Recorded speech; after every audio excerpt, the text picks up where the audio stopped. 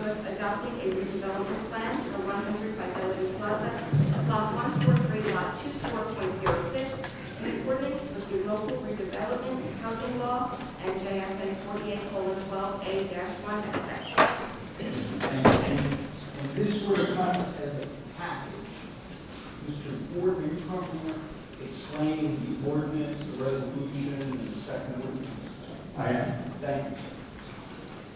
So the ordinance that's listed as item 7 in tonight's agenda is the public hearing regarding adopting a proposed redevelopment plan for 100 Fidelity Plaza. The agenda item listed as number 8 is a resolution called a reasons resolution regarding the planning board's determination as to whether or not the proposed redevelopment plan complies with the master plan. The municipal land use law provides that the municipalities, the governing body, can adopt an ordinance which does not comply with them, which affects a property which does not comply with the master plan, providing they adopt a reasons resolution. The local redevelopment and housing law, almost by definition, identifies that properties that are subject to redevelopment do not comply with the master plan. And the redevelopment plan acts as overlay zoning, replacement zoning for the subject property.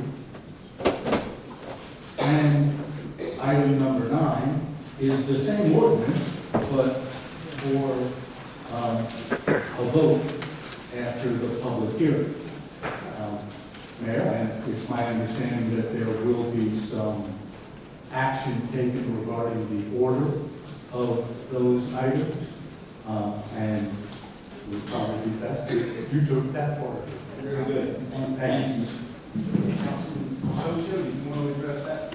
Yeah, I'm going to address at least part of it. As a result of our resident meetings we had on Thursday, and the concern and our own concern as a governing body of the potential for a data center being placed as a potential use at the Fidelity property, we were given an ordinance that will be discussed tonight at the workshop meeting, which is after the public meeting. I stated, it was concurred with other members of the council, that tonight there will not be a vote on the plan. Tonight, after the public hearing, and we look forward to hearing everyone's voice up here tonight. We welcome everyone up here for all your questions, comments, and concerns. We are going to move to table the ordinance, and then we're going to work on the ordinance, work on it in the workshop session, and introduce it and get it adopted. And that ordinance is to ban data centers throughout the township in any zone, in any use.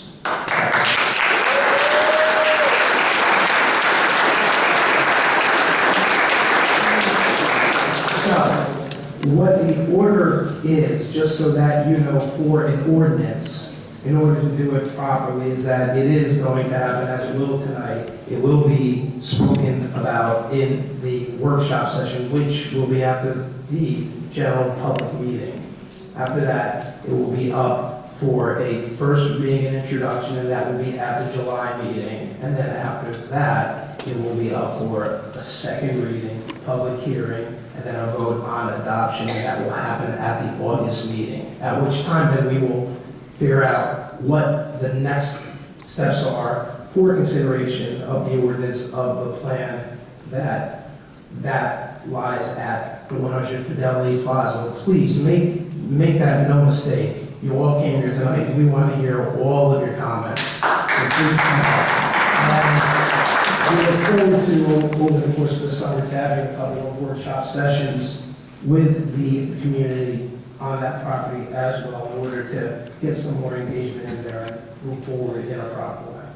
And in addition to the data center ordinance that Councilman Socio refers to, we will be making a motion to amend the ordinance that is before us tonight to exclude any reference to a data center as a permitted use. So we will be addressing specifically not using this property as a data center.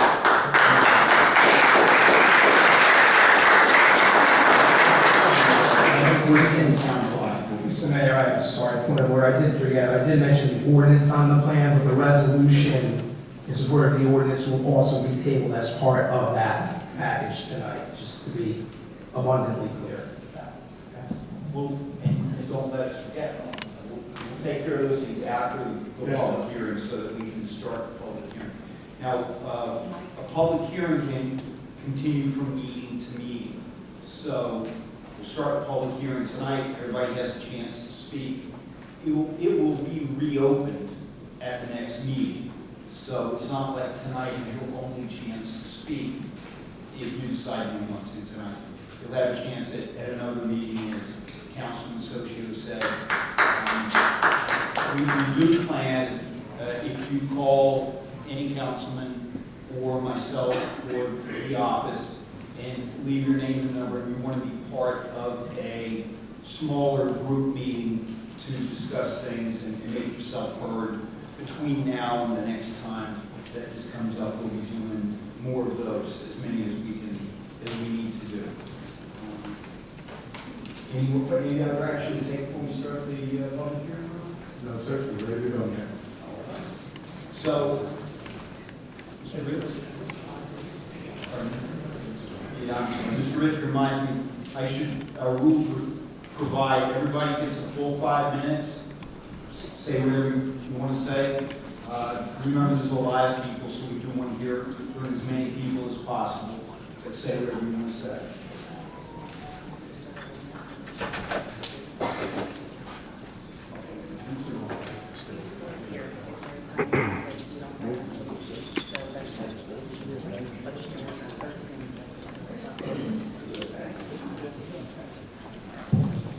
Usually there's only a couple of people here, so we're trying to make sure we do it effectively. What we ask is, and it's for history, when you speak, if you don't mind, come up, give us your name, write it down. That way 50 years from now, when people are researching what happened in town, they'll know who the people that participated were. If you don't want to leave your name, that's fine, just put an X, but have your set. And before we began tonight, a few people came in already signed, so we'll wait and call them up. Hanny Robert? I didn't know we weren't supposed to sign our names when we started. I didn't feel like speaking first, but I'll go ahead and do so. Be sure to speak as close into the microphone as possible. Okay, you got it. How's that? Thank you. So first of all, I want to commend the town council and Mr. Mayor Womack for tabling this tonight. That was the right thing to do. A couple of things that I do want to point out is, and you guys are correct in addressing the ordinance to remove any language that has to do with the data center. As you all are aware, that once you do approve it, the data center can be put in years down the road. Just a couple of quick things. I read the report from MJ, the planning board, the engineer. Just a few things that I'd like to ask just for clarification purposes, and then I can bring some more information later on. And as you ask those questions, let's confirm who's sitting at the table tonight, so we'll know whether they're here to answer your questions. Good evening, Mayor and Council. Good evening, everyone. John Barry with MJ Planning LLP. I am the professional planner who prepared the redevelopment report that this gentleman just referenced, and happy to answer any questions that you or any other members of the public raise this evening as best I can. Thank you. Good evening, everyone. Maurice Rochek from Colliers Engineering and Design. I am here advising the township on traffic and operational matters. I'm Omar Ahmed. I am part of the ownership that owns the property, Cedar's property. And I'm Michael Rodriguez. I'm with Omar at Cedar's Property Group as well. Thank you all. So, of course, all the questions come through the chair, but they're the guys that are going to answer. Of course, thank you. So first question that I have, and my understanding, this was actually discussed a few nights ago, as far as notice to the community, I live within 200 feet of that property line, and I did not receive a certified notice or notice by mail. I realize it was published in the paper, but I believe that it's, something of this level of a change to the master plan in North Brunswick requires formal notification. I understand that the town decided against that. Is there any particular reason? If you'd like to take it, Mr. Ward is our town council. Thank you, Council. So this is not a planning board hearing? I understand. So, and there will be a planning board hearing if this redevelopment plan is adopted before it is ever approved or built. This is under the local redevelopment and housing law, and the notice provisions of the local redevelopment and housing law were complied with, were met. There was a hearing before the planning board to determine whether or not this property met the qualifications to be determined as an area in need of redevelopment. Notice was appropriately given for that. The planning board conducted that hearing, and the proper procedural measures under the local redevelopment and housing law have been met. Okay. So, I understand. But then this also brings me to another question that I have, which I really have a hard time getting my mind around this. I'm also a real estate investor. That's what I've done for the last 10 plus years, and done other businesses prior to that. So while I'm not a professional or have the tremendous amount of knowledge in how stuff like this works, I do know that before I spend millions of dollars on a piece of property, I'm going to want to know if I can develop that to my needs. In other words, Seaga's Development Group, I'm sure would have done their due diligence prior to closing on this property. It's my understanding that they already own it and they've already closed on this property. So how is it that we got to this point,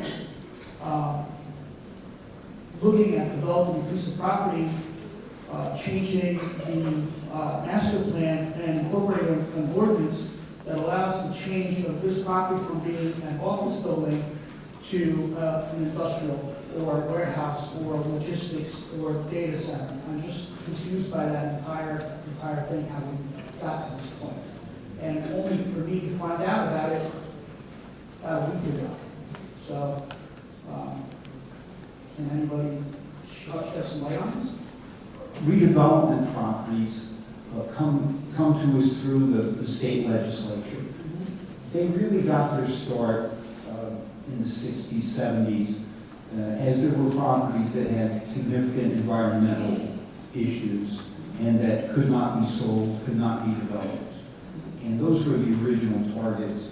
And for those, the legislature made a plan whereby a municipality could work together with a developer, or the municipality could come forward and say, something's got to be done here, and proceed to find a way to try to do something with the property that otherwise would either not be developed at all or would go in a direction that the municipality did not want to see it go.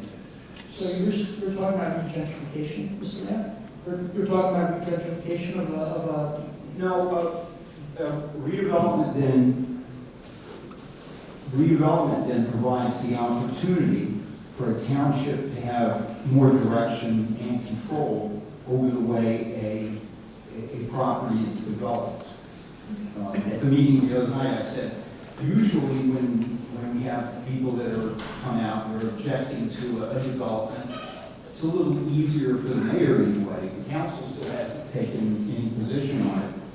But in a redevelopment, the township and the administration have worked together with this company.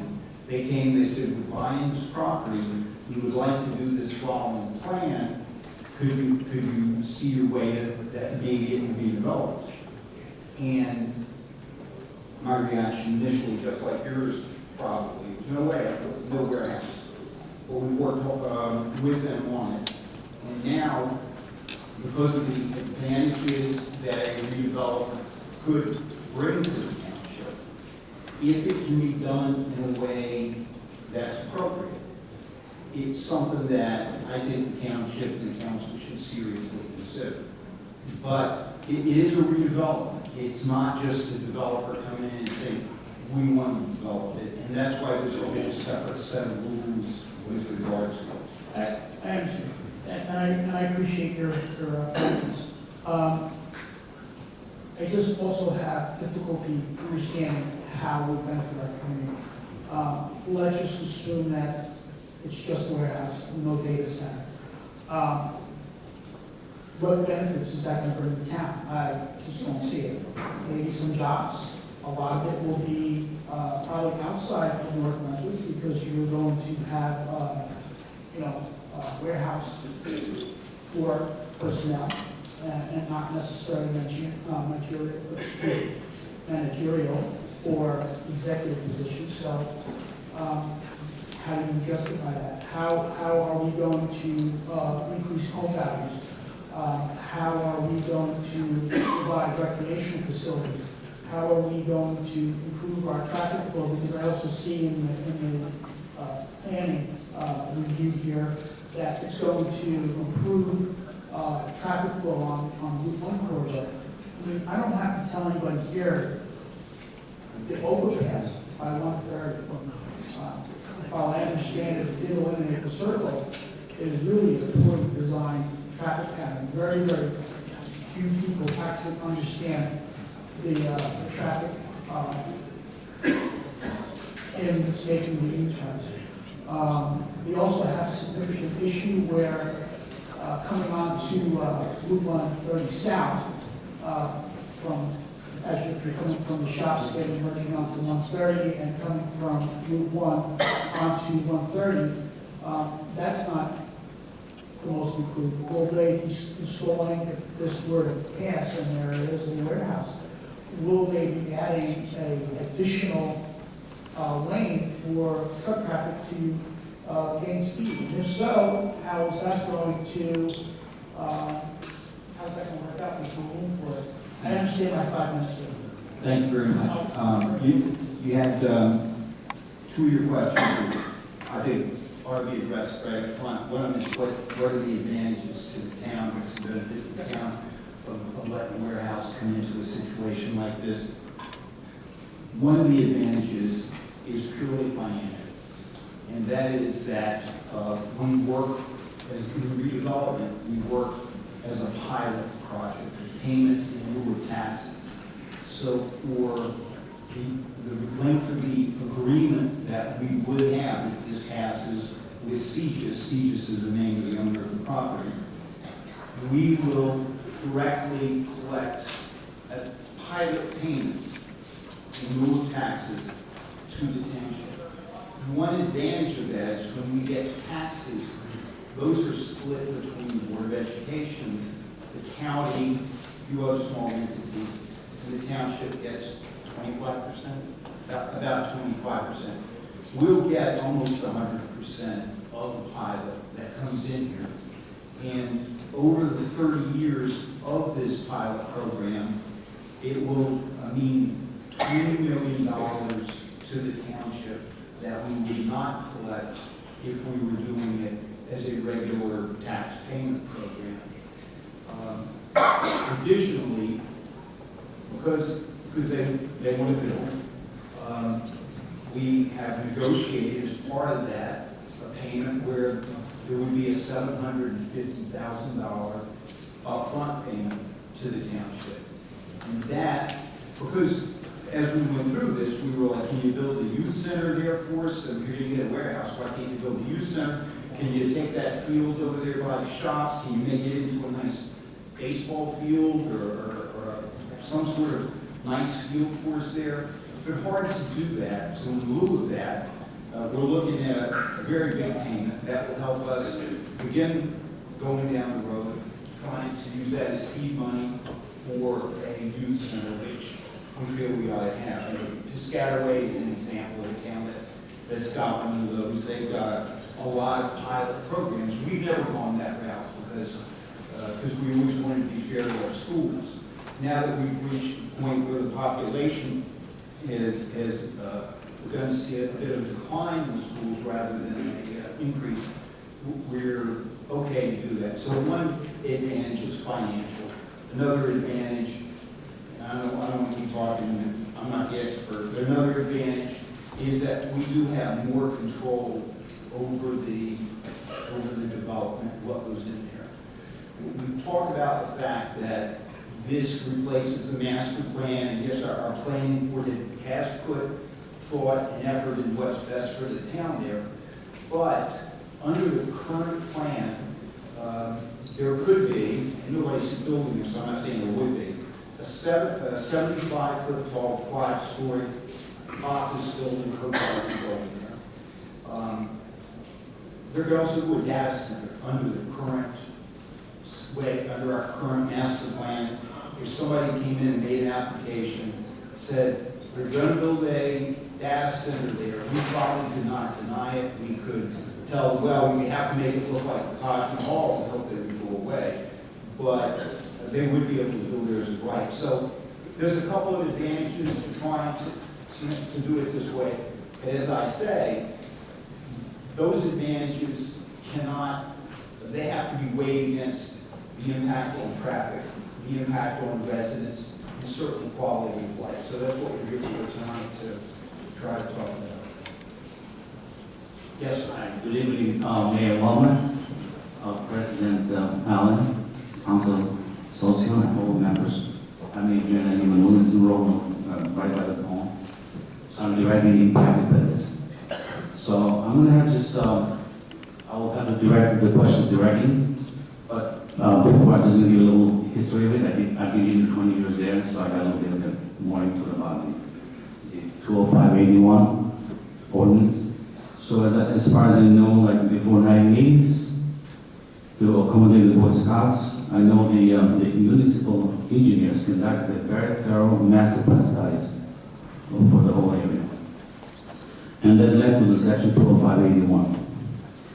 I know that another group of engineers from the Fidelity Union after the early 80s, they also did a very thorough study of the area. And that resulted in them doing the corporate office spaces in the OR zoning limits ordinance for the 100 feet area. My question is, in 2026, project here was to surpass this, go above all the engineers. They are qualified, that's their specialty. And someone says, now we can have this industrial place without any special certification in that area, and we do not have as of now, environment status sort of place to build a 300 square feet, 5 stories high building. And that's something that we can discuss in the future, but I'm going to move on to the next part.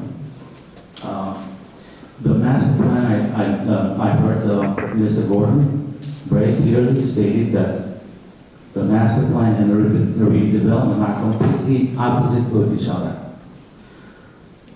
That in itself says this plan doesn't go anywhere.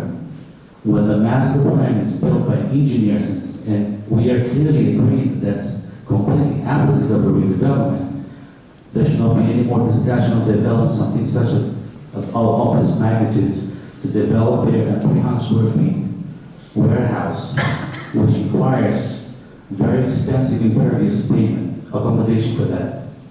And we have issues with the water there. You're going to hear from our main neighbors, $20,000 repairing their foundation of their houses. It's not one, there's several of them. That's something to look at it, because we're already having issues with flooding. So having this 300 square feet development there is going to cause a lot of issues with water and a lot of flooding. And that's something to look at. That's going to be on the new development to really come up with those $1 billion to pay and accommodate all those families having those issues in the future. That's something to think of.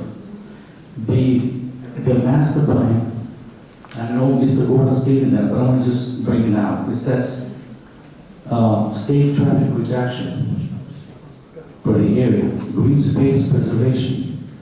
neighborhood character. And I saw the master plan, all the pictures are from our neighborhood, which means we need to keep the character of the neighborhood. Educational institutions, which is great. Mature tree canopies for the neighborhood. Safe traffic level services, we have a lot of school buses going in and out throughout the whole year. And commercial, trying to protect from commercial traffic spillover for our area. That's the master plan. But the redevelopment is completely opposite. You adding 52 tractor trailers parking spots in the new development, 55 loading areas for the trucks, and 208 parking spots. Completely, it's a disaster based on the master plan to have this in there. The other part that I'd like to add to this is that a little bit of the data center, and I thank everyone, all members, Council Social, and you as well, for bringing this, the data center. I just did a little study, it's very scary. It's good for everybody to know. The 10,000 square feet that is designated on the plan, which is rated on the plan, regardless if it's going to be done, it equals roughly, approximately, it uses 20 megawatts per rack, which equals 20,000 houses of electric usage. The water, again, this is approximately. It uses, for the 10,000 square feet to cool, for the cooling towers, it uses 150,000 gallons, equals to 500 houses, which in our neighborhood they don't have. We already have issues with electricity, already have issues with the water. And the noise pollution. I was this morning at 9 o'clock, I counted about 10, 15 tractor trailer trucks by the Independence and the 130. We already, I say we are above the 65 dBA there. The pollution, MPD, which is required for the town. So I ask all the council to vote no for this, and we're all willing to sit down and have something nice for the place to go.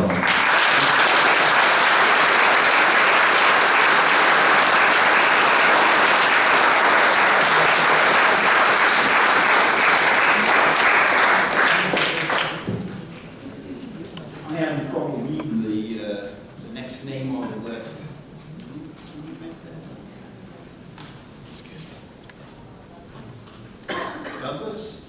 Douglas signed it? Neil, I know Neil Kamchak, right on.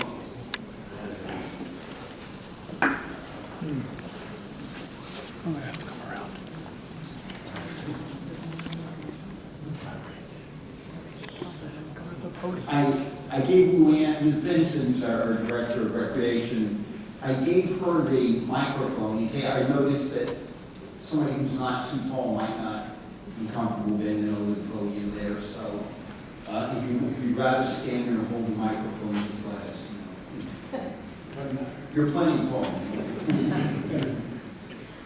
Mr. Mayor, members of the council, employees of the township, and residents, I'm going to be very quick and very brief. I have two comments. Number one, the traffic on Route 130 and Route 1 is intolerable as it is now.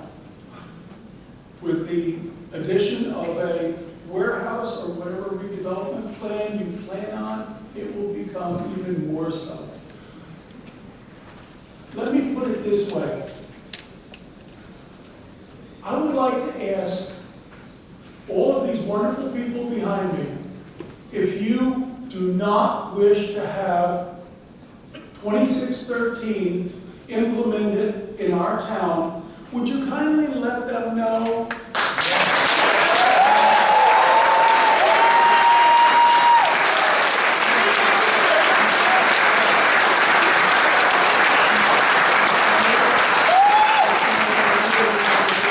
Employees of the township, I implore you to listen to your constituents.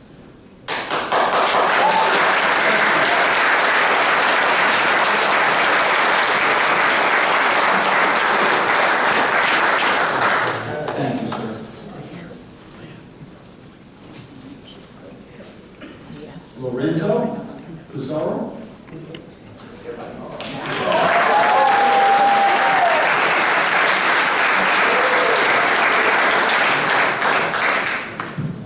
I'm 10.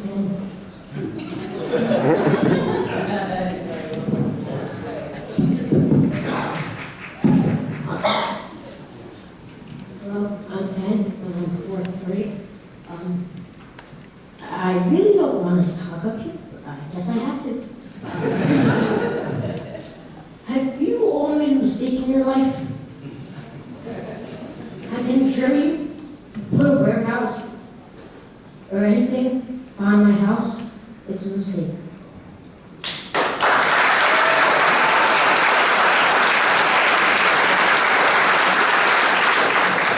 I can inform you of an incident of 1450 Columbia Drive.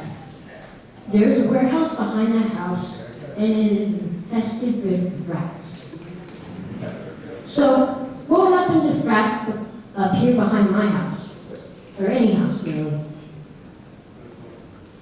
Well, technically what happens if rats appear behind your house is the health department gets involved, the police may get involved, and we have to find the source of the rats and do what we can to eradicate them.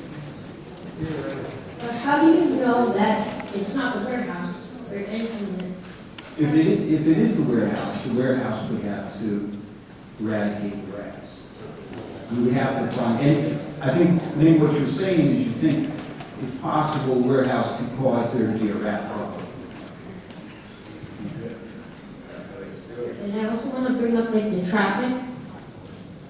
So there's hundreds, thousands of trucks driving around my house every day.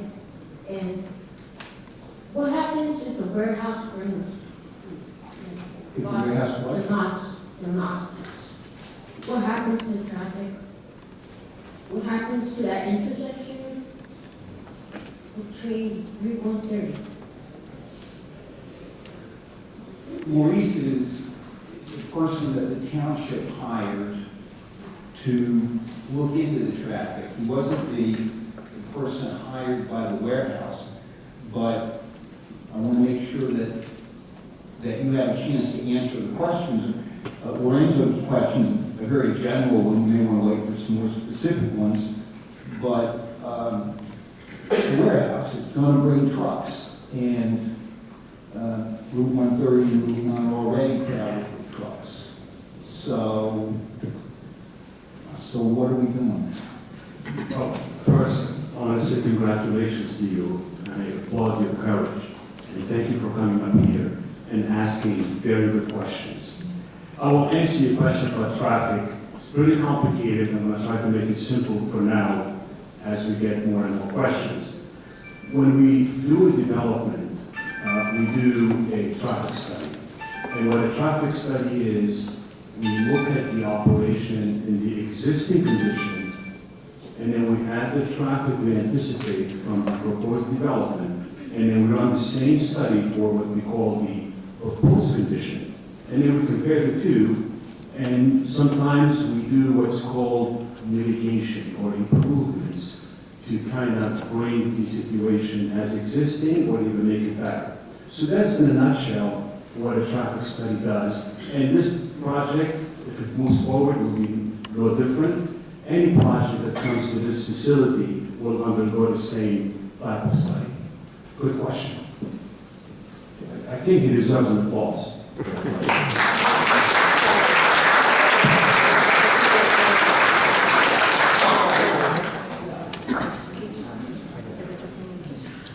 Come right up. So share with them and read report. Yeah, come right in.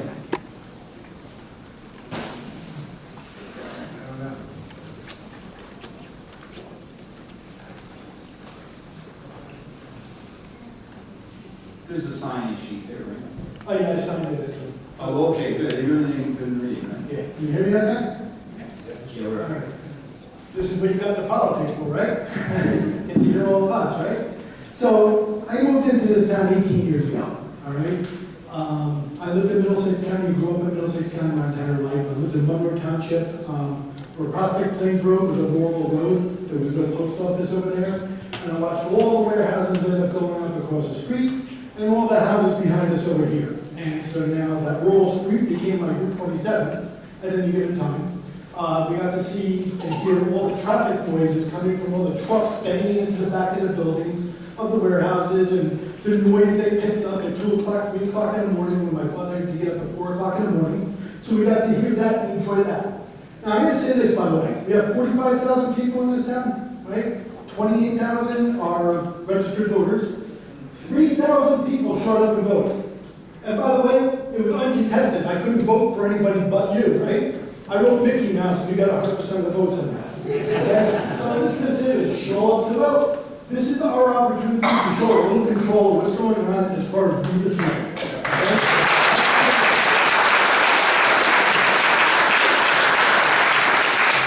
Since I moved into this town 18 years ago, traffic is like Long Island. So you can do all the traffic studies that you want. I couldn't quite. Traffic is like Long Island now. It's like driving the Long Island Expressway anywhere you want to get around this area now. We've got buildings going up all over the place where Johnson & Johnson was.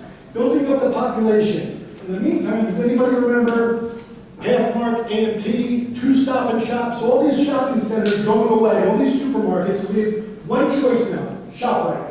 Or 2 large-size convenience stores and Trader Joe's and Lyle, whatever you want to call it. We're losing our food sources. We lost the pharmacy recently. We're losing everything that's like really, that's kind of necessary for a growing population. But what we're growing is tons of weed over here, right? You go up and down Route 1, any building that goes down, we get weed, pot stores, that's what we get. Or a car wash. So it's nice because now we can drive around while we're getting a contact high everywhere we're walking. We can just drive around in a nice clean car. That's what we've come to. So the bottom line is, when does the building stop? At what point do we keep the land and stop building and building?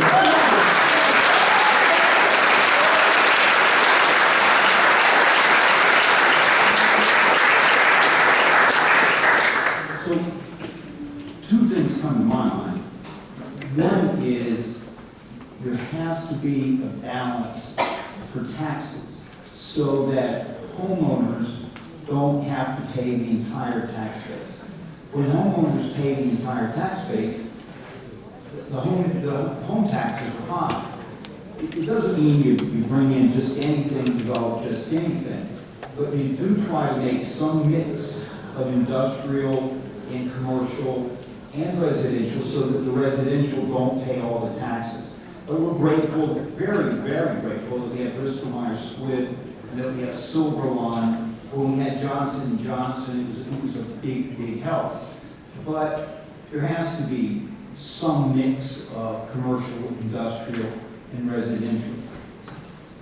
I'm not arguing your point that there's too much of one instead of the other. The other is a premise, and I'm not somebody who's a big advocate for landowners, but it's the basic premise in the United States of America that if you own a piece of property, you own that property, and you can try to do what you want to with the property, unless, as the gentleman was referring to earlier, unless the master plan that's approved through the state and the township says that you can only, that limits you to what you can do. So, like every other town in New Jersey, we have tried to limit what can be done through our master plan.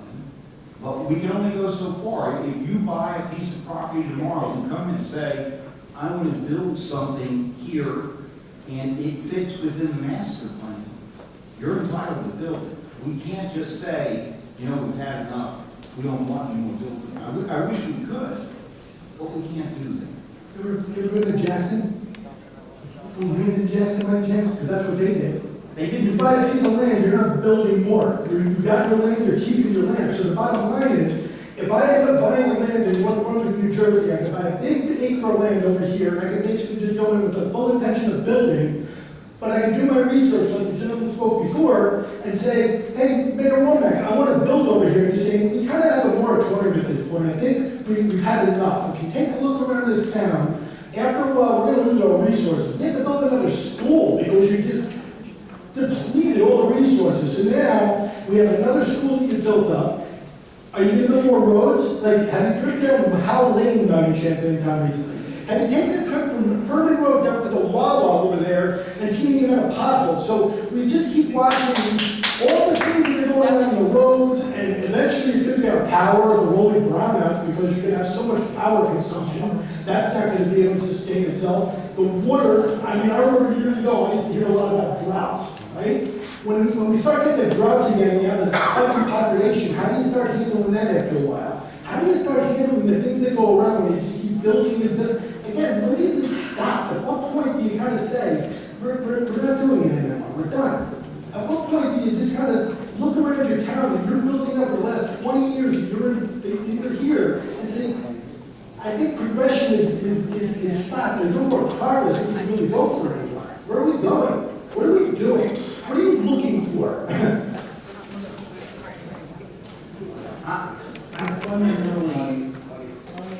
I fundamentally don't disagree with the idea that it would be nice if every town could say no more development in our town. But we can't. It's against the law. We have to follow the rules, or we fight developers, we lose the lawsuit, and then we get a court-imposed development. We have to try to control the development. We have to try to say, if you're going to develop here, it can only be this, this, or this. You can't just build anything you want. And it's important in our town, because when you come, if you're coming out of New York, you know, you come through Hudson County, you come through Union County, you go through Woodbridge, you come down Route 1, come over that river, and our town opens up, and it's traditionally been nice. You pass Cook College, there's the fields there. We try to keep Route 1 open as clear as possible, so it didn't become Route 22 or Route 18. We tried hard to do those things, and we continue to try to do Your families. But we cannot stop development. There's a lot of factors to it, but we can control it. We cannot stop it. I'll leave with this. Carteret, at one point, was getting too much with the development. They ended up ultimately taking old buildings, buying them out, knocking them down, and this was a true redevelopment. We're going to take an old, dilapidated, 100-year-old building, and we're going to make it look much better than we have. Palmetto had a snuff factory over there. They took that thing down, they built a much better looking snuff factory over there into townhomes, right? But it looks 1,000 times better than what it used to. This town does not look better than when I moved in, okay? I drive down Route 1 South, where the Johnson & Johnson ones over there. Now it is one big development, one huge development over there. That's not what you just described as far as Route 1 North. So I'm waiting for that to happen. When those people sell over there, we're going to get more of the same. There's nothing that you can tell me that makes me believe that if you don't get enough money coming from them, and I'll stop here, that's what we're ultimately going to get. So all I'm going to say is, remember, in November, vote. Vote!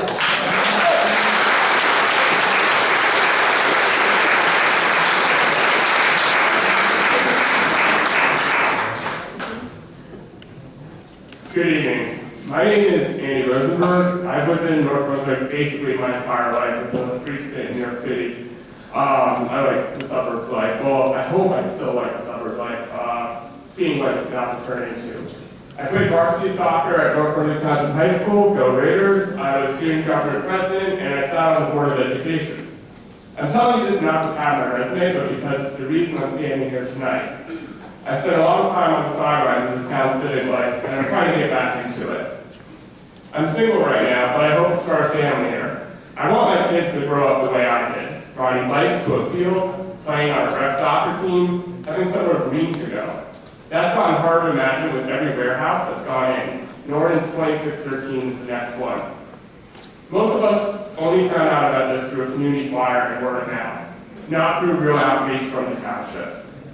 For a change this enormous and in this magnitude, the first, now it's not a data center, thankfully, and I thank you for being very rational in that decision, but even a warehouse. This town has never considered. Residents deserve more advanced notice than that. I read the full redevelopment plan, and I want to raise specific things the township's own document says, and one thing it doesn't say. Money. Where does the revenue go? It sounds like there's a pilot agreement in place, and if so, what share goes to the township, the schools, the county? That should be a public and clear point made to everyone in this room before anything's voted on. Before you go on, you won't have an extra time. Are you able to answer specifically how that pilot's going to work?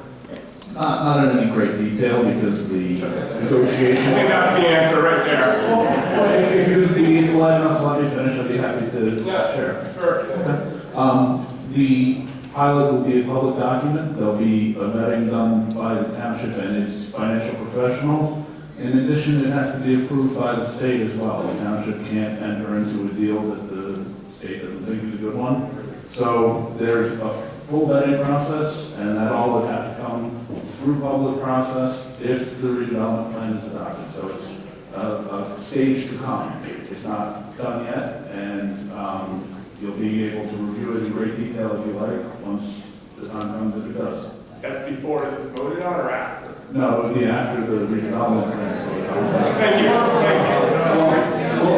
That's the problem. But to be clear, what we're voting on initially would be the overlay that would change zoning and say that for this developer, they have the ability to come before the planning board and say, we want to build a warehouse here. The planning board then has the ability to tweak it, to say you can do it this way, you can do it that way. It's not going to work, it is going to work.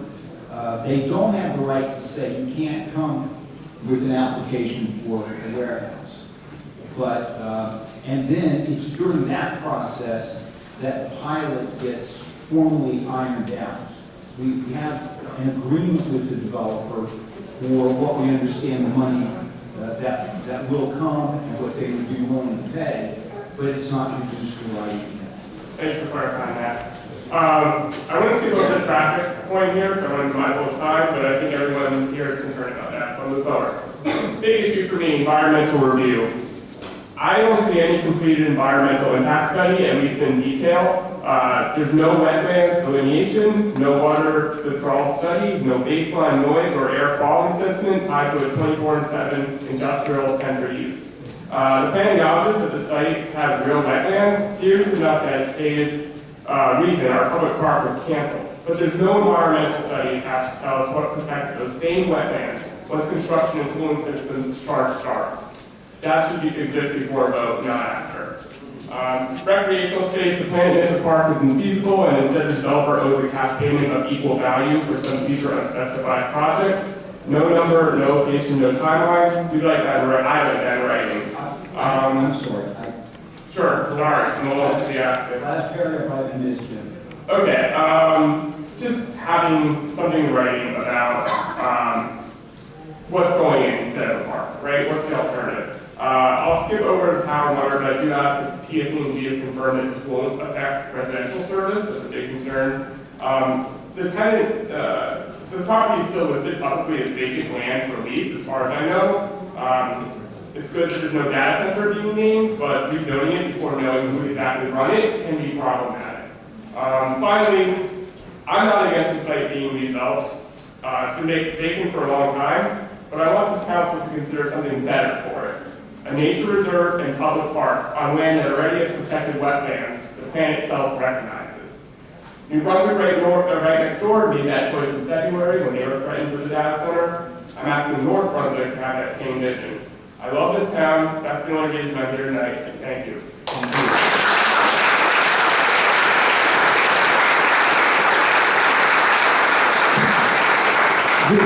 Tell me if I'm wrong, is my turn?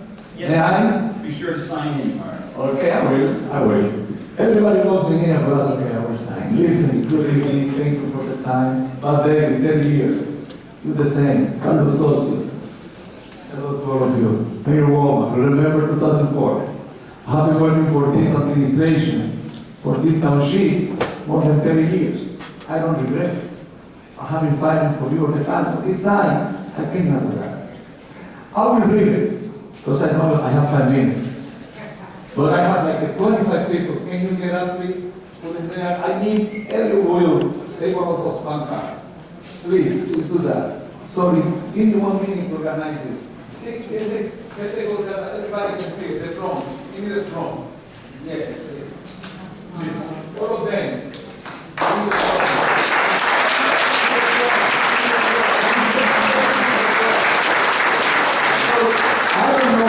I don't know what this development is thinking about. He bought this site knowing it's not industrial. Now he wants to push to be industrial? You know I'm a chemical engineer for 46 years, working as a chief executive for industry. And I know what it's about that kind of operation. And you know what they do? These developers, they don't know nothing. They rent it to somebody else who wants to rent it. So that will be a site out of control. The township will not have control. To be clear, Siege's is a warehouse company. They're not a developer. I do my research, what they say they rent it. So rent it and so rent it, so rent it. Then they have to correct whatever they told me. And I couldn't find how much money they have, which I don't like that. It's like a Donald Trump. You know, like if he has a dollar, or you don't know how much. So if he's gonna agree and share and be your partner, our partner, I need to know more about him. I know that he has 11 million square feet. 11 million square feet to rent. And he wanted more. He wanted our backyard. Can you believe it? Our backyard? Okay, let me read it for you. Dear Mayor Woman and council members, if you believe in God, I'm sure you do, you know that there is paradise and inferno hell. We who live in North Brunswick, thank God we are in paradise. However, today, evil wants to send us to hell. And if you see the paradise, all the green is paradise. That's our life.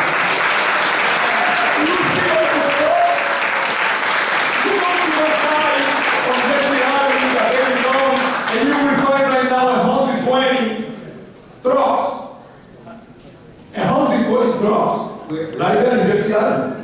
On Jersey. Yeah. And not only that, there are people outside fixing those trucks, contaminating the ground. And if you see the site, it's full of grass of weed. They have no control what they do. You want to trust them? No. I'm here to tell you that this evil proposal is trying to manipulate and hide the truth from you and from us. Okay, make sure you know this. And make sure, please pay attention to what I say, because I'm here just to help us to do the right decision. Say no, boy, no, please no.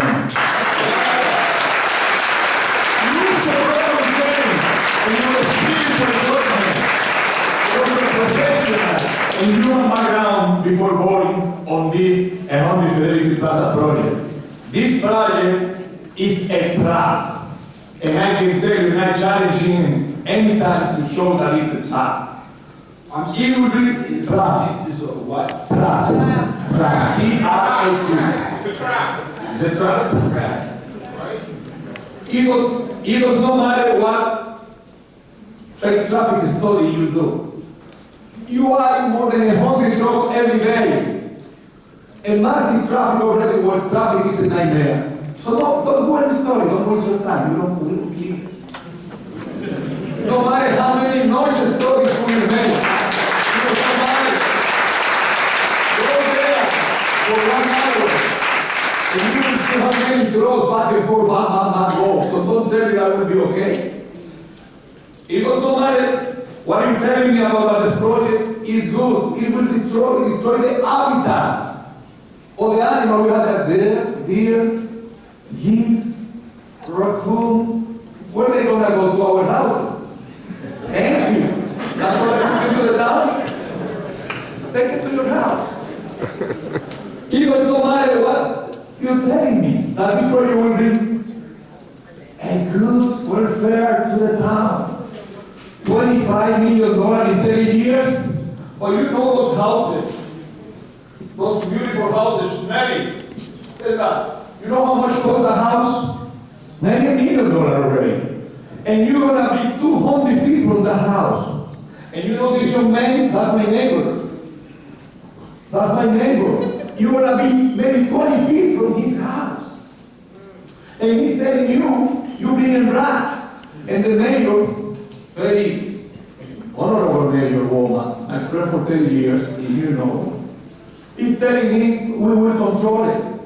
But we forgot to tell them that a whole big truck that you're bringing every day, tractor trailer, drive rats every day. He said, Tommy, go. No, I have to work here. I take my money from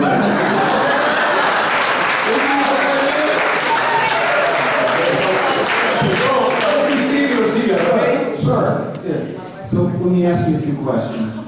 The house that you're pointing to back there, where is that house located? That's your house? On Otis. Now, I think there are, okay. Thank you. I just think the numbers are wrong. We're not going to be close to 20 feet within anybody's house or warehouse. So 200 feet. Well, we have trees. You see all these trees? Yes. That's the problem. He gonna keep it. Listen to me. Mayor, please. I'm an engineer chemical. Then tell me why Mayor, this is important. No, It's no. gonna be, Okay, let's stop. okay. Just so everybody here understands, why are you still at the podium? I heard you said something, the time was up, that I didn't hear what you said. Why are you still at the podium? What is the one? Your 5 minutes are up. Yes. I said my wife will give me stuff about And you. you're taking your wife's time. Yes. Right. Thank you. I haven't been able to do it. Okay. I will try to I'm gonna finish soon. I'm gonna finish soon. Well, this is important. I'm going to help to make the right decision. Okay? When you have all these trucks taking place on those beautiful land, you're making a big mistake. Because our master plan, like our constitution, guarantees us no changing in the zone. And this is the reason. It's safety. Why do you think a master plan guarantees no change? Because listen, you cannot have industrial and residential together. Simple. You try to accommodate this gentleman, accommodate it, not that he cannot sell it, not that he cannot do anything else. You are accommodating him by changing the zone. That's the problem. You are not supposed to do anything. Let him pay $95,000 a year for taxes. Let him pay it, and he cannot make it. Let him do it. So he knew when he bought this site that is not for industrial, but he tried to push it. He tried to manipulate it. You know why? Because he's going to sell Route 1 entrance and Route 1 carry out, or vice versa. Because he's going to make millions of dollars. But you know, he's not giving you any money. He's not giving him any money.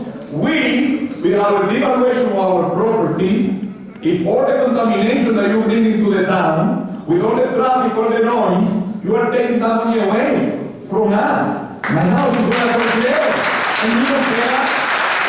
What the heck is Let me finish with you. I'm going to go to the most important here. I can go all and on and on. I'm going to give it to you, gentlemen and ladies, ladies and gentlemen, one of these copies that you can just read. Because I will not have time to finish this. But I'm available, we were able for all of us alive because you can find me, but babies, we visit together all the time. So, you know where to find me. Maybe always open his house to me. So, let me tell you what my problem is fire, blaze, incendio, burning. If you see the numbers in the United States, we have 2,000 at least warehouse burning every year. And you know here, in North Brunswick, fire department might respect here, the fire marshal. I have businesses here, and they are on top. Put your head together for our fire marshal, please. I know what I'm doing. Because that's what they do. We have 3 million fires in the last decade. Livingston took more than 100 different company town to take it out, Livingston,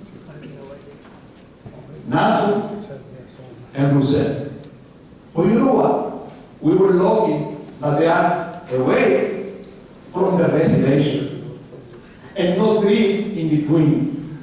Because you know what happens? The whole neighborhood is going to be burned.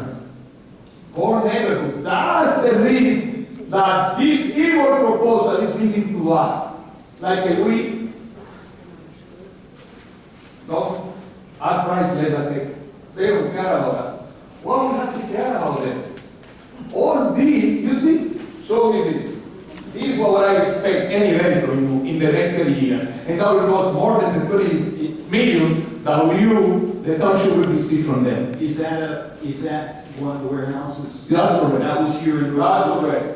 That's where the houses here. You see? You see? Another place. Oh, and this is another place happening here. Nassau Street or Roosevelt Street number 2 or Livingston Avenue. All these burned in 10 years. In 23 and 24 we have 2 big places. Who will control that? It's not the marshal department. Don't tell me that we have all the regulation to stop this. No. The way we stop that, and let me tell you, as a chemical engineer for 46 years, working in this type of industry, working also in Washington, D.C., my government appointed me to work for the whole continent in this endeavor. So I know what I'm doing here. You know how to start that? Not having industrial in residential side. Thank you very much.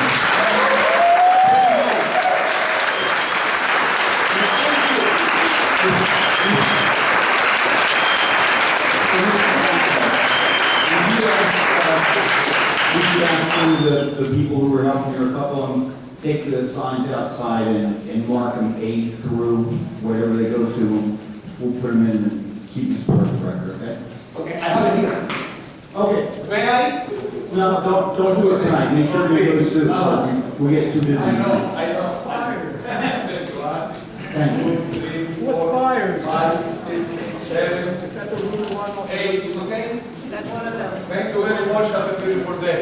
Beautiful night. Beautiful year. God bless America. God bless Brunswick.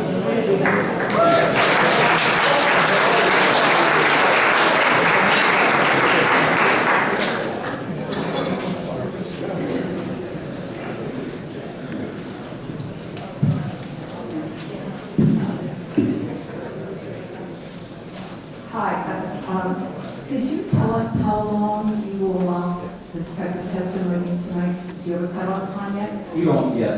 Okay. As long as I'm awake, All right, so I am Jenny Kyle, and I live on Otis Road. That is my house that you're pointing out. I've lived here 35 years with my husband. We raised our foster daughters here, and I'm on the Environmental Commission. I want to talk about process and why your meetings aren't attended. And I want to use a couple of examples because I've gone back on the videos. But, I think it's something that you should question, that this room is absolutely, this room and another room has 130 people in it, that we are all here because we are concerned about our government and what goes on. And yet, you've got no one at meetings. This is a little repetitive. I brought some of these points out last week to you, and some of you have heard this.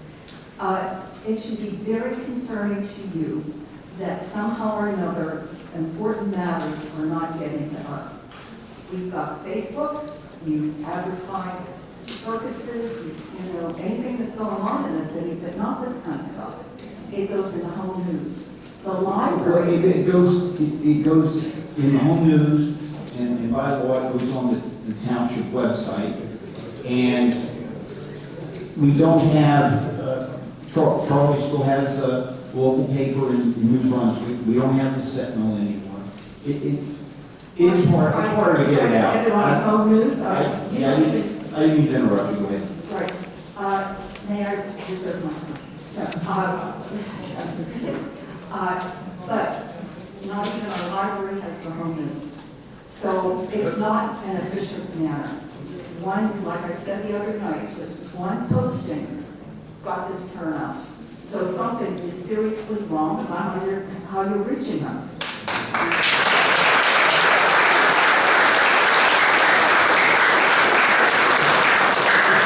So in going back, But have you any suggestion on that? I mean, seriously, have do you? I have a suggestion? Why? Talk to Rich, really. Guys, Talk to Rich. He's been the person that has gotten all that Facebook coverage. Ask him about it. Well, I understand that it's an important issue for Rich and everybody to get the word out and make sure everybody comes, but the weekly meetings, what we're doing, we televise every single council meeting and every single agenda meeting, every single planning board meeting. There are closed sessions all the time. This was a closed session. Only when we're required by law to make it closed session. We try to. You know, I think I'm not sure how did all this get done without anybody in the room? I don't know.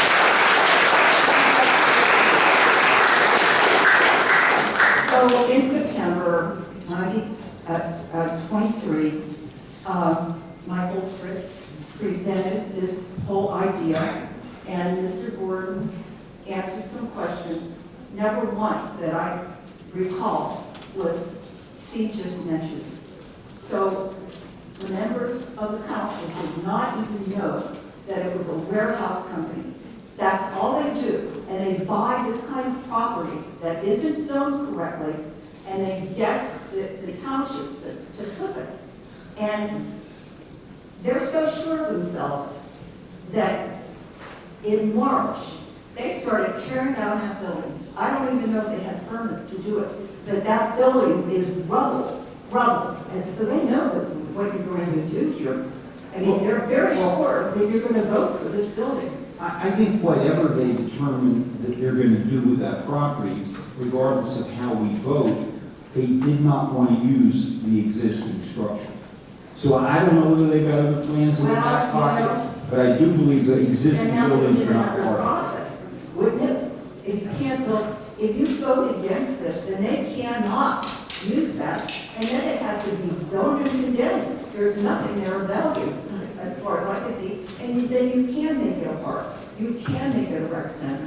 What's the value of that property if it's not rezoned? Not very much.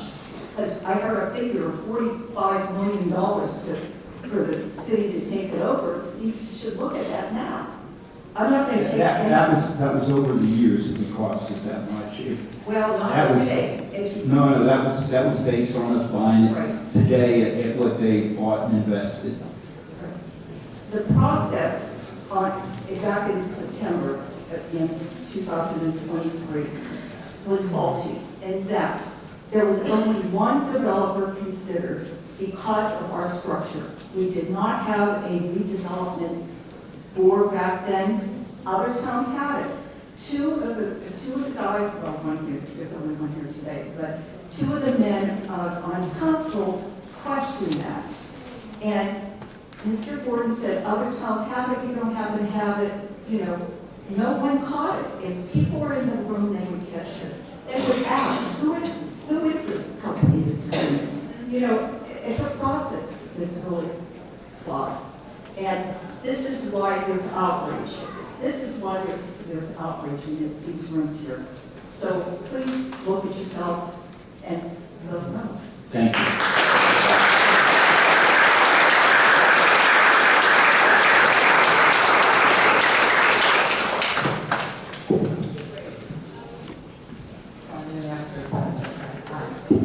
Good evening, I'm Jody Haas. I live at 1249 Lewiston Road. If you look at the map on the bottom left corner, on the corner of Sherman. Thank you for the opportunity to speak this evening. I really appreciate it regarding ordinance 2613 and the redevelopment plan for 100 Fidelity Plaza. First, I want to say I applaud the council for this decision that was made today, that no vote would be taken on this ordinance. I have a lot of concerns. I come before you today not only as a resident, but as someone who is deeply concerned and increasingly discouraged by the process that has brought us here tonight, which has been talked about already. At the heart of my concern is a lack of due diligence and transparency. Cetus Property Group purchased this property fully aware, as has been said, that it was zoned for office and research facility use. Yet within just a few months, I want to say 6, the Township Council initiated a process to determine whether the property could be designated as a non-condemnation area in need of redevelopment. This raises a fundamental question. Are we prioritizing thoughtful planning for our community, or are we adjusting our standards to accommodate development after the fact?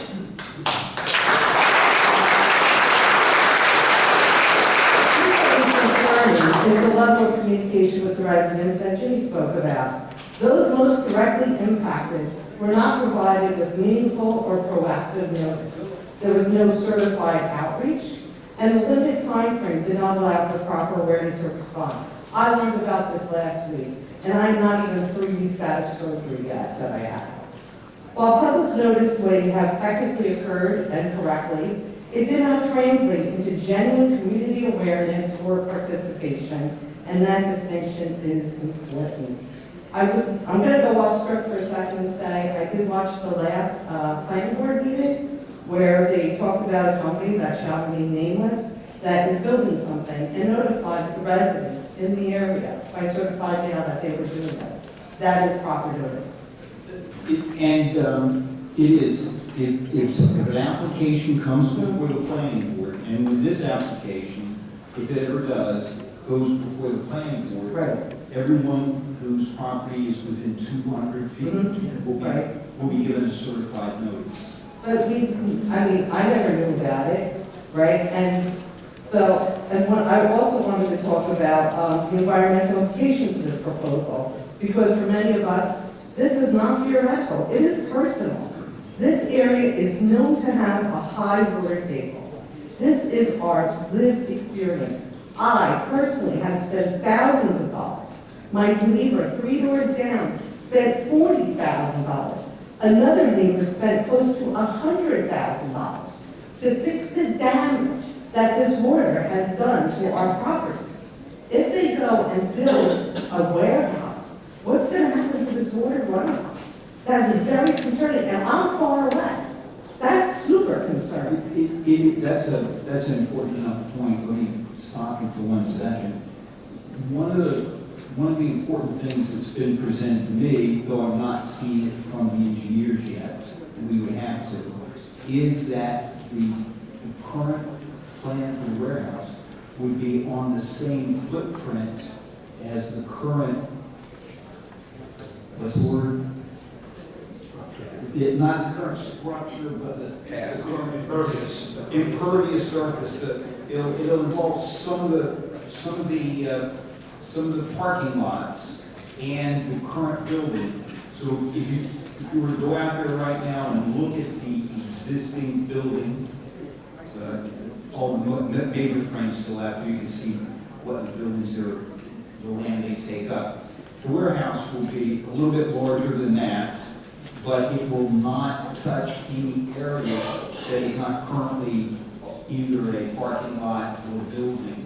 So the belief is that needs to be backed up before the planning board or before approvals are granted, that it will not affect the water table, but we still need to see those proofs. Of course. So that leads me to the question. When we ask whether environmental studies have been conducted, we're not asking as a formality. We're asking because we're concerned about the stability of our homes. I invested the money because I was concerned about my foundation, our property values, and our long-term quality of life. And hopefully that order did not, impact my foundation. These concerns deserve clear, transparent answers. And speaking of transparency, I want to talk about the formation of the North Brunswick Redevelopment Agency, about accessibility and accountability. The fact that meeting minutes are not readily available online and must be requested creates an unnecessary barrier to public awareness. Why do I have to go and request them just to get them? Transparency should not be require extra effort from the public. It should be the standard. Ultimately, this issue is about more than a single ordinance. It is about the direction of our town and where we're going.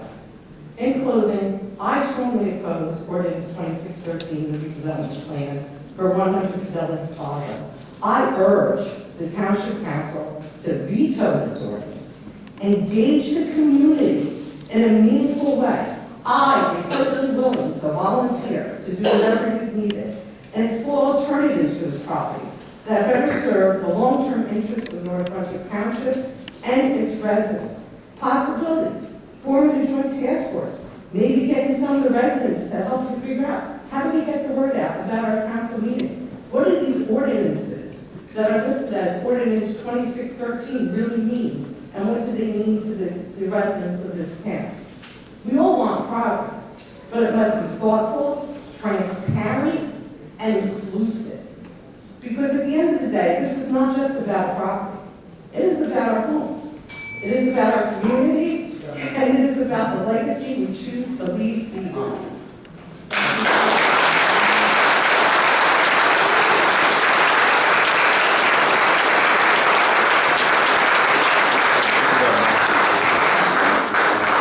Mr. Reyes, does the redevelopment agency have a policy on publishing or putting on the website the minutes of the redevelopment agency? Yes, there is a township webpage, and those documents are posted. Okay, so we'll make sure that they are there, so you won't have to go searching for them other than trying to work your way through our webpage. Thank you, Mike. Yes, good evening, Mayor and Council, all residents. Several concerns that I've observed during this meeting today, right, is that there appears to be a foregone conclusion, even though we've all talked about not having a warehouse developed at this property.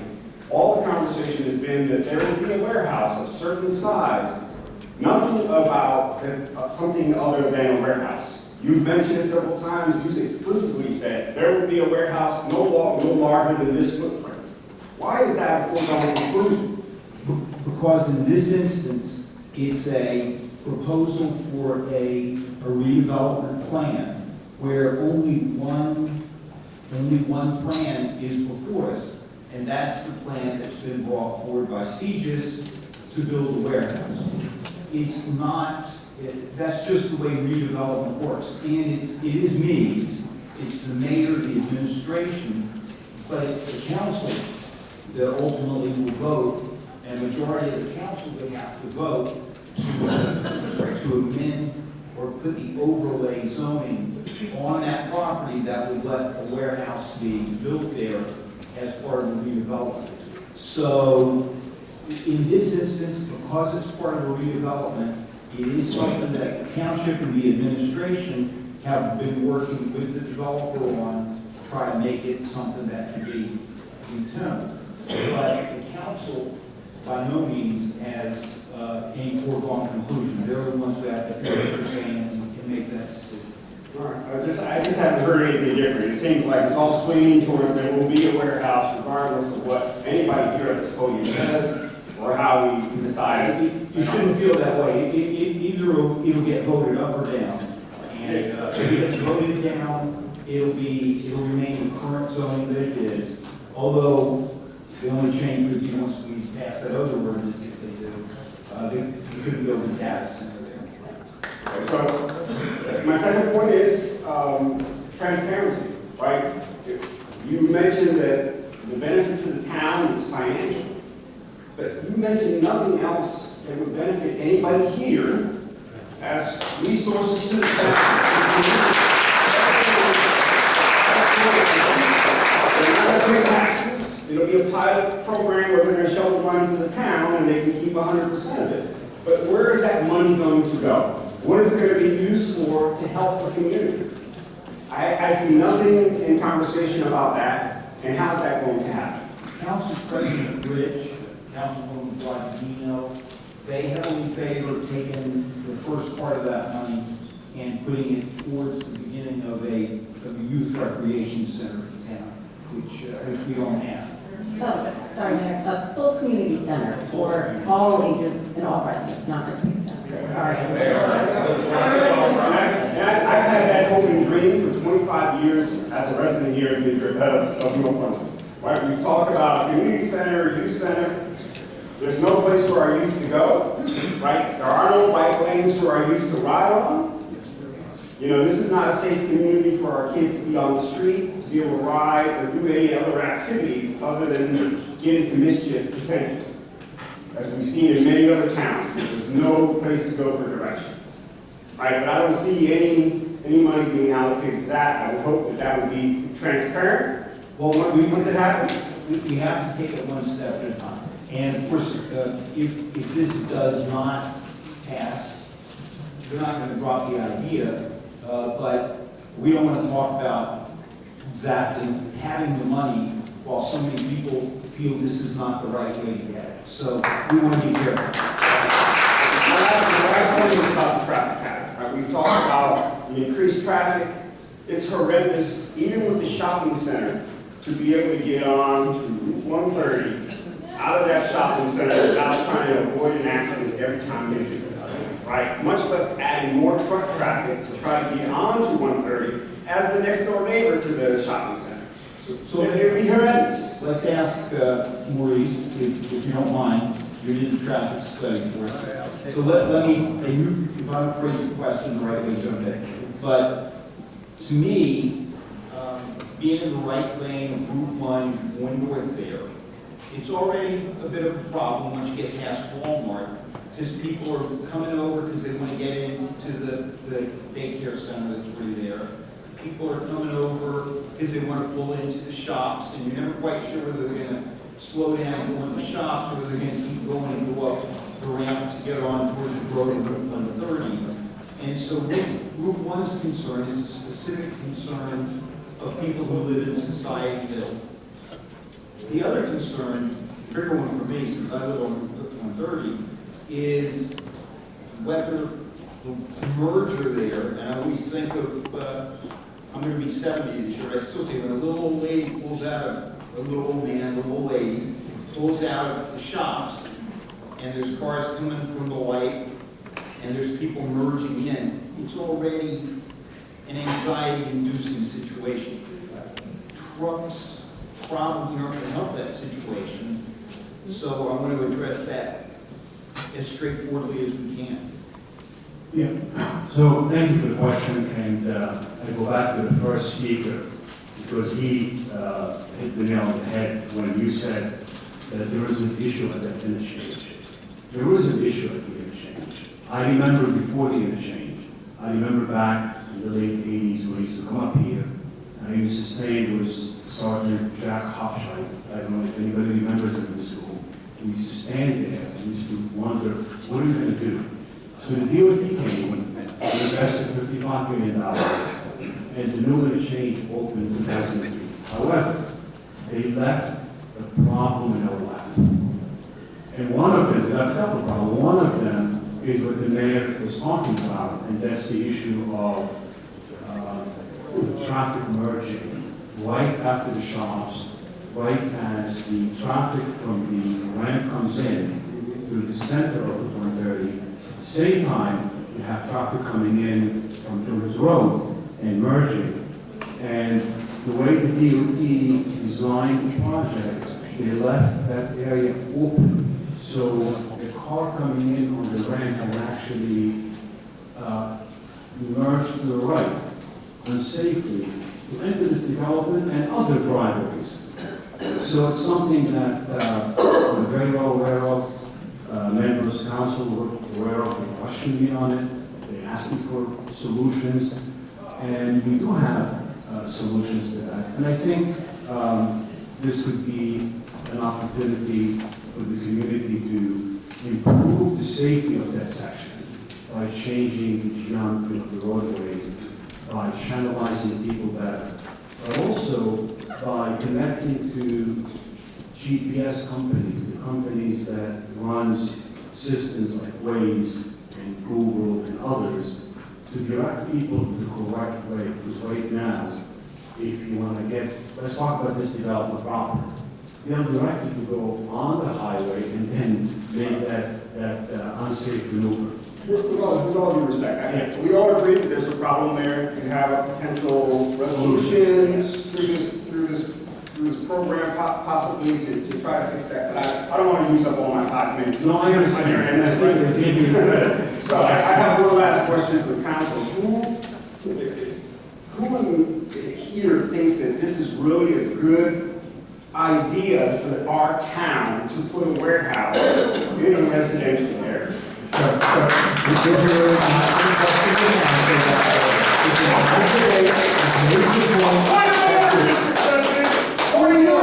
Mr. Gordon is not an elected official. He has not been called upon to speak.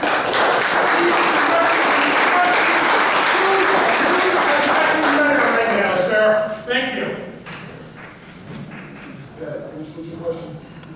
No, I want Mr. Gordon. full transparency.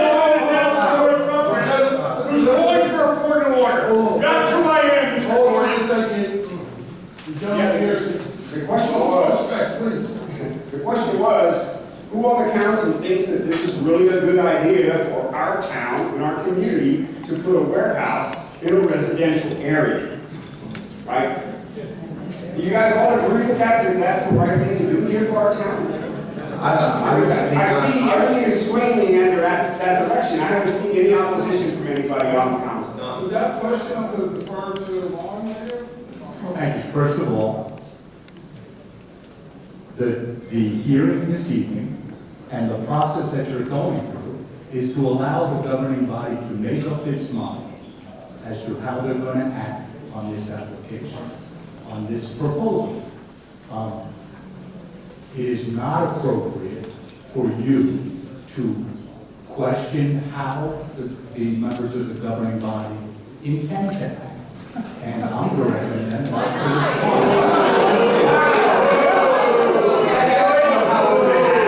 I say who thinks this is a good idea. That's all I say. I'm not going to vote. Thank you. Thank you for your time. If I may,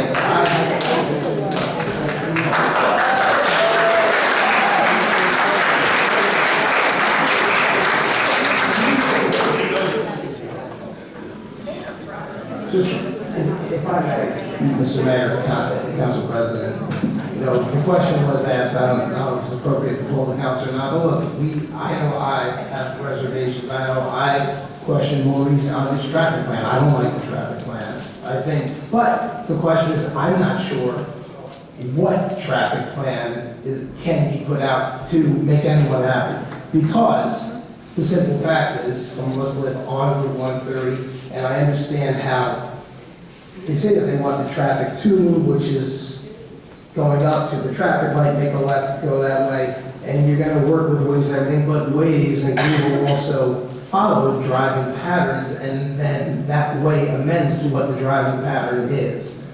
You know, there are many different facets of it, and I don't want to get into all of it right now, of the plan that does concern me, but that's why we're here, in order to listen to everyone, in order to make a better decision. But yes, I have a lot of reservations with the project. Right?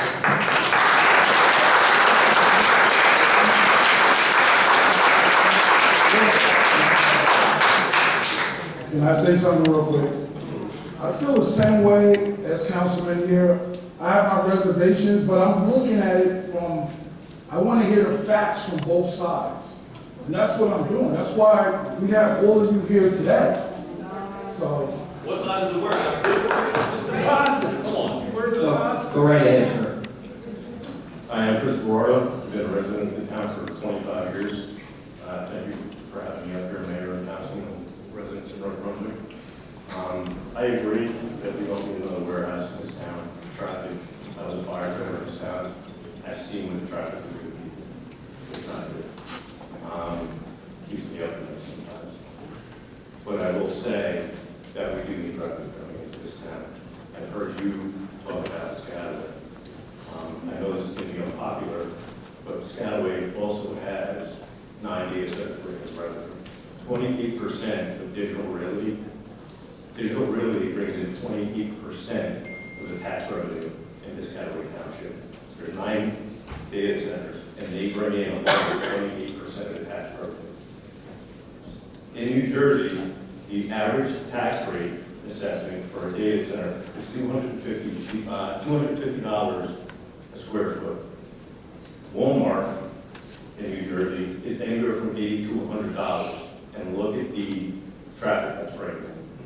Data centers, the only traffic that you'll have is the tradespeople that are working in, because most of your IT people are working remotely. Your tradespeople are coming in between 6 and 7 in the morning before you rush hour traffic.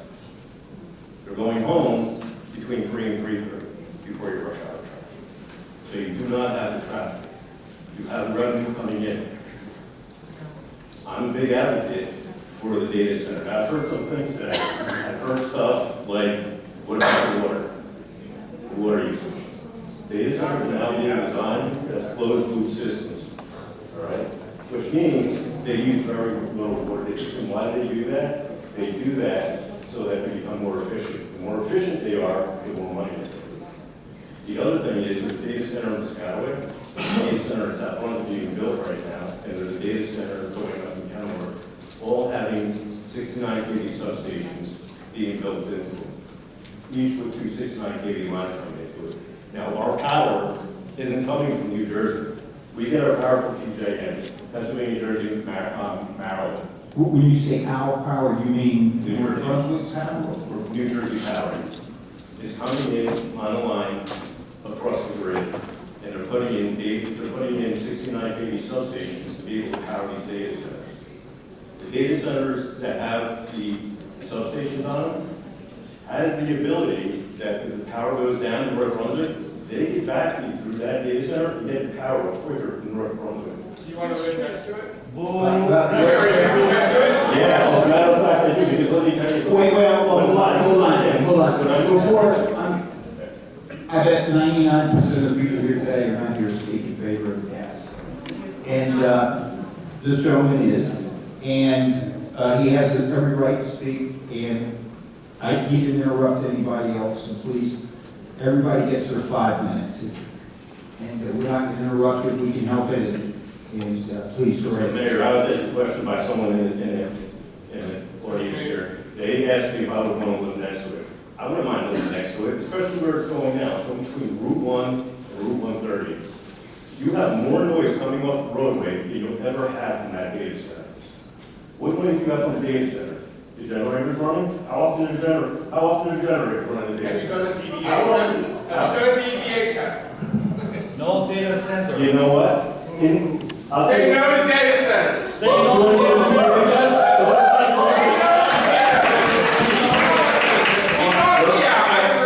So let's be clear, and this gentleman's talking about the data centers. That will be a conversation for another day when we bring up the ordinance for whether we're going to ban the data centers. Tonight, we're talking about a warehouse that's going to be proposed in a piece of land under an agreement that bans, and they're happy to sign it, that would ban CGIS from making it a data center. So,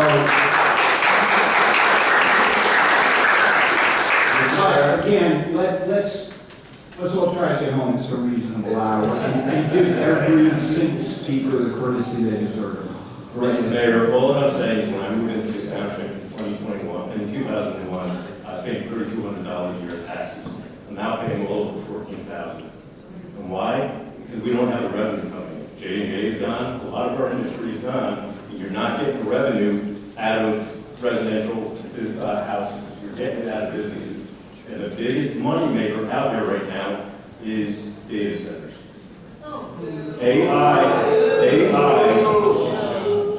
AI is here. Everybody in this, you're using it for education, you're using it for hospitals, you're using it for emergency services, everybody's using it. It's here. If we don't take advantage of it, it's going to go right by us. We're not going to get any revenue from it. That's South Brunswick getting it. Piscataway is getting it.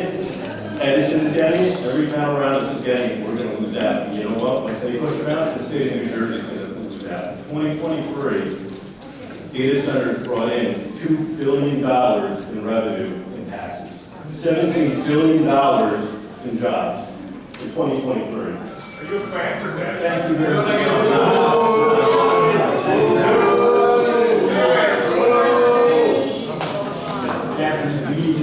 Mr. Mayor, Council. Chris, I just want to follow up on what Chris said. The great Nick Saban said, if you want to make friends, sell ice cream. This is a tough crowd here. But I will piggyback on what Chris said. There's 9 data centers in Piscataway. Most neighbors don't even know that they're there. Most Piscataway residents don't even know that they're there. This property here is probably the most pristine property that we have left in North Brunswick. If we're going to do something that can help us pay the bills here, try to keep our taxes down, and maybe keep our services intact. One data center in Piscataway pays for 80% of the police force. Okay, and I know no one wants it in their backyard, but they're pretty good neighbors. They exercise their generators 1 hour per month. 1 hour per month you hear the generators. Other than that, you don't hear anything. And the other thing with traffic, there's very little traffic. They don't require police force. They don't require police to add on to the schools. They are a big deal. And if they don't build them here, if we don't build them here, they will build them somewhere else. So you guys want to go town to town and fight data centers, you know. But it's a good thing for North Brunswick. If we're going to give up that property, the most pristine property in town, let's do something that can help everyone. That's all. Thank you. Can you tell us the residents or if you live in? Thank you. I live. Okay. We know each other here, everybody knows each other. I live in Colonial Gardens on the other side of Route 1. And I have no ambition to have truck traffic from the warehouse there. Thank you. Okay? Thank you. So I am your neighbor. You just don't.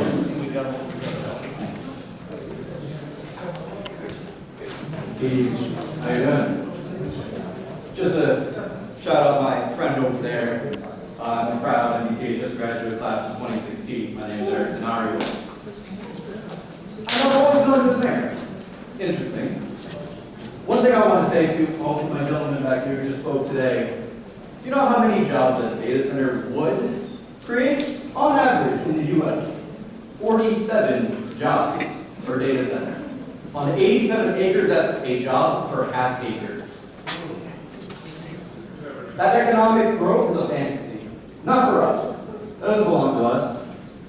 As you know, the parcel at 100 Fidelity Plaza was purchased by CGIS in 2023 for $14.8 million post-COVID after the office real estate market collapsed with the current approved land usage.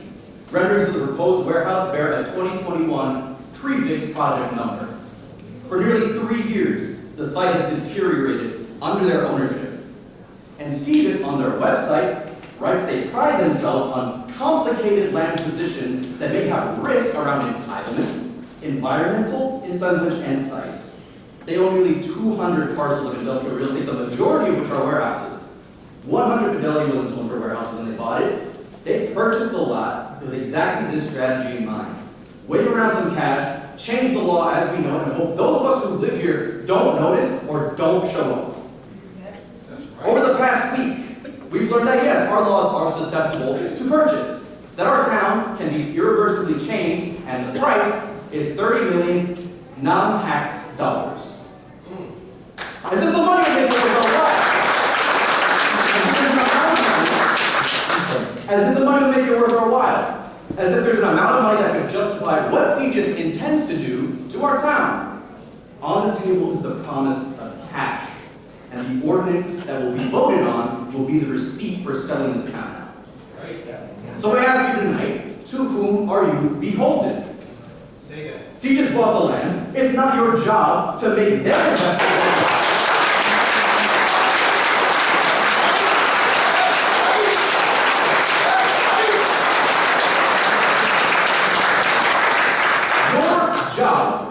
Is to help us build a town that we can be proud of. That's right.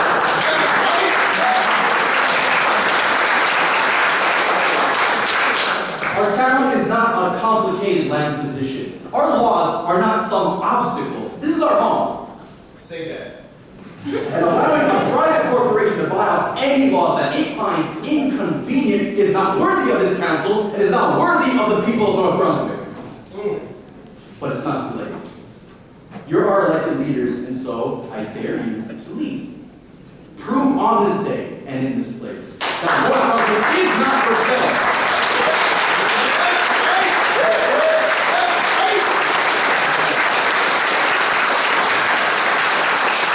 I make this demand in solidarity with my neighbors here tonight. Vote no on ordinance 2613 and don't try this again.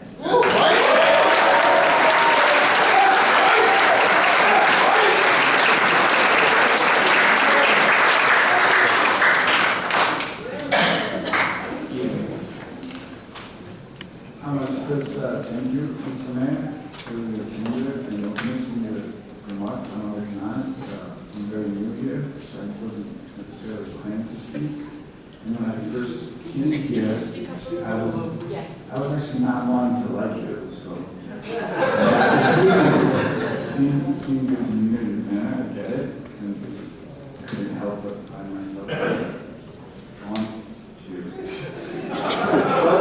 Here's the thing, this is a democratic process. It's my first council open meeting. I'm very new to the neighborhood, probably the newest one here. I'm very new to the neighborhood, probably the newest one here. Yeah, I live here. I will live in the vicinity of it. My wife and I just had a baby.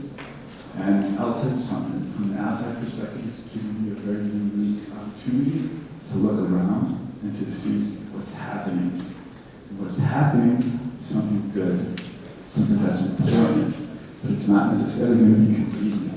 And it's going to be annoying because there's you guys, which are the representatives, and then there's the interests, and then there's the people. Democratic process. Yeah, we're not in a democracy, we're in a democratic republic. We elect you to vote on our behalf, our interests. Something started here, and it's not going to go away regardless of the decisions that happen. So, you're talking about the pilot program, which is a great opportunity for North Brunswick in order to manage its own resources and have some fiscal independence, per se, rather than having to share it or parcel this and this. I understand that. I'm a realist. I get it. But this section here, they're going to cut costs no matter what. They're going to make things the way they're going to make things. They're professionals at it. They're good at it. They don't care what we say. They care.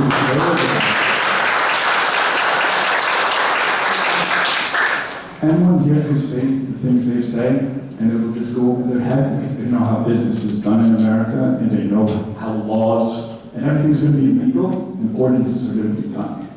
But here's the thing, this is a matter of leadership to step up. Force them. You're going to do a plan to make a plan for the zoning plan, for the planning of the plan of the plan. Fine, but they've already know their plan. And here's the thing, it's up to you guys to figure out how you get them, if they're the right way, to give us something that's proper, that's pristine, that's going to bring benefit, that's going to bring value. How is the fact? What are they making? They haven't figured it out because this is just due process. But this turnout here, we've upset a lot of people. And when people are upset, that's how things rumble and rattle and shift. And if leadership is what's needed, then leadership is going to be got. That's right.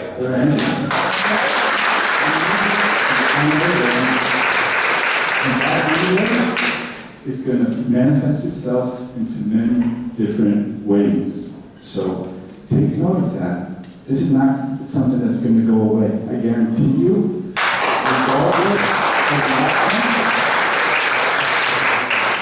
of the process of this democracy, of council, of ordinances, of laws, of community has been awoken. And once that wakes, it's not going to go away. If we were a true democracy and everyone we took a vote, this would not get passed. It probably would not. No. But If it can do that, That's a good thing. The way it's designed, only point I'm making is this is a big representation in the township. It's a big representation of what people want. It's something council definitely has to listen to. But it is not a representation of all 42,000 people. of course, And it's a pretty good, we get a pretty good idea. this was 2 weeks. We start with the premise, I think.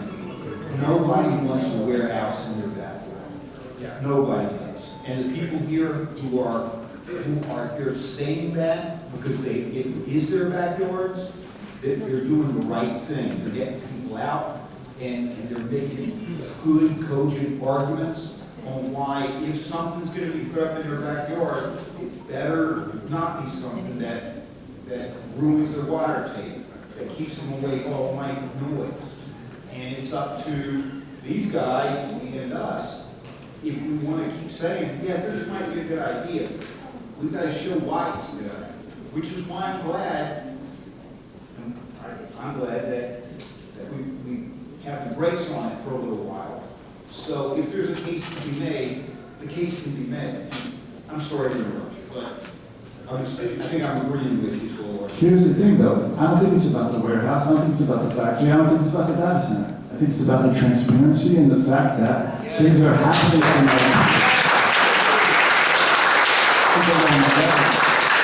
the benefit is getting lost in the sauce. There's no sort of care or cultivation of a neighborhood community. But this outrage of these very normal business happenings that are happening across every state, every township. But it's brought here now, and it created something new. And that new is going to require more in-depth understanding and analysis about the cultivation and the value and the upbringing of the community. Because they don't care. And why would they? They just, they do what they do. If it's not going to work out here, just go elsewhere. So, I just want to say that. Thank you. Thank you.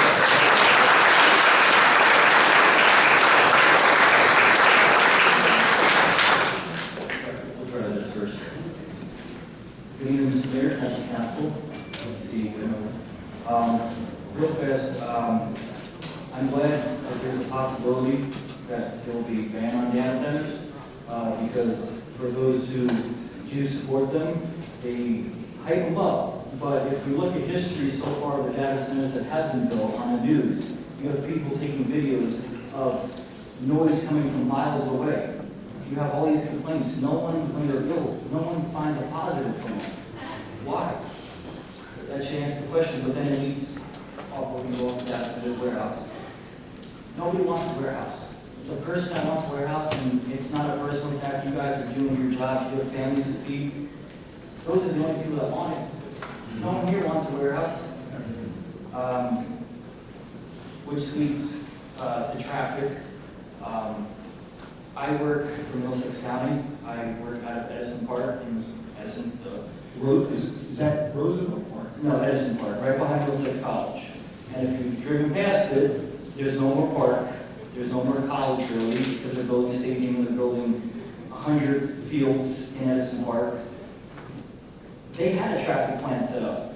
And now every day when I go to work, I have to play chicken to get into where I have to get to because of dump trucks, people who I question how they get a CDL. You could put a traffic plan into place. How are you going to follow it? You're going to have tractor trailers parked on the side of the road. You're going to have people getting lost and making illegal U-turns.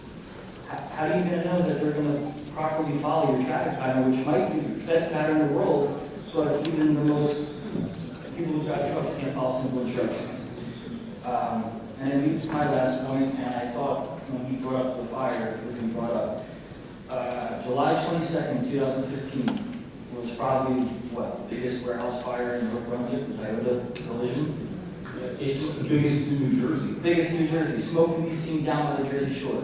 That fire started accidentally at 2 o'clock in the morning. Whether it be a data center, warehouse, What if it happens again? And everyone's asleep? And it takes an hour or two for someone to actually call it in.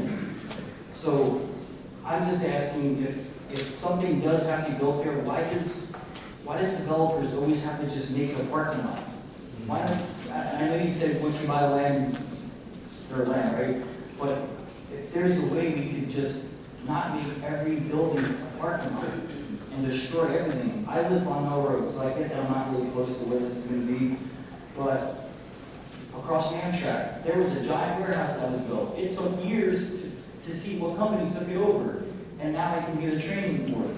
So destroying all this land, for what? That's all.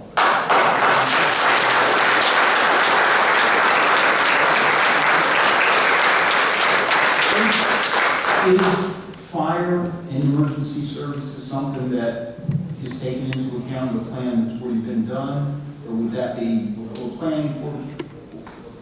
Because that concern's been brought up a few times.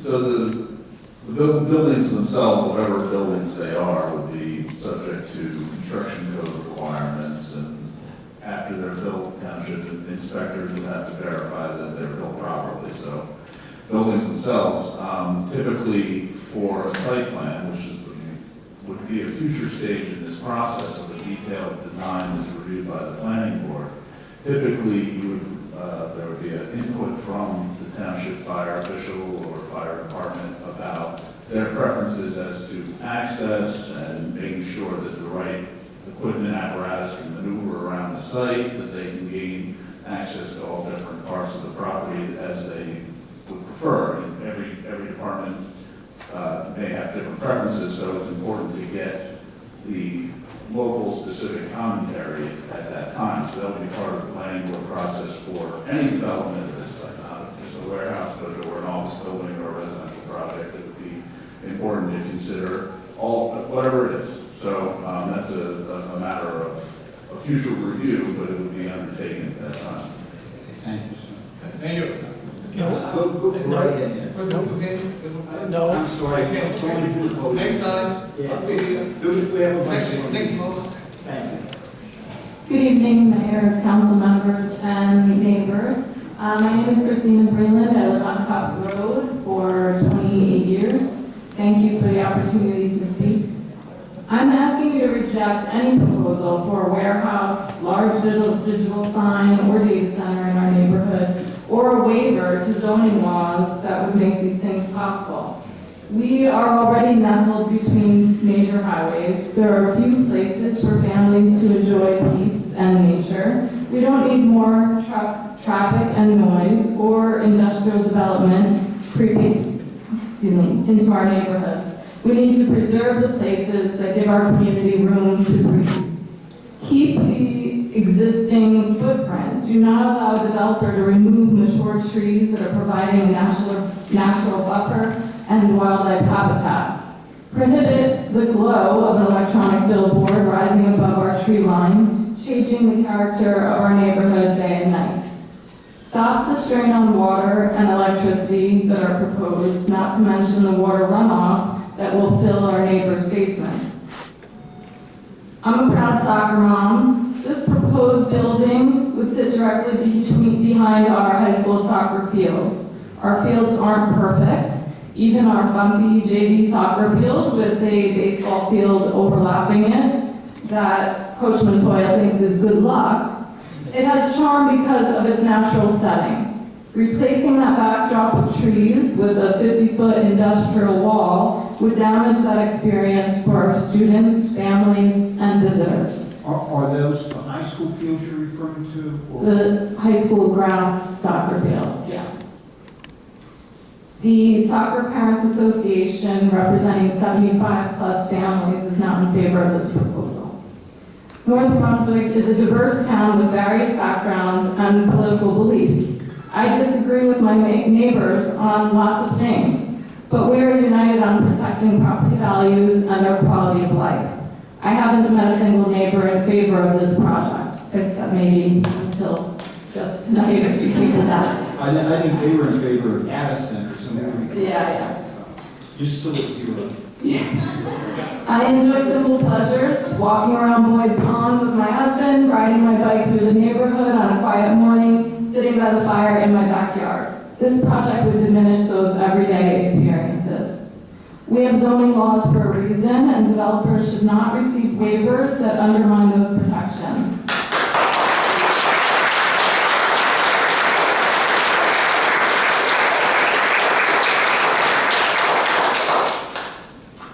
Also, we have empty warehouses all over this county.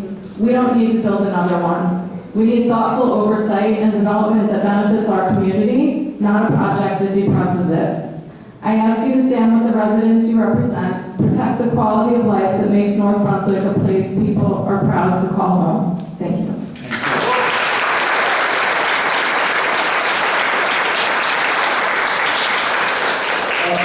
A couple of points that were brought up and that I think are important, and perhaps you can address them. I've ridden, of course, I live around here as well, but I've ridden through the neighborhoods. If you live right on one of the streets that's right currently near where it is, during the summertime, you can't really, I don't think you can see through too much. You know, there's trees, there's a lot of leaves. During the winter, I think you could probably look straight through, take a look, and you know, you can see the red buildings back there now. On Otis, you can see the trucks coming up and down. There is a line of trees there. From Society Hill, there's such a vast wetland, but I never took a line of sight view from the high school. Can you address how much higher the building would be than the current building, and what line of sight considerations have been taken into account? So, Mayor, I'll give you some facts. The distance, if you measure it on the plan between the building and the closest home, which is at the end of Oaks Road, is more than 200 feet. So there's more than 200 feet, the distance. There are some trees there, but the plan I'm looking at shows a lot of burn areas, and these burns are approximately 7 feet in height, and they have trees on them. So between a variety of trees, some deciduous, some non, just a variety of trees to kind of keep the that part of the burn, keep it like a obstruction. In addition to that, I reviewed a few weeks ago an exhibit that shows that similarly someone standing at the nearest home and looking towards the warehouse, and it shows how the berm and the trees will interfere or block that view for that person. And according to the plans, at least, I could tell you, Mayor, that the berm and the trees are designed to completely obstruct the view. And I'm looking at the plan now, and I can count 1, 2, 3, 4, 5, 6, 7, 8, 9, over 10 layers of trees shown on this plan that are interfering or stopping that viewpoint from the house towards the warehouse building. If somebody wanted to see the graphic or whatever you're looking at, where, Michael or Maurice, where would they be able to take a look at that? Well, I have it on my iPad, and I'm not sure where I got it from, but we had it at the meeting the other night. We'll add everything to the website. Well, you're in line to come on up, right? Oh, But that's the closest. I didn't understand either. When you say you took a look, I didn't know whether you meant you took a look at the trees or you took a look at the plan. both.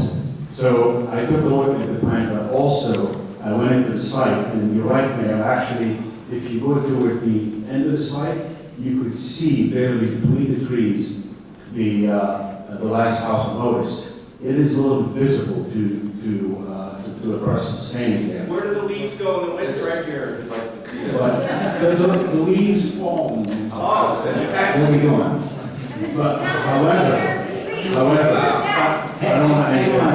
If you haven't spoken yet and you get in line, We're not letting Maurice leave, so you'll have every opportunity to ask him your question, and we'll, hopefully that'll move us along. Go right ahead. However, Mayor, like I said, one of the plan sheets show a very robust way to address that openness between the building and the house. Actually, it's a very dense vegetation and a berm.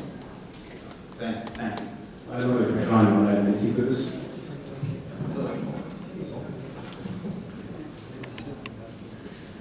Okay, great. So Madam Clerk, Tony Andrews, physical documents for conditions of approval. So pursuant to the New Jersey Municipal Land Use Law, I'd like these to be accepted and turned into a public record for tonight's meeting and officially attached to me.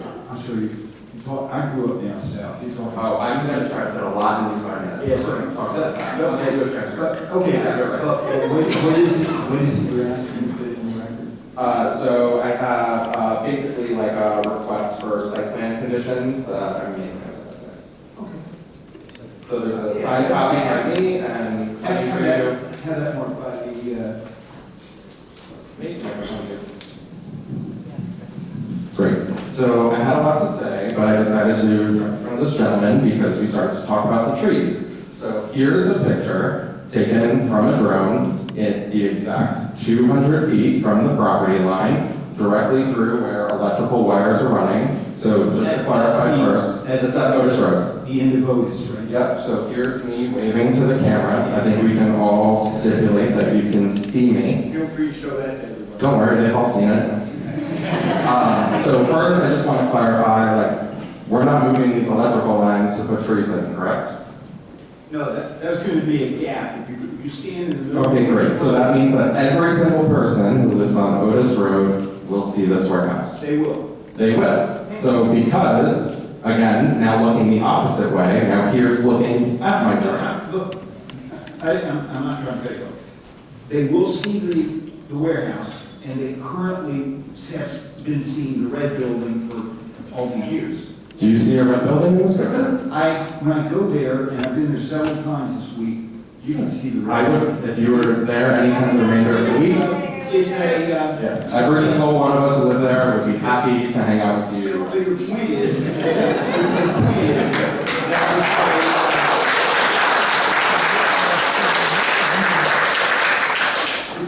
that there's an open gap that you can look right through, because there's a telephone pole there. Right. So, because there's an open gap that you can look right through, when I looked, I see the buildings. Yeah, so the point I'm trying to make here is that I also see a building, that this is a home, that I see through a tree that is, I don't know, over 100 years old, probably 75 to 100 feet tall. So, all I'm going to go into this in a little bit. I only wanted to jump to that part of what I was talking about since we decided to bring it up. So, you are going to see it. You will see it through these trees, and I will go into a little bit more. Let me find that spot. And let me introduce myself. My name is Rochelle Page. I live on Otis Road, because I think we all gathered. Moved here a few years ago with my 8-year-old daughter, my husband who's on the PTO, my daughter goes to Judd. I plan on living here for a long time. I did not move into North Brunswick as a quick house. Like, I looked at the master plan, I looked at the neighborhood, and I decided this is an amazing place that I want to stay. And that's why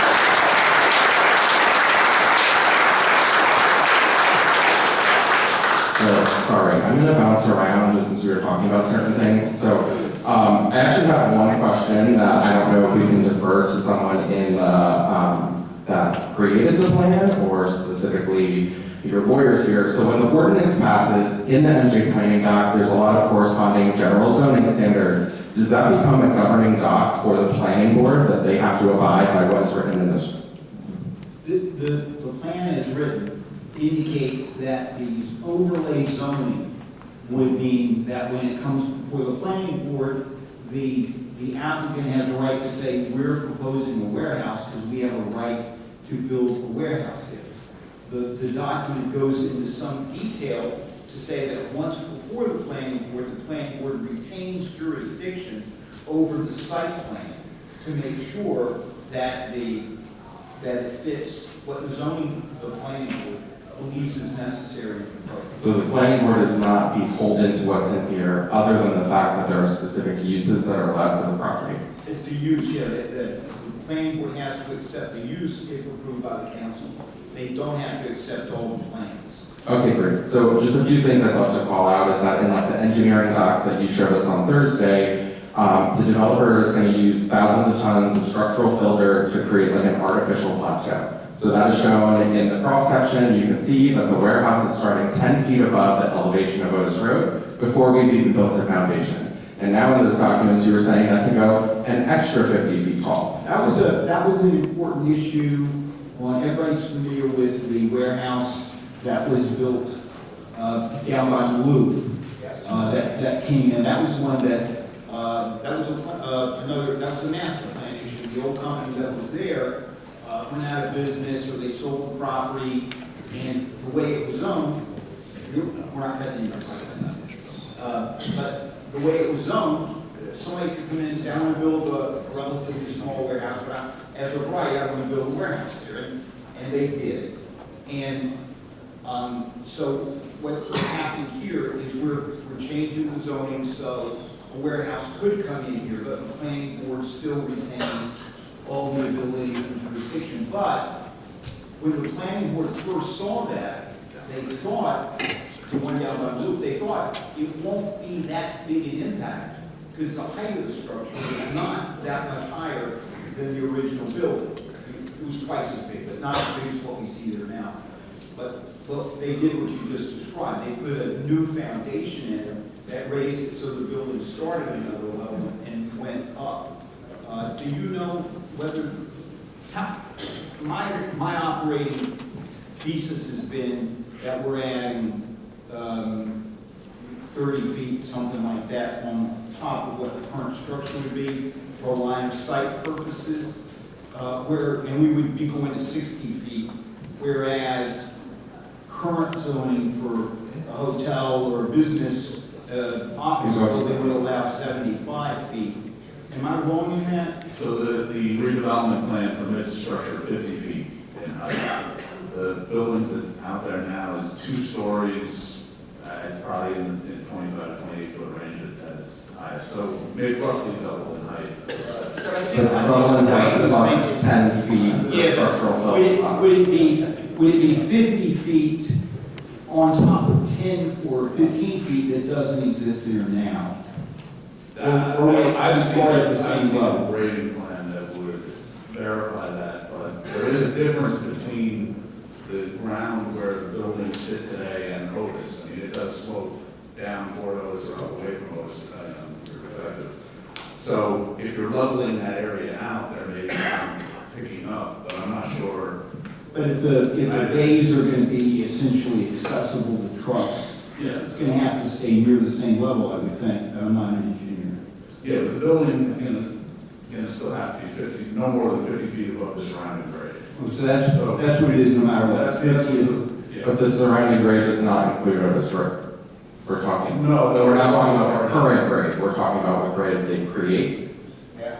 Well, Otis Road is already 8, 10 feet maybe below the grade further into that property. It's quite a distance away. We're talking 3, 4, 5. That house is the wrong code. But from the current place that got built in the 50s, it's got to be essentially 50 feet from there. Is that right? I mean, after they smooth it out, in some places they need 52, 54, in other places maybe 46. It's got to be, at some point it's got to be regraded to accommodate. You wouldn't anticipate a dramatic increase, right? Well, like we say, no more than 50 feet, so another 20, 25 feet depending on where you are. All right, sorry for that interruption. Okay, great. And basically, a lot of this I have in the document that I provided that I would love the council to read. I will email that out to you. So just a few things with that. Again, having a meager landscape buffer. We're talking about putting in new trees. I'm sure we're not talking about putting in 30-foot tall trees. These are things that I would love the council to consider as you're reading this plan about what would actually benefit the residents here. We're creating a berm. I didn't see anything about having an acoustic sound wall there. Like, we're talking about putting in. I don't think that there is nothing right now about an acoustic sound wall. I didn't hear that. There was no acoustic sound wall, but what the plan calls for as a requirement for the orientation of the building is that any loading docks be facing the Route 1 side. So the plan doesn't permit there to be truck loading on the side closer to Otis. So in effect, the building itself may have some acoustic screening properties if it's 40 to 50 feet tall, and the truck activity is on the other side of the building, the same as if you had a 20 or 25 foot tall sound wall. So there's no provision for a sound wall right now in the plan. Any suggestions, we're all listening, but the intent behind the regulation in the plan was to require that truck activity be pushed away and screen the building itself from the Otis neighborhood.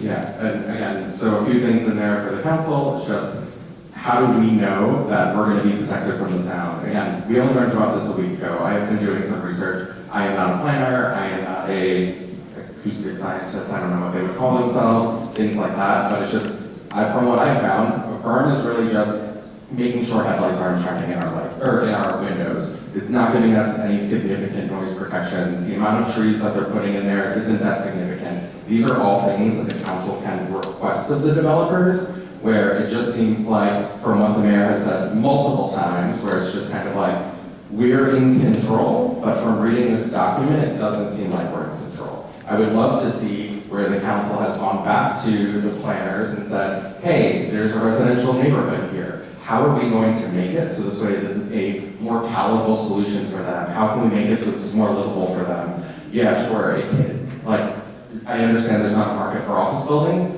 Most people in office buildings go home at 5 p.m., 6 p.m., 7 p.m. We're talking about a 24/7 operation here. We haven't requested enclosed loading docks. We haven't requested, low frequency alarms on trucks that are backing up. There are all sorts of things that could be done. Again, they're all in my document. I'll make them available to every single person in this room, who I have talked to almost all of them to begin with. There's a lot of things about light pollution. I'll come back to that. Go ahead, finish your thought. Yeah, so again, basically what I want to say is that I'm formally asking the council to officially codify a joint stakeholder review process mandating that community members from our affected residential zones be directly included in upcoming working sessions, negotiations handled by the planning board, zoning board, the redevelopment agency, and the council before this comes back for another vote. Thank you.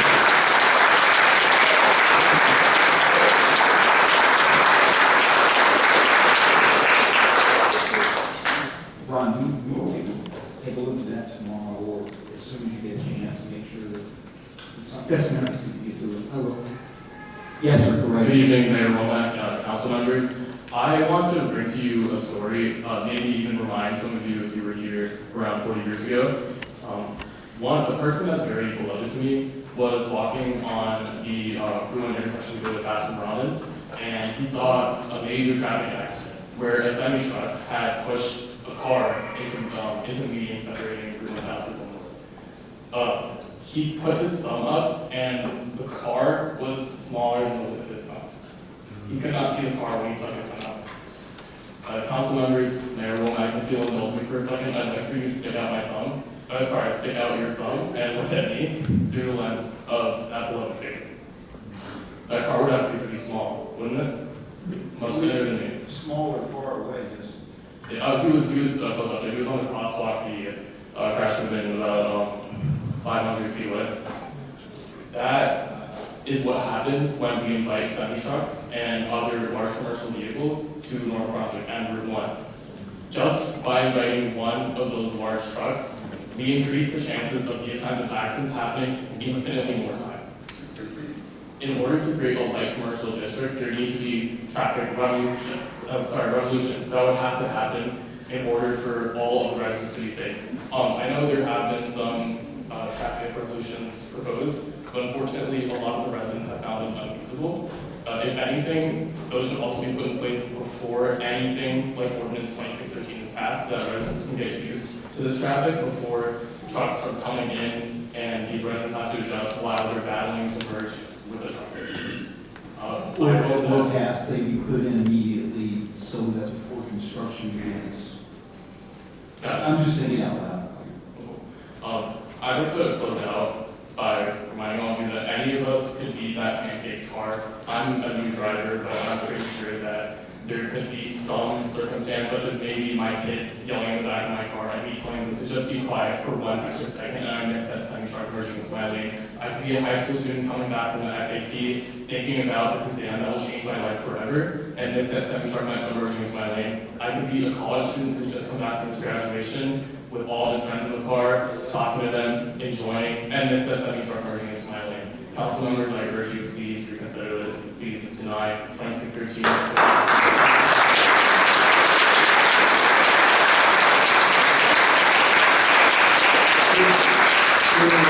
The points with regard to the semi-trucks are very important. We also, in addition to everything we're talking about tonight, we're living in a situation where I believe a lot of trucks are getting off or onto the turnpike at exit 9, and they're coming down Route 130 and Route 1 in order to avoid paying the tolls. Because tolls have gotten so high on the Jersey Turnpike that if you're a semi-trucker, an owner-operator, and you're paying out of your own pocket, it's $30 or something like that to get from here down there. And those guys, you know, they want their lunch money, so they're getting out and taking the extra 10 minutes to go bowling down 130. So we've got an untenable volume of trucks to begin with. And Maurice and I have talked about the fact that there's already a lot of trucks. With this add a significant number of trucks. That's one question. The other question I think we're addressing is the ingress and egress of those trucks, whether it creates a hazard. And that's something that we must address before we can consider this. Thank you, sir. Yes. Good evening, everyone. Mayor, council members. My name is Colin Riz. I live on Miriam Drive, just about a mile away from this redevelopment site. And I have my speech here, but unfortunately it was pretty similar to the previous speaker's comments. So I'd like to speak a little off the cuff here. One thing I've noticed that you and the council members have repeatedly emphasized is the economic benefit of the supposed economic benefit of this warehouse to the community, like the increased tax revenue and thus the lower property taxes, more money for social services, that kind of stuff. But of course, multiple people have made their concerns about the possible impacts on their health and their community, like noise pollution, property valuation, the hydrological impacts, of course, the trucks, all the heavy truck traffic that will be coming. So I want to ask you this.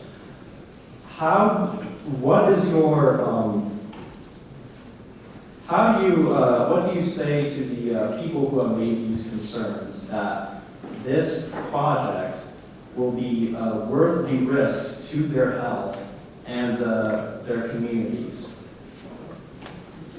I think the answer has to be that we get answers, or that we are, and tonight we're not trying to argue with anybody or throw too many other facts out there, because we're going to have more time for more meetings now that it's been put off. But I think the answer has to be that yes, the mayor and the administration, they like this project, they like what they've learned about this project.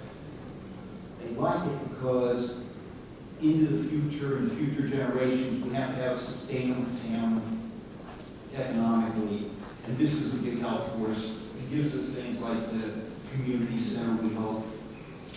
That's the one side.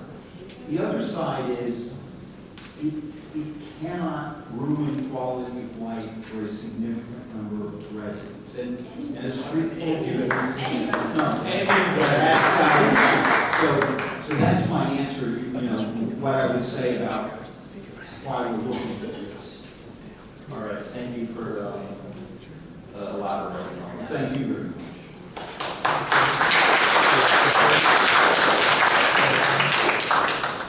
Hello, I'm Jessica Updegraff, and I live on Sherman Road. So my property borders the wetlands part of the property. And I can repeat everything that my neighbors have said, and I agree with it wholeheartedly, but I don't want to repeat that. You indicated earlier that this group probably represents a concentrated portion of our town, and I don't disagree with that. A concentrated, I'm sure. That this is a small segment of our town, and that we probably all live in a certain area, and I don't disagree with that. But I want to speak for a part that is affected that hasn't been mentioned tonight, and that's the students of our high school, which does represent our entire town, and the students of the preschool that is directly connected to it.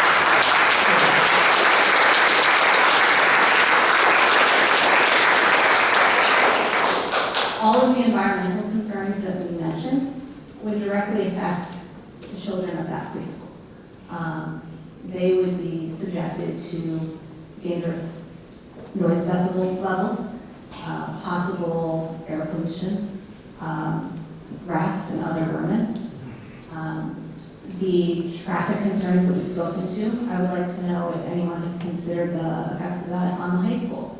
Dismissal, arrival, students walking to and from school on Route 1 and 130. So we do have students who walk, maybe not along Route 130, but through those neighborhoods. Well, they do cross 130 today, the other And side. yes, and they cross Route 130 And they cross Route 1. And they cross Route 130 down at Radel Road.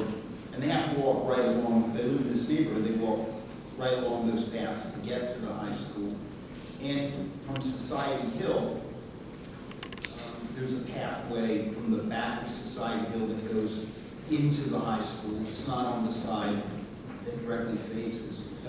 Has that been looked into yet, or would you still need to look into that? So the short answer, Mayor, is not yet, and yes, it will be.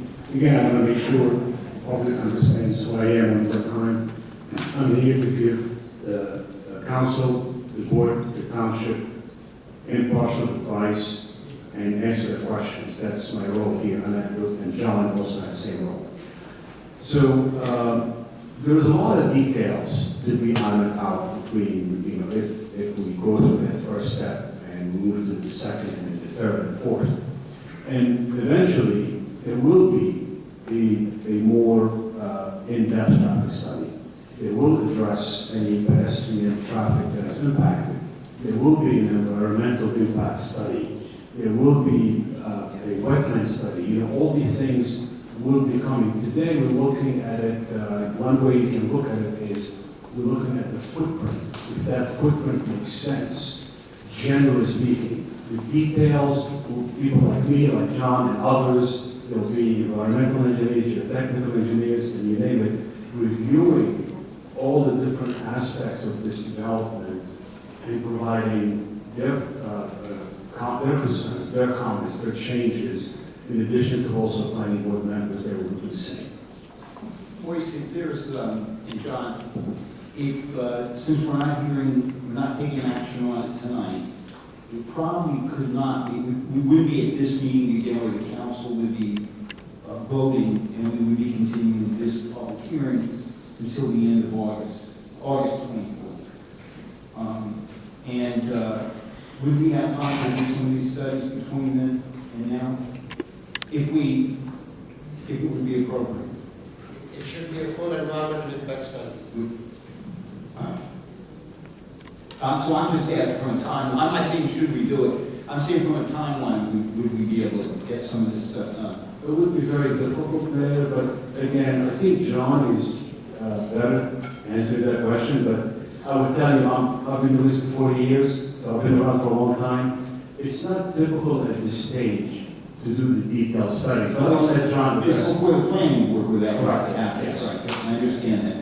So, But I'm just talking about basic things like being able to address just the question of looking at the traffic impact or the warehouse impact on students walking to school. It seems to me that's something people might want us to try to do the best we can. And it's a very good question, and like I said, it should be addressed at some point. Whether this is the right time to address it or not, it's not my call, Mayor. So I'm here advising you, and I can give you my experience, and so I can't really commit. I'm not spending money to do it, and I'm not the person making the decision. And so you know, if anybody's not really aware, the way these things play out financially is that when somebody comes in and says, I'm going to build something, a developer says, I'm going to build something, they put money in escrow, and we use some of that escrow money to hire someone like Maurice or John, so that they're not working for the developer, they're working for us, but we're using that escrow money, so it's not coming out of taxpayers at this point. But we can talk about that. Thank you very much. John? Yes, and I think one of the other questions was about an environmental impact statement. And with many redevelopment projects, this will be included. One of the nice things about redevelopment is you're often dealing with a site that's previously been developed and disturbed. So the buildings and the pavement that are on this property have been there for 70-something years in one form or another. So the vast majority, if not nearly all of the proposed redevelopment is going to take place within that footprint. So there's limited environmental disturbance beyond what's already out there, paved and built on. Building a warehouse should be introducing new environmental concerns. If you're Well, breaking down a building that's 70 years old, you're in the construction of that. So there are, I'm almost done, and feel free. The full environmental impact statement would be something that's looked at the planning board in terms of the details of how it gets built. Well, some of them get built here tomorrow and under the current zoning, those buildings are coming down, would be replaced by something else. And that's something that, again, the planning board has to look at in any context, redevelopment or not. But what we look at this stage with this level of detail is really, is there going to be a lot of clearing of wooded areas? Is there going to be disturbance of wetlands? And right now, the answer that we believe is no in both cases, and we may be able to get some additional information in advance of the next meeting as to more details on footprint, which is again back to Maurice's comment about what we're looking at right now. Those other more in-depth questions, evaluating whether there's any issues with buildings that are coming down, those are things that can be discussed with the planning board. But right now, we're focusing on that. As a teacher, I will say that the health and safety of students should be a #1 priority and a first focus. And on top of the safety, you're talking about a warehouse with hundreds of workers, with trucks coming in and out, right on the footprint of that preschool, and a field across from high school. And that has to be considered. Don't you think that first the world should be down the safety of the young women and boys? That should be the first study, that you don't have anything in mind. And for you said you believe, there is no belief that's just a belief from our. Okay. So please, have the facts, don't have no beliefs. Thank you, sorry. This is fine, right? You can hear me? Yes, ma'am. Okay. Fine. So I wanted to quickly jump on what you were talking about as the existing footprint. I have a serious site plan that we got from you guys showing extensive wooded clearance, showing more parking behind the shops. Is that not the case? Well, for starters, I didn't prepare that site plan. I'm not on behalf of the developers working with the town. Right, I don't work for CJIS. Oh, but you guys do great. Be clear about that. So, John, she was at a meeting the other night. She's an architect, so. Oh, I'm not a student. Just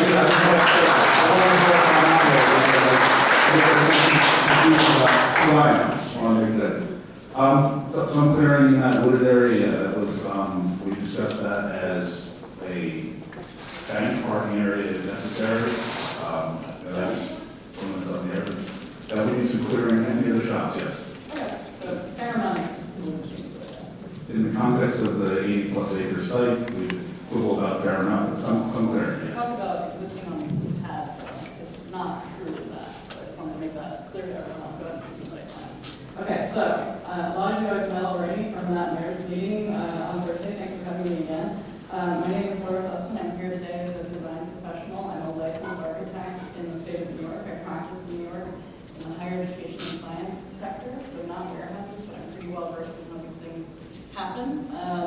So first of all, I am also a mother of 2 young kids. One of them is 6 months old, the other one is 3 years old. In our little neighborhood alone, we talked to one guy who had a newborn, we've got another one with an 8-month-old, and then we've got a pregnant person moving in. So our little Colonial Gardens zone is pretty heavily babied. So you can see we're extra concerned. So I just wanted to make that known as well. So I am here because this proposal represents a fundamental change in the character of our community. Where there was once a traditional single-story office campus, there will now be one giant, booming, 300,000 square foot cross-dock warehouse. Can you confirm also that this is a cross-dock warehouse? It's not. Great. Okay. The developers engaged an architect to develop renderings and a site plan that were intended to correspond with the redevelopment plan set forth by NJ Planning Group. It's my understanding through conversations with Mr. Fritz that North Brunswick prides itself on strict design and planning guidelines that carry the visual language of the community through new development projects. And I can tell you that this man is very proud of his Costco, so he takes it seriously. And that's not a joke. No, ours is the best looking Costco. Unfortunately, though, through the planning documents we've seen issued by students to date, there appears to be no respect for the character of the community adjacent to the site or the broader township. And we've seen a fair amount. This isn't speculative. We've seen a site plan, we've seen sections through the building, we've seen renderings, exterior renderings, multiples. We've engaged an architect. I see working with KSS. I know those guys pretty well. So anyway, it's not speculative. The building appears as a single monolith with an unvariated roofline and facade that creates a relentless white mass, sure to turn gray after a few years of heavy truck use and industrial abuse. This is only a minor issue, though, compared to the disrespect for the natural environment and relationship to its surroundings. Issues that should be built into the planning document as prescriptive standards that developers are required to meet before the plans are approved, similar to what Rich was saying before. This project sits directly next to houses, as you know, a high school and a nursery school. Places where safety, air quality, and quality of life must come first. The scale alone is enough to take your breath away. Seriously, I don't know if you've ever stood next to a building that big, but it really does. At 300,000 square feet, this is a regional scale industrial facility that will bring 24/7 operations, noise, lighting, diesel emissions, and long-term impacts that simply cannot be undone. The buffers called for in the plan are dangerously undersized. Your neighbors, as Rich said, will see this thing from their windows. I'm sorry, what's undersized? The buffers. And is that best berms and stuff like that? Or- Correct. Offsets from the sight lines. Your neighbors will see this thing from the windows, when they play in their backyards, when they walk around the pond, when they go to the fishing derby, when they go to school. It's an embarrassment, frankly, that we've gotten this far down this path, considering this. And it's sad to think that this is the best we've got for our kids and for ourselves. This is literally a preschool next door where these loading docks are going to slam and where diesel particulates are going to concentrate. We understand the need for redevelopment, but not at the expense of people. I implore you to vote no on this, but if this moves forward, the township must significantly strengthen protections, larger setbacks, strict noise limits, better buildings, truck restrictions, enforceable safeguards. Items that you will see in our document that Rich handed you and that everyone should review in detail. And we worked really hard on that. So not just guidelines. This decision will shape our community for decades, and we ask you to prioritize the health, safety, and well-being of the people who live here.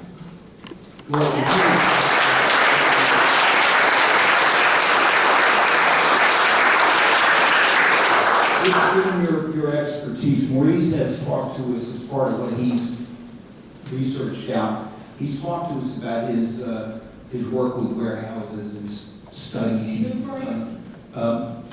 Gentleman is. Oh. And so I want you to have a chance to respond if you have any questions. But Maurice, would you be able to address a little bit about what kind of warehouse this is in the world of warehouses? Thank you for your comments, and it looks like you know a lot about warehouses. And yes, I would say that this is not a cross-dock warehouse. Okay. But that leads me to explain to the audience and to everybody else in this room the different types of warehouses and the ones that are intense and the ones that are not intense. So there's a lot of classifications, and members of council asked that question a few days ago. They gave an example. So when you look at warehouses like, say, a restaurant, it could be fast food that generates 300 trips for lunch, or it could be a nice, quiet Italian restaurant that generates 20 trips in the evening. So this brings us back to the warehouse and what types do we have and what are the types that are concerned. What type is this that you're building? This is a general warehouse that is most likely to Mr. be. Ritz thought it was something else, is that true? You're asking me? Mr. Rich, why'd you think it was something else? Well, Maurice and I could talk. I believe it's a version of a cross dock, but maybe Maurice has a different. No, it's definitely not a cross dock. Okay, then I misspoke. What a cross dock to the audience is garage that is open on both sides. I want to know what it is. Okay, it's definitely not a cross dock. So the types of, it's a general warehouse. General warehouse? Yes. Okay. So 24/7 operation? I mean, that, I don't know if it's going to be, but that depends on the tenant. But here's what I did. To get back, I'm not sure, a cross dock is the kind you see down in Port Newark. For example, where things go through like all day long, containers and so forth. This is designed to be more like a headquarters. And the best way to answer that question, Mayor, is to tell you, give you the benefit of the study I did a couple of years ago in Branchburg. So I was doing the same thing for the town of Branchburg, and I wanted to advise them on when they come here. Like, okay, we have this building, who could be the tenant? So I said the best way to do it is to do a survey of a dozen or so facilities in the neighborhood to see who they are. And here's who they are, or who they were at the time of the study. Specialized technologies, they do fire prevention supplies, signal control, they do traffic signal supplies. West End, they do pumps, tanks, filtration, and dispensers. So all these, by the way, they service towns and agencies. Lighthouse, they do electrical generating equipment. Fisher Scientific, and Pezzo's machines, Zeus Scientific, and Head Surf. So this gives us the realistic idea of who is using these services, who's occupying them, who's renting them. And I see North Brunswick not different. You know, so these are all, for the most part, headquarters of companies that. You don't need to change the zoning if I push. You don't need to change zoning. Companies that are desirable, that bring jobs, they need a warehouse, need an office, and what tells us as engineers or as anybody else in the audience that this is not going to be an intense warehouse, is the park. So now, let me take, and if I'm taking too long, Mayor, just give me a look and I'll stop. The intense warehouse fall into a couple of categories. One, fulfillment, and that's the Amazon warehouse. Two is the Pulse Post. That's the big warehouse that handles UPS, FedEx, etc. This is not designed from a building size for that purpose or from a parking size for that purpose. Normally, these operations are very intense, require a building size of 750 to 1.5 million square feet, require a parking supply of 1,000 to 2,000 to house the employees and all that. This is only 100. So this is suitable for. 200? I thought it was 300. I'm sorry? Square footage? No, 200. Parking. Yes. Yes. Thank you for trying to clarify. So that tells you what type of routes this may operate like, and this is going to be, like I said, like the names I gave you, you know, a headquarters that wants to move into Los Brunswick, they'll have some storage, employees, that will not be intense. So all these names I listed to you, I visited all of them. And in most of them, I was there in my car doing emails, they were phone calls for like an hour or more. Not a single truck came in or out. So these are not intense, and you know, they're about 45. We need some more concrete assurances than. You know, I'm giving you, I'm giving you my analysis of this. So our list of requirements that we're hoping to be getting incorporated into this plan document are extremely specific, and they call for seals around the loading docks, enclosed loading Are docks. those things you put up here? Yeah, you should all have copies. So I think that should be one of the first, like we started, I'm not sure you would got in yet, we started saying that because we're having to put this off, we're gonna invite people, anybody who calls the mayor or council who wants to be part, we're gonna have some community meetings, ruin your summer. But we're gonna have some community meetings, and maybe if you have a chance, we can meet with a select group, maybe Laura, this gentleman, who have some specific ideas, so we can make sure we have those addressed. Absolutely. Because those requirements also shouldn't be interpreted as that we are really employing your code now. We don't want. Oh, no, I get it. Yeah. Your point is not, you want it to be defeated, but if it has to pass, you want it to These be are passed. things that would hopefully protect us a little bit. I think we all understand that, yes.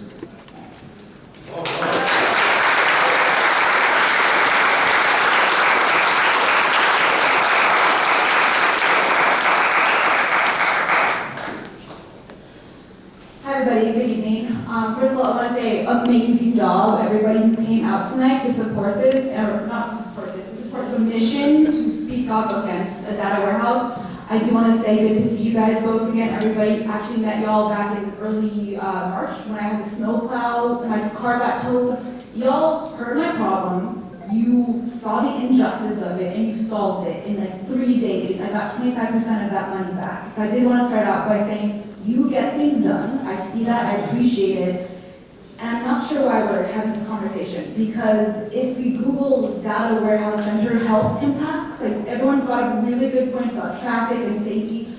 Data warehouse centers also cause cancer. They have huge amounts of forever chemicals that get into people's water, the fresh water that it doesn't suck up for itself. It causes huge health issues that are long-term, from asthma to cardiovascular situations. So like I said, cancer, like it's a terrifying situation to even have a discussion about. So I'm very confused. And I also wanted to say, you've been on your lap, I'm sorry, with all due respect, your name is John, right? Yes. So I've been paying attention because y'all are coming into our community and I'm not sure what your goal is to profit, but you have been on your computer this whole time, kind of, and people are sharing their passion. I'm taking notes. And their concern, and their notes. So any college professor can tell you that a college student's taking notes on a laptop is not fully engaged in the moment. And all due respect, I'm sure you are really great at your job.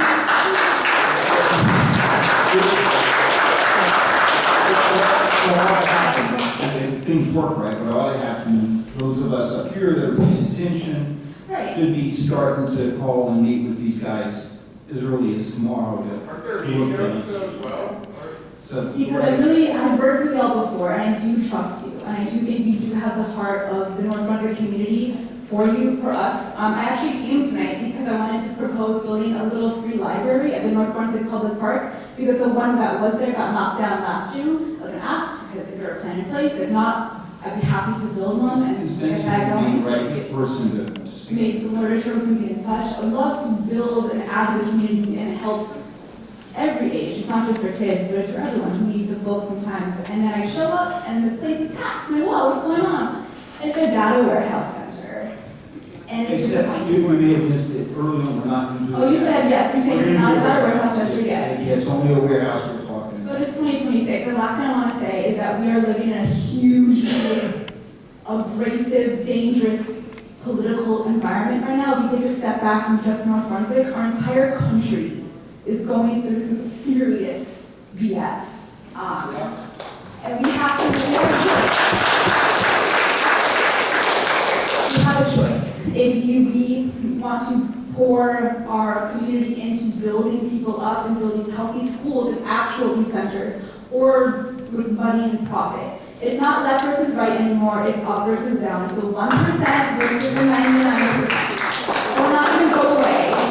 They're paying attention, and you can't get rid of us endlessly. So that's all I wanted to say.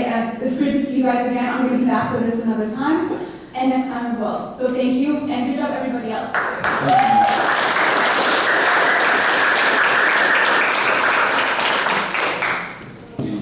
Hi, Ariel. I live in Society Hill. I'm not planning on speaking tonight, so I'm a bit ill-prepared for this.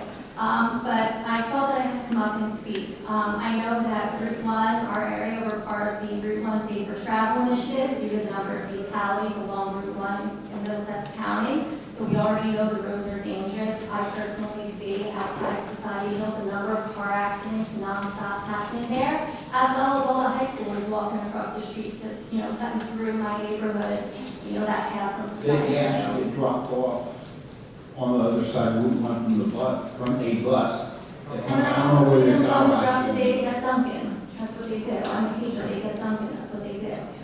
So we know that area is unsafe. I also know that, that when we've had concerns about the traffic and being able to safely leave our own community due to the backup on Route 1, we're told that it is a New Jersey State Highway controlled by the New Jersey State Department of Transportation, and then we get the links on who to contact since the township does not have say over the state roads.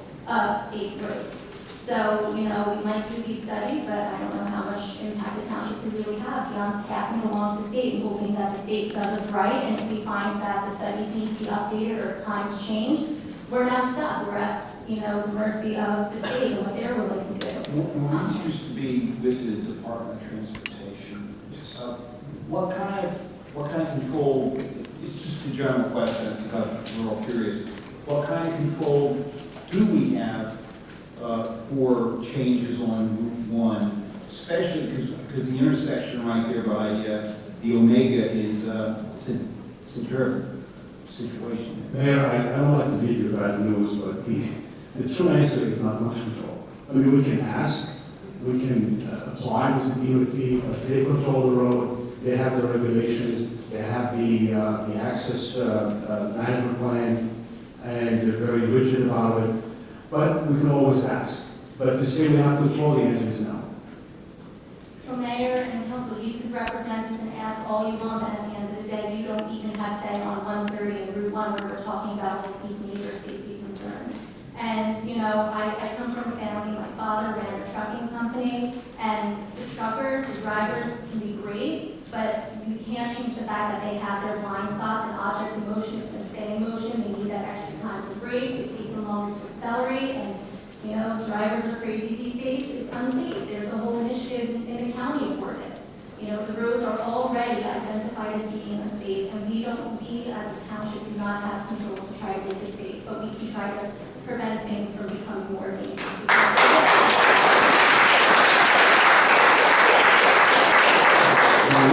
Just to make sure my answer is complete, in the context of a project like this, when the applicant goes to the DOT for an application to change the driveway to the DOT will send the township a copy of the application.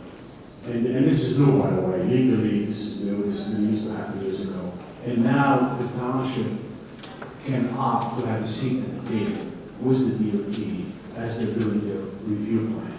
So I did say we have no control, but we can participate in the DOT process, and we can provide our own comments, concerns, and solutions to the DOT. Well, my last comment is I have not spent the last year surviving cancer to be taken out by a semi.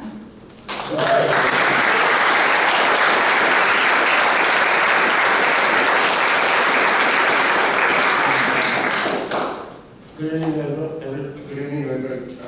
Thank you for staying up late. My name is Dan Patel. I'm a professional engineer, registered in New Jersey. I'm a chemical engineer by original training. I happen to work in the environmental field for the US EPA, and for the last 40 plus years, I've been basically cleaning up Superfund sites. just to give you a tidbit, why do we have Superfund sites in America or anywhere in the world? Because us human beings were reckless in the first place when we undertook to build a factory or whatever, and with all the best intentions, we built something, convincing ourselves that we are doing this for the betterment of society and whatnot, and we create a mess. And it takes ages to clean up a Superfund site. So us human beings are fallible. We have to agree to that among all of us. We are fallible.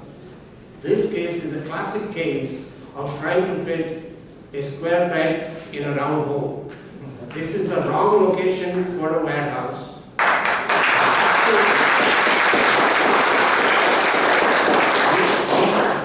We don't need to be professional engineers. If all of us know intuitively the environmental hazards a warehouse brings, and we have all seen the damage that a warehouse gives us when we had that warehouse fire in 2015. It took fire departments from, I believe, 26 different fire companies, all the way from Pennsylvania. Dan, can you speak a little closer to the microphone? Because I don't think you guys are picking up, and I don't think they can hear you over there. So we all know when a fire happens, it's a massive disaster. And if you just look at the map and the proximity, the distance from the neighborhood and the shopping, it's too close for comfort, too close for anybody's safety. And like Murphy's law says, if anything can go wrong, it will. It is a ticking time bomb. If we allow this, we are bringing it up onto ourselves. Then please don't blame these people. If we let it pass through under our watch, we will be responsible for disaster, nobody else. And all of us, you should just Google simple phrase, hazards to a community from warehouses. You will get a full list of all the hazards, including all the environmental and health hazards for all our children in terms of the emissions from the trucks, which will be 24/7. So it's the quality of life, stormwater, and all those things. Every aspect of the environmental issues are important, but individual health is at risk. So I'm to the point that let's say the town happened to have zoned this thing as industrial 80 years ago, and luckily we have the bank and non-industrial facility. And now if the developer wants to put an industry because it was zoned industry, we ought to be fighting to reverse it to non-industry.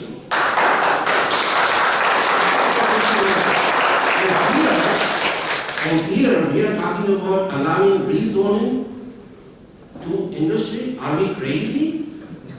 Seriously? No, but if this thing happens under our watch, we will be responsible. So that's how serious an issue is. So, the other thing is, as a business entity, somebody decided to buy this property. They bought this fully knowing that it was not zoned for warehouses, industry use. So, it is not, the burden is not on us to bail them out if they made a wrong business decision. It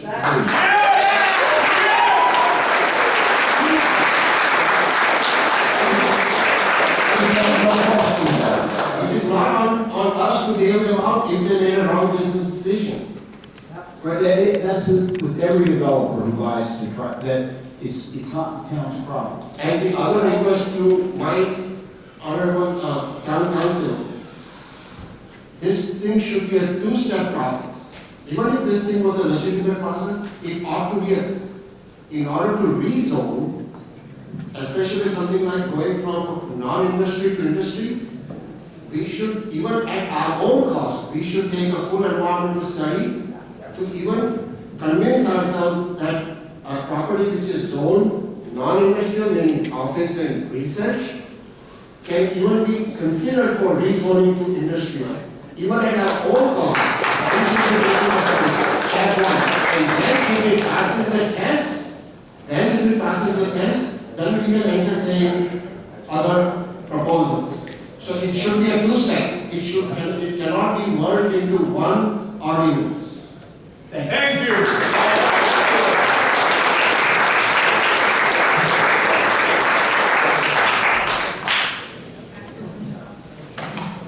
Hi, Jonathan Flanders, I'm Chair of the Environmental Commission.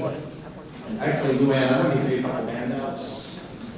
These are for the council and mayor. And the other one is a letter from one of the residents of Society Hill. This is one of those. The first thing I want to address is the wetlands area, and I did touch on this the other day. I don't think CJIS cares too much about, they're not going to be able to use the wetlands area. So That's, I mean, they're not going to be able to build on it. right. So one thing I'd like to see is whether that could be turned over to the township, the liability and everything, the wetlands area.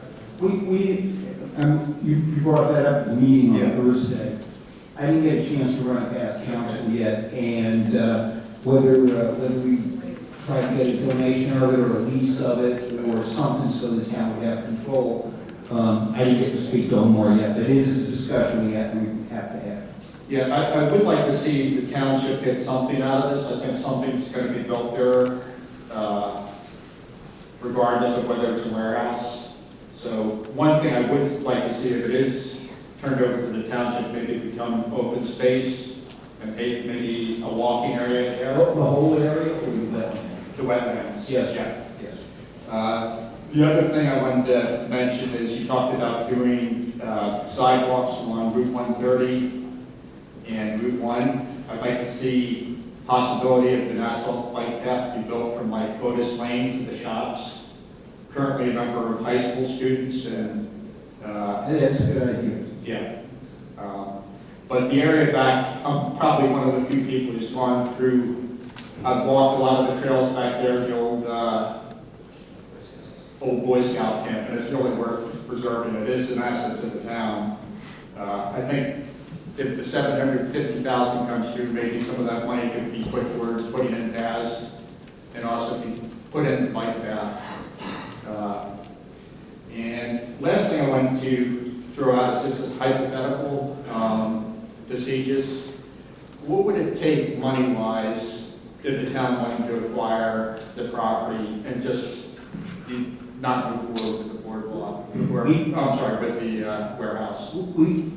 I can't let them put them on the spot like that. Okay. And the town's not engaged. Well, because, like, how much would you take for your house right now? It's just not fair to throw it out there. Let me finish. But in preparation for the meeting the other night, we did talk, and we talked about the amount they purchased it for and the amount that they've invested in it. That doesn't take into account whether, other considerations they might have. But we did come up with a number of what to buy them out for what they bought from, what they invested, what that would be, and then we ran numbers on what it would. Which is in the neighborhood of 25 million or something like that? Pardon me? In the neighborhood of 25 million or less than that?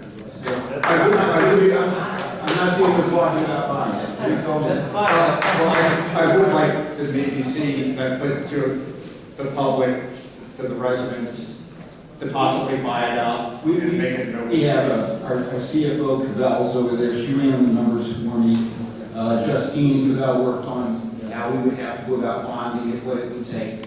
So we have that information. We can talk about it. Okay. Yeah, I would like to take it under consideration. Okay.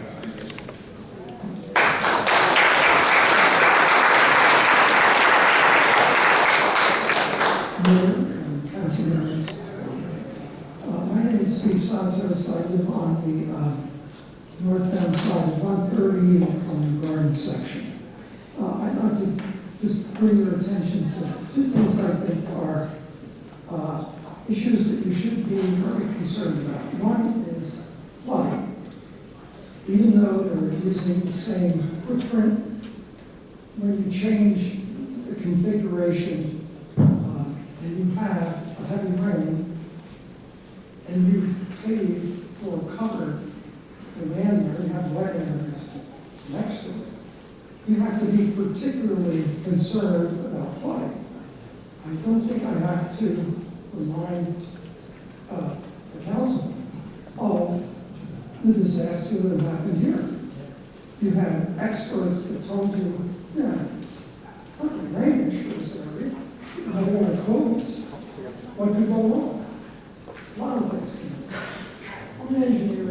I work plans for my career. So I'm very concerned about that kind of thing. I think you should pay particular attention to that because what's going to flood in a disaster in that area is not the listed building, it's the neighbor's building.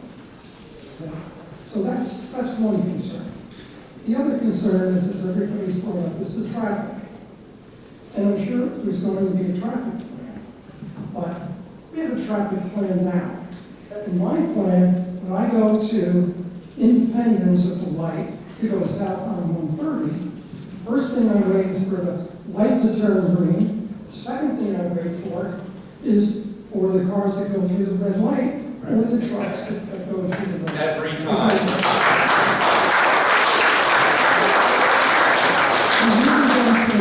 That trucks exiting the warehouse and the attendant traffic is going to improve that situation because I don't think the situation is particularly good now. I think it's particularly dangerous. I don't know how many tickets have been issued to people that go through the light on 130.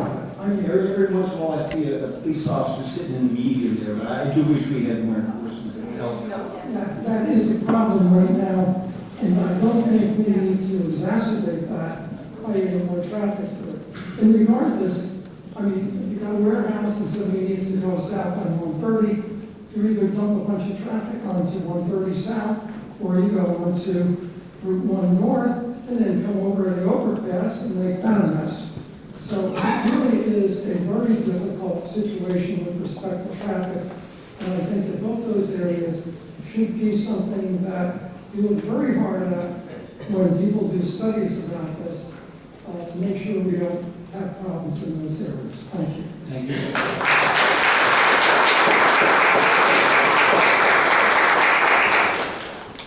Good evening. My name is Max McGuire. I've been a resident of this town since I was 4, and I intend to be a resident for many years to come. I'm also a traffic engineer. I'm sure we're all familiar with the recent changes to Route 1 that allow for travel on the shoulder. I was one of the engineers who worked on that project. And I was the primary author of the report that determined the efficacy of that project. And so I say with great confidence that Route 1 does not need more truck traffic.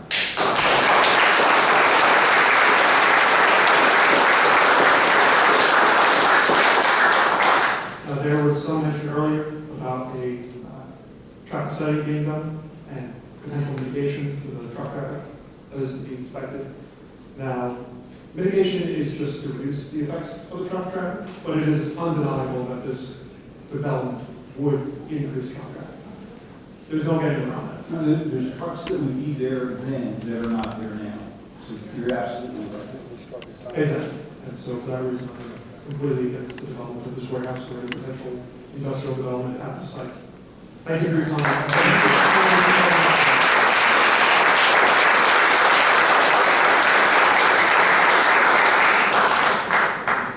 Evening. All right. My name is Tyler Barrett. Thank you for staying up with council members. I appreciate listening to everyone. I just wrote down, as I was saying in line, a lot of things that people brought up, and I just wanted to list them off in summary because it's a lot, and I think it's good to hear all of this. And by the way, before I say any of these things, you still don't have to rezone. It's still an option. You don't have to do it. That's right. Thank you.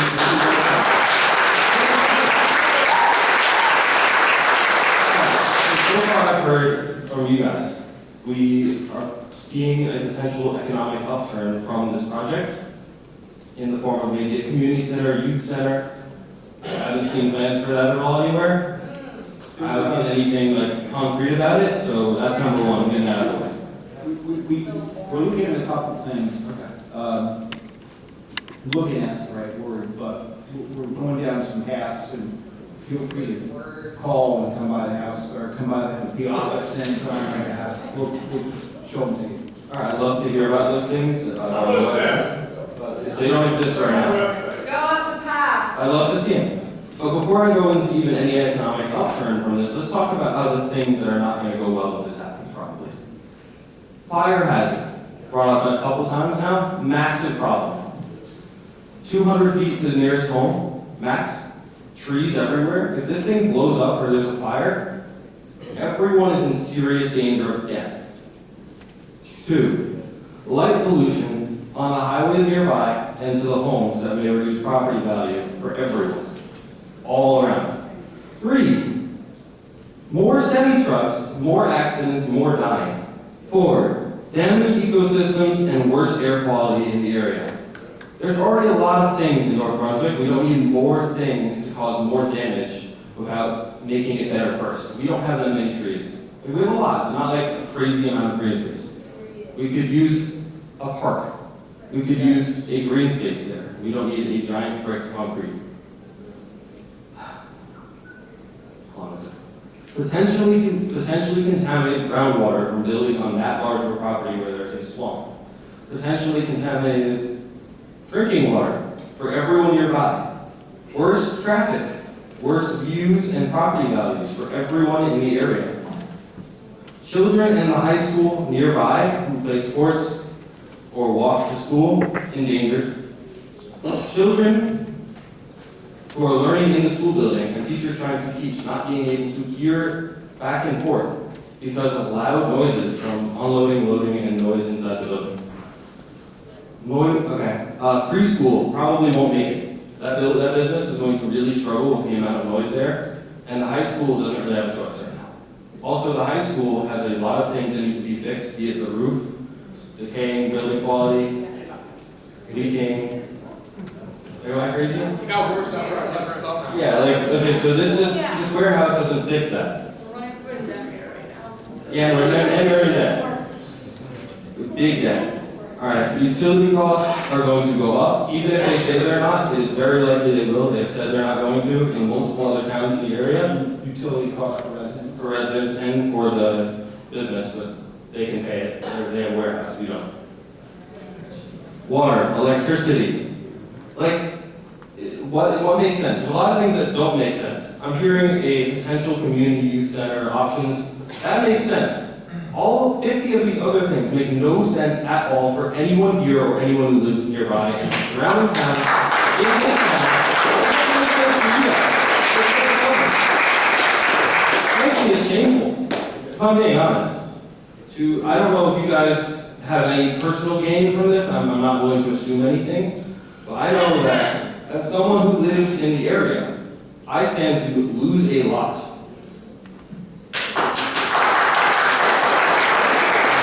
Instead of rezoning this property, rezone the town's and the board's priorities towards helping people. Thank you.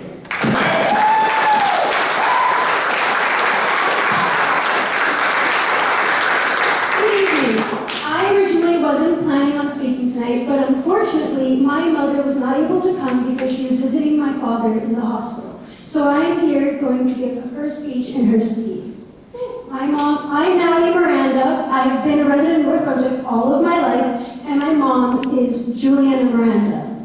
I'd also like to politely ask the people that I see looking down to please give me your attention as I talk, because this is a very important and serious issue that deserves all of your attention. I get that it's been a long day, but quite frankly, I feel like this deserves our attention because all of us are spending time from our days to come here and speak to you, and we would really appreciate your attention. That's right. Amen. Bravo. And now this is the speech that my mom wrote. Good evening. I have been a North Brunswick resident for over 22 years, and I am against this ordinance. I am not against redevelopment. I am against a redevelopment plan that burdens residents instead of serving them. Ordinance 2613 changes the character of the property. It replaces the current office research zoning with warehouse and light industrial uses, potential data centers. I know you said that it's not going to be one, but what's stopping the company from selling it to someone who is going to build one? Just to be clear on that, with the redevelopment plan, it involves an agreement, a written contract, good for the 30 years of the redevelopment. They can't breach that if we got that for, and it would be in that. And the council is very likely to pass an ordinance that would ban data centers anywhere in town. So hopefully between those two things that would take care of it. You never know what will happen in the future, but I think it's everything we can do. I think before this is passed, there should be the bill you just said, the ordinance that you just said about banning data centers should happen before this is even That's right. secure that this won't be happening. We all agree. We all agree. Because that will be affecting homes. But regardless of whether it's a data center or not, it still has harmful impacts on the residents nearby. And also, as we all know, because of recent events, we all know that money can buy yourself out of anything. And one thing that these AI companies do have is a lot of money. Going on to finishing the sentence that I had is research zoning will impact warehouse/light industrial uses, truck trailer parking, which we've already talked about how that impacts traffic and can cause a lot of harm and accidents, and then a large digital billboard. The scale is massive. The plan allows building up to 300,000 square feet and 50 feet tall, which is completely different from the current building and use, and it's not neighborhood friendly or community serving use. It's too close to homes. The plan allows parking and driveways for passenger vehicles, trucks, and trailers as close to 60 feet from residential zones and other lots, with only a 50-foot landscape buffer next to single-family residential zones. North Brunswick already has many warehouses, industrial, logistics, flex, and commercial properties. We do not need another massive warehouse or data center near our homes. There was one just built recently right by the bridge on Adams Lane, which, by the way, I feel like we should be devoting our time to working on fixing that bridge more than this, or the train station that hasn't been built yet, or the community center that our town needs because we're so big we might as well have a community center. Or how about, do you know what also could go in that place instead, other than a community center? We could work on building a new high school because our high school doesn't have a current working HVAC system. It was closed multiple days this year. Inhibiting students is learning because we don't have a working HVAC system. Not only that, as my previous constituents have said, the roof has had problems for decades. For over at least a decade at this point in the high school. It's always leaking. Everyone knows in English Hall, there's always like a trash can right there or two, always catching the water that's falling. It's a problem, and we should, instead of using this for a warehouse that isn't really going to actually benefit us, we should be building a high school that will benefit these students. And then once we build that high school, and the high school students can go there, maybe we can redevelop the current high school, make it better, have a working HVAC system, and make it into a community center. So this will actually value the people and give them something that they could use, rather than a warehouse that only benefits this company.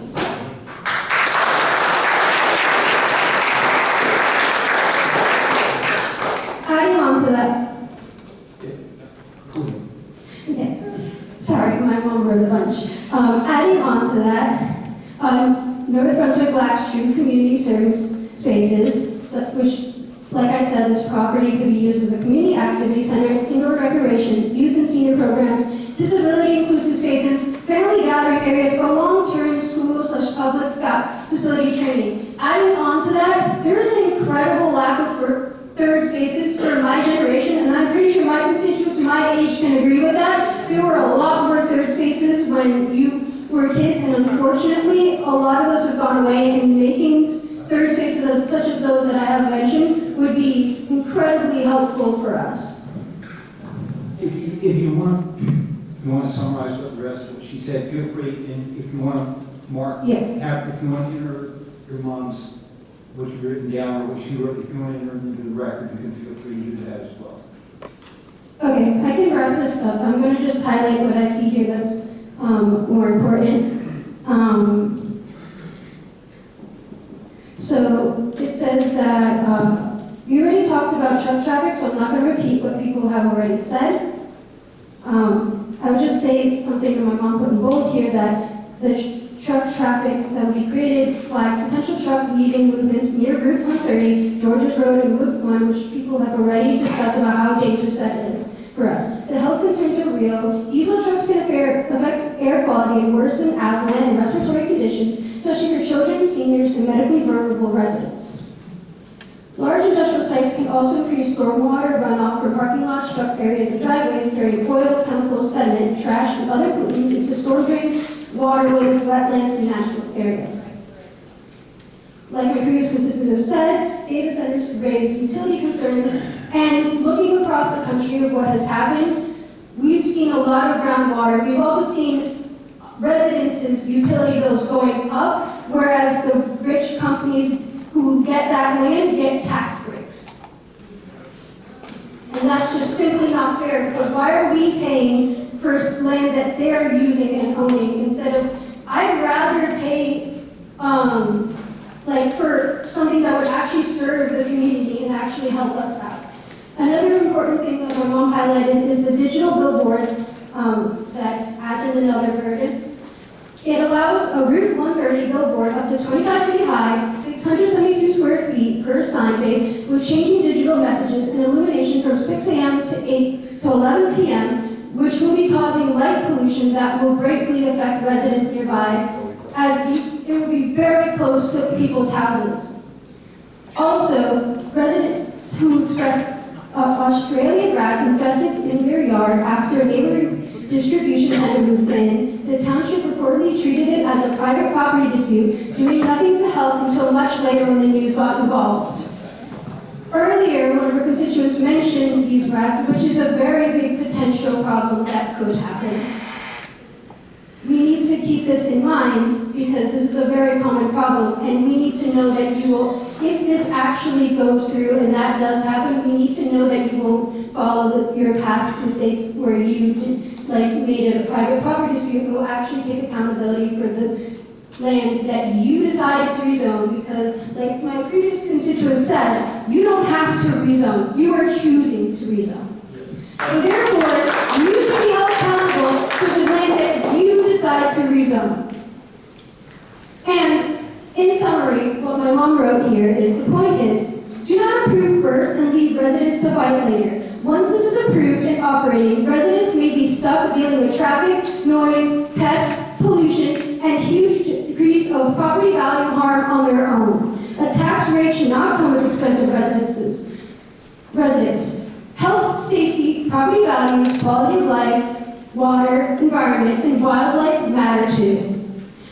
I am hoping that you choose to vote no on Ordinance 2613. At minimum, table it until independent traffic, environmental, noise, lighting, utility, stormwater, public health, wildlife, and property value studies are completed. Thank you.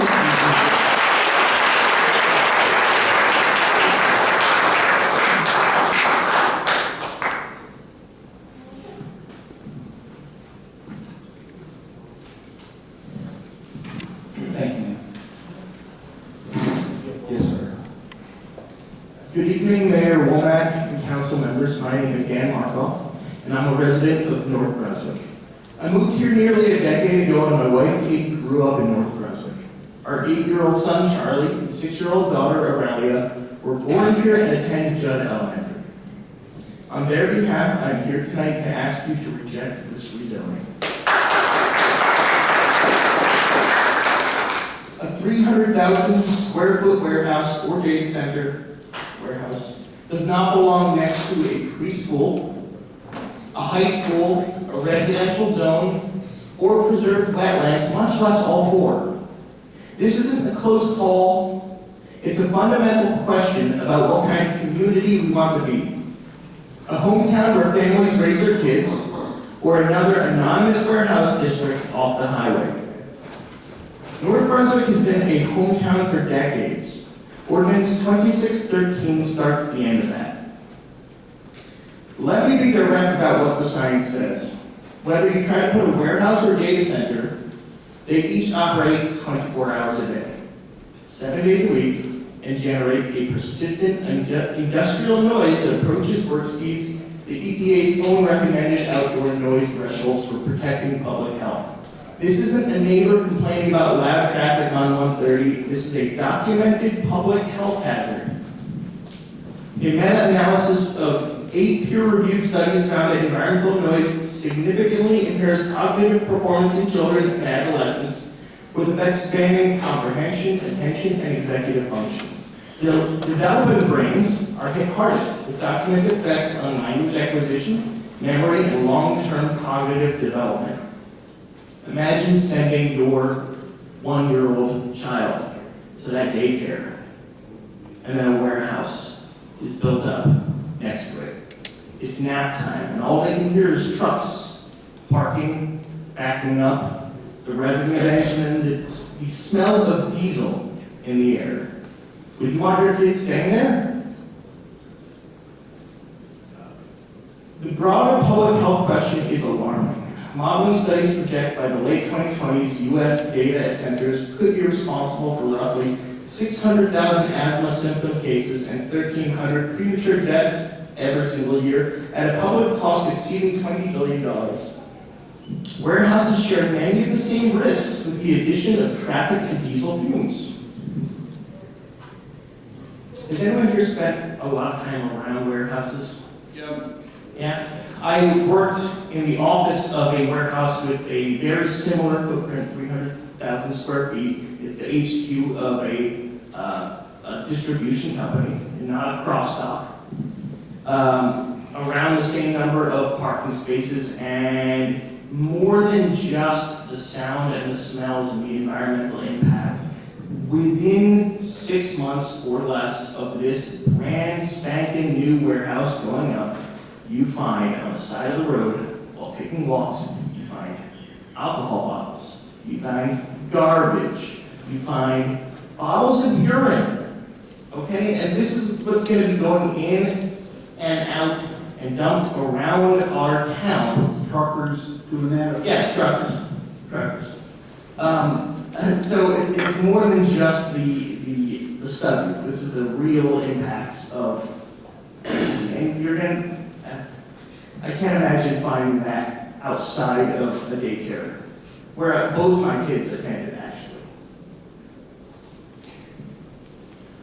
And this council should know that residents across the country are no longer just complaining about these things. We're organizing, we're voting, suing, recalling officials. Just down the road in New Brunswick, residents packed the council chamber and pushed their council to scrap a data center in favor of a public park. In Festus, Missouri, voters ousted every single incumbent council member who approved the data center deal, then filed a lawsuit and launched recall petitions against the rest. The community is speaking. The question tonight is whether this council listens or whether North Brunswick joins the growing list of towns whose councils learned the hard way. Who here is planning on voting in November?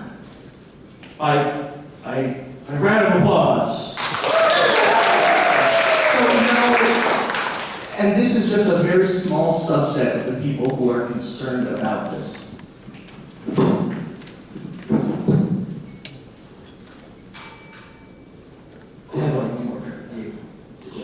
Thank you.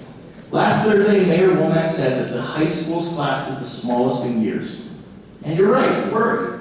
But families don't move to a town because of the warehouse next door. In fact, they move out of it. They move here for the parks, the school, and the community. This parcel sits right on 130 and 1, the front door to our town. Instead of cramming a warehouse where it doesn't fit and isn't welcome, let's put a community center there and offer up another parcel of the land for a warehouse away from our schools and families. The council can end it tonight, and I'm urging you all to do that, or in November.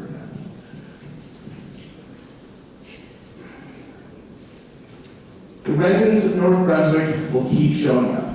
We're We're paying attention, we're organized, and we're not going anywhere. I urge you to vote no, protect our kids, take the easy win, keep North Brunswick a hometown. Thank you.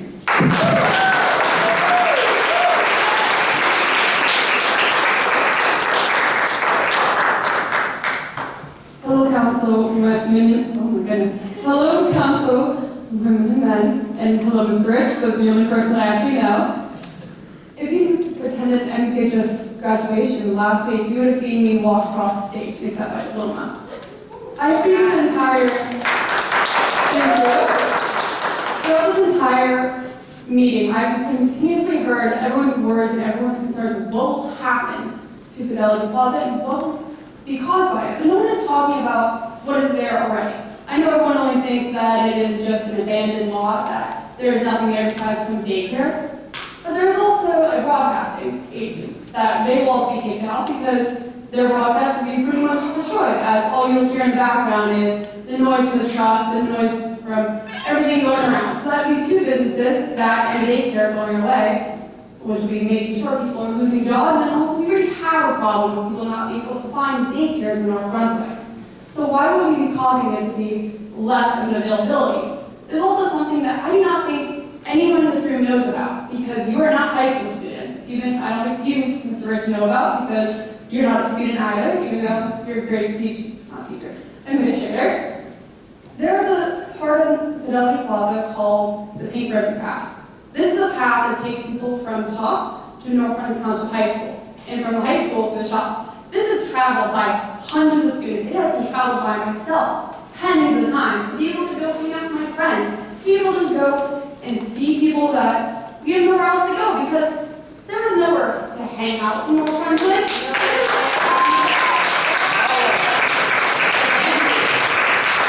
So we are spending our time walking around the shops and spending our time in Paris Baguette, which they're lovely people, as the president of the French Club and also treasurer and handle many things. That's where we would always hang out.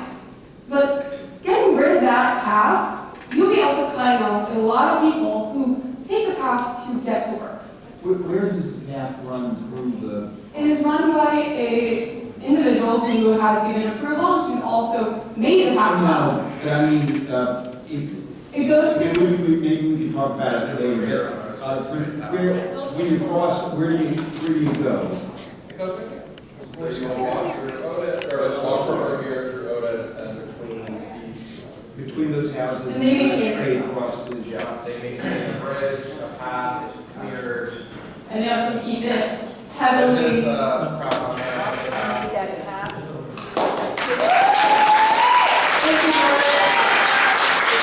Had a walk along the highway, and it really disturbed me.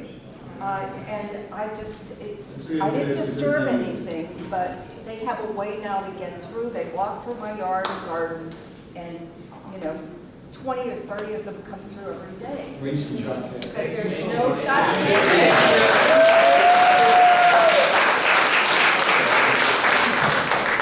The track is also run that path. I know that because my brother ran track for 2 years and he's also the captain of our soccer team. So he's also running for that team and also one of the reasons why we got so far in states. So building this warehouse will destroy that and make the kids have to go walking through a heavily trafficked with trucks area. And also I heard the factor of it's fine redeveloping it because it's just an already developed area. But the truth is, nature has begun to take over it. Whenever me and my brother are running late, we use Fidelity Plaza as a shortcut to get away from all the chaos that happens by the shops. This is a shortcut that we traveled pretty frequently with my brother's traveling schedule, taking him coming home at like 1 a.m. from soccer, which does suck, but we found a way to get around it. I have seen a family of deer grow and flourish throughout this past summer. I have seen the trees, I've seen the plants, I've seen all the greenery that has started to take over this abandoned neighborhood, not neighborhood, abandoned building. So there is greener space. So we can move to a greener area instead of having to enter into a new warehouse. And also, I've heard from the Adams Lane warehouse, which is still, it was open a couple years ago, and it is still open and available space. We do not need a warehouse, we're going to have a warehouse in the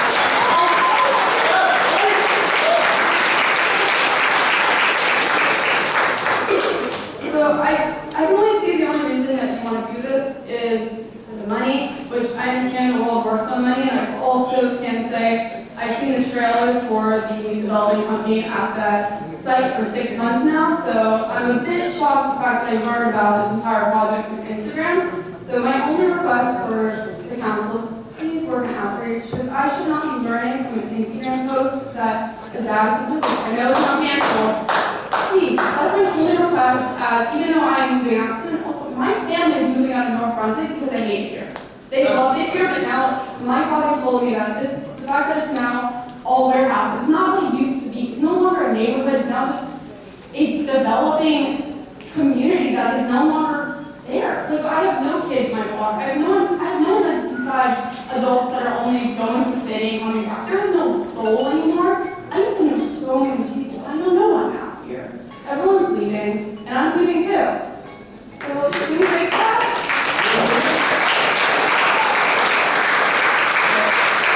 I just want to say thank you all for your time, and I'm sorry for how long this is taking you all. Have a great night.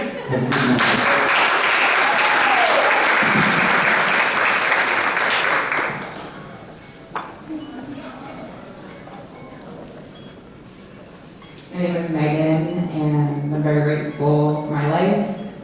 And thank you to all of the courageous people who came up here to be heard. I first want to give a land acknowledgement to the Lenni Lenape tribe, the people who historically lived in reciprocity and harmony with this land.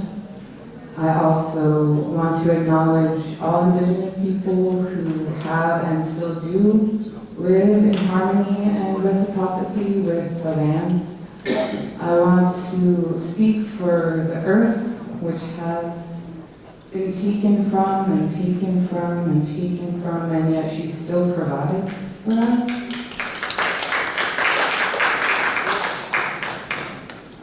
And I want to offer a prayer for every heart to be awakened to the truth of love and the realities of what we've been up against since the beginning of colonization and patriarchal industrialization.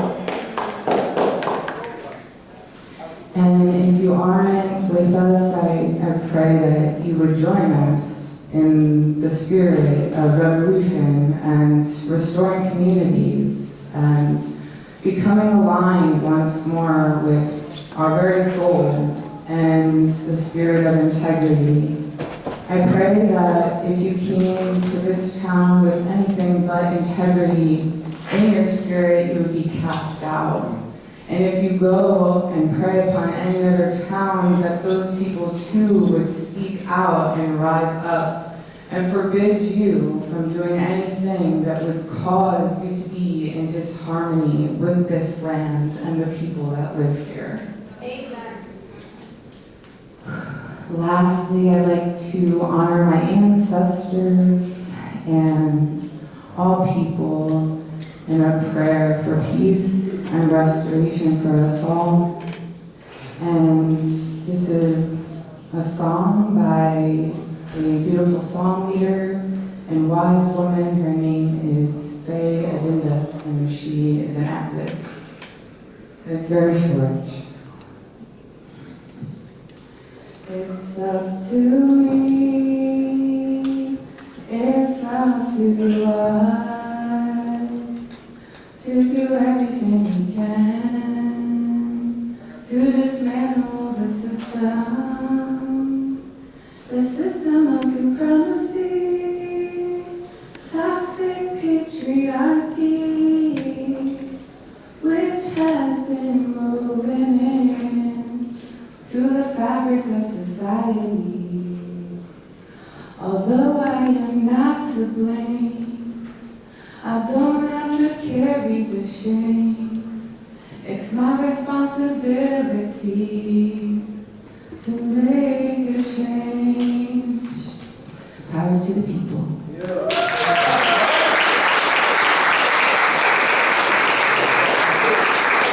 Alright, so hello everyone. I just want to start off by bringing something up again. There was a child right here. He brought up a very good point about, vermin, rats. coming in his house, and I just want to ask everybody here, ladies and gentlemen, what would you consider vermin, right? Something that takes your resources, something that is, well, where you are, that you don't want it to be, something that you want to kick out, get rid of, exterminate. And I look to my right and I see nothing but rats.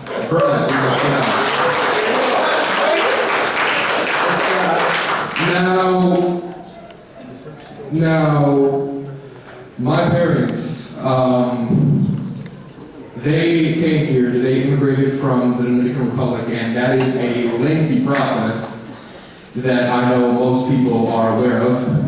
And they did not come here, build their business, and I'm fortunate to have hardworking parents like them that now I have this amazing house that's right on the river with this amazing view. And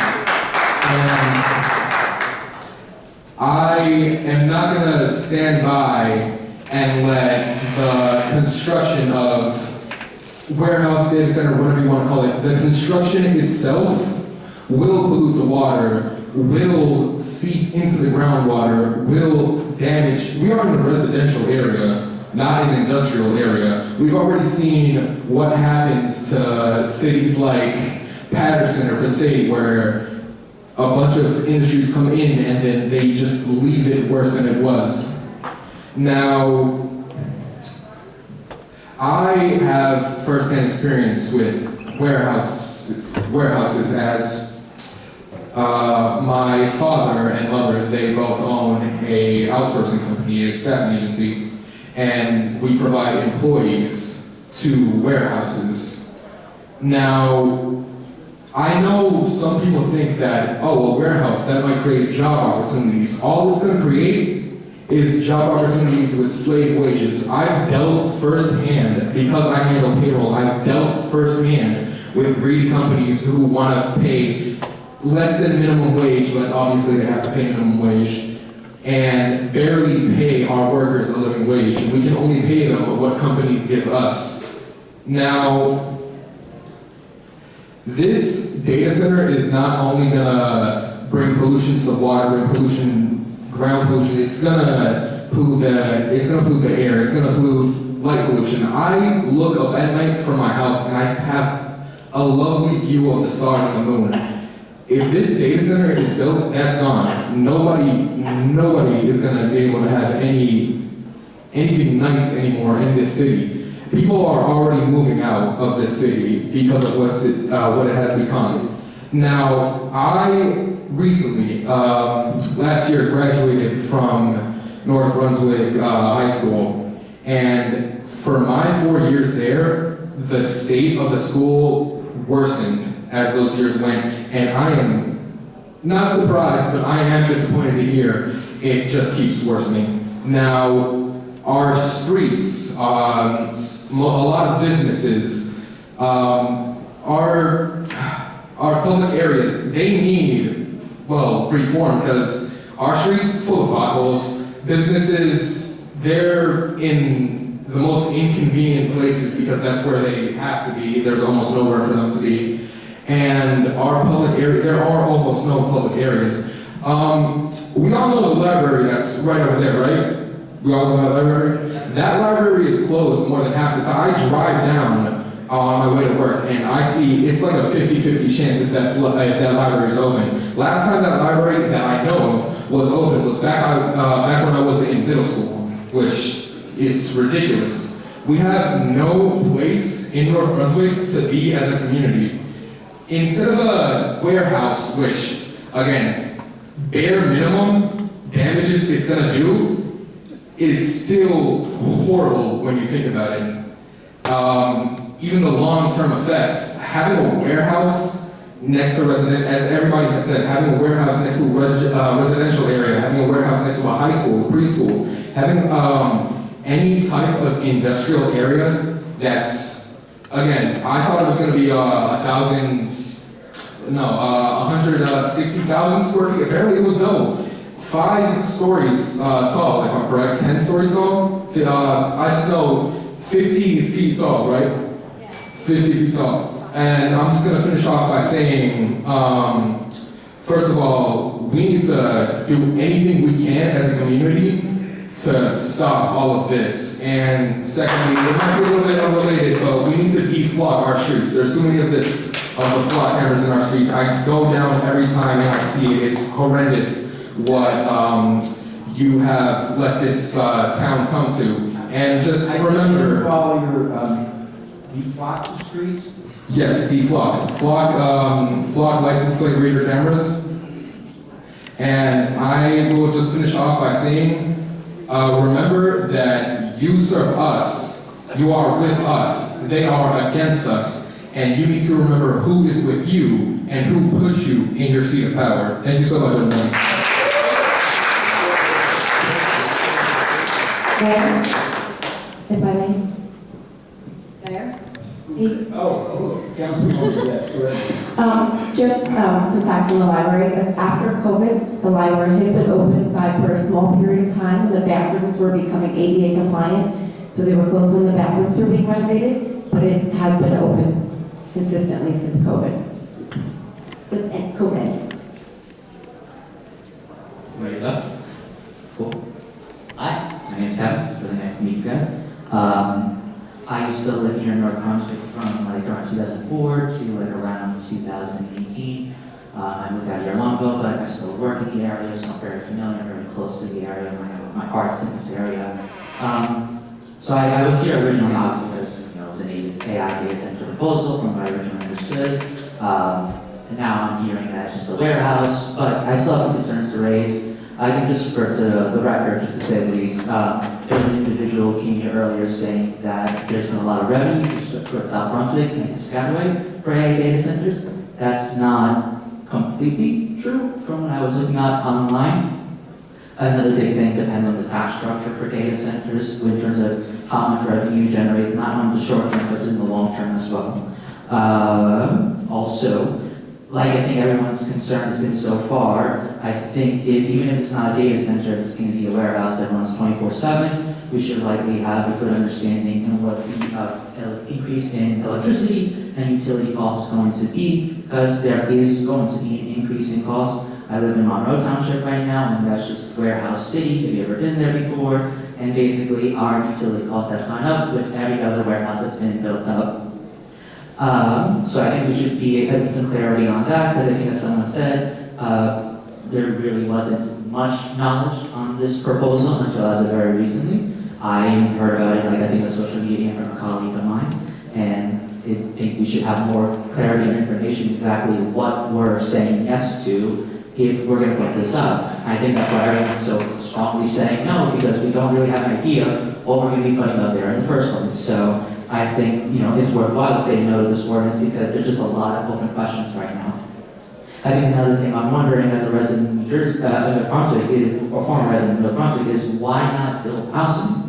Right now, one of the biggest problems that we have within the area is the high rent costs when it comes to housing, whether vertical or horizontal. I'm just wondering whether or not this was an option that was even thrown on the table of maybe having some housing where we could be able to have more families, more people within this area, we can have more revenue generation from the people that are moving here, and investing with the parents bringing their children here as well. I'm not trying to interrupt, make sure you keep this time.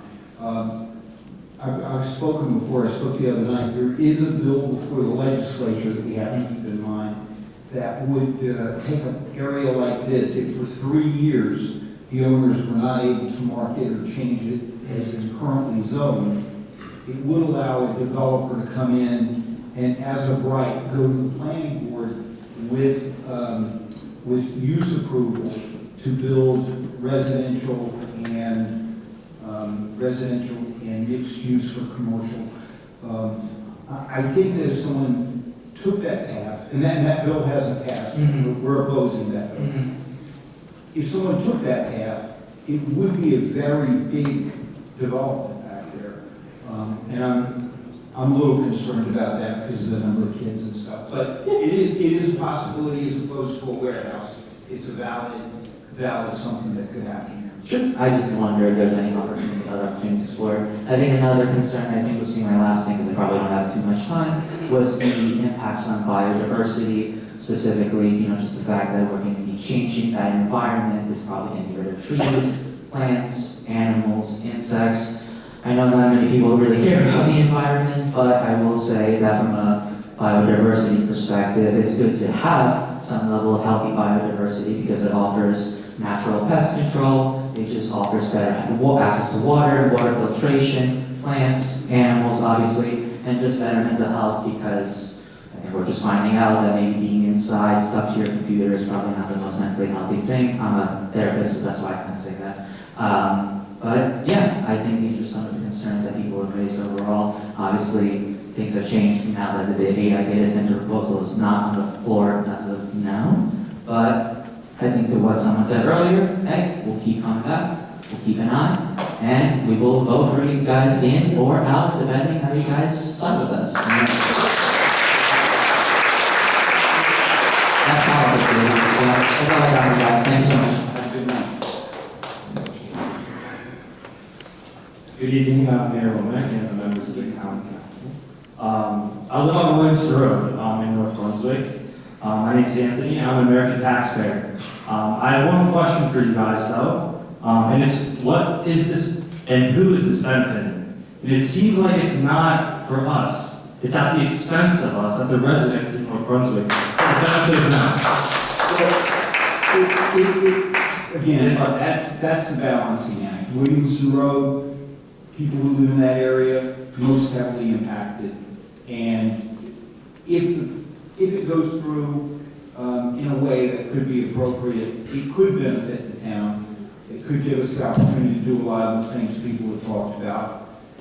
If the impacts cannot be overcome, then it would not be a good thing. So I'm just saying it from our perspective. Absolutely. But that's not to mention the possible violation that might be had of the Open Meetings Act. It seems like a lot of this has been undercover and under wraps, and there's been a significant lack of transparency between you and the town. And it does not take an economics degree or a Nobel laureate to realize that this is not going to be beneficial. It shouldn't take a 10-year-old boy to come up to the mic and educate on how the town should be run, right? And I know a lot of this has been directed at you, but I actually want to speak to sort of the council members. And you guys have been thrown a lot at, but I encourage you guys to actually read what you're voting on, okay? You're voting on stuff that will determine the future of this town. It's ever changing, and I want you to understand. We will not embrace the ideas that have destroyed towns, destroyed communities, and destroyed neighborhoods. Thank you very much.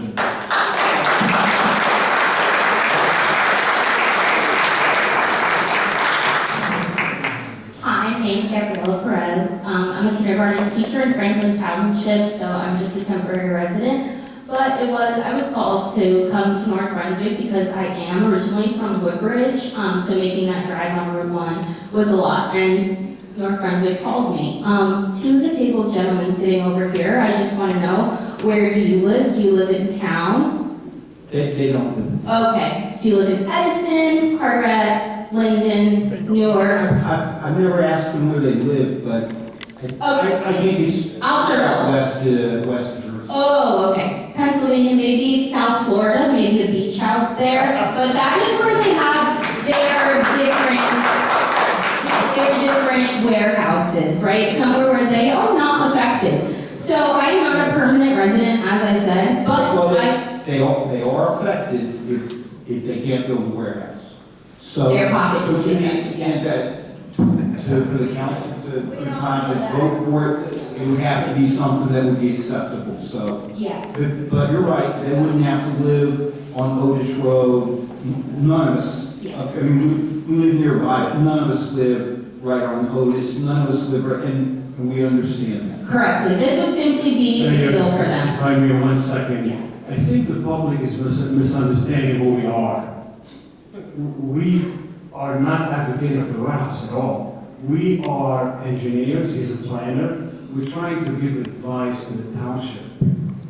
I'm not associated with the warehouse, by the way. Okay. So I want you to understand that. If I may. So please, understand who we are. We're here as professionals trying to give you our opinion. Okay, Yeah, that's- thank you. If, I just want to be corrected if I'm wrong, there are representatives who. Two representatives of CJ. Okay, thank you. One of them, Omar, right? Yeah. Correct, yes. So he gets a lot of credit on the website. So from 2013, I think he was elevated to this position where he is a tycoon. He does a very nice job. They boast about him. But if you look into CGIS, all of their warehouses are industrial. So coming into this, they knew that they had a plan for an industrial warehouse.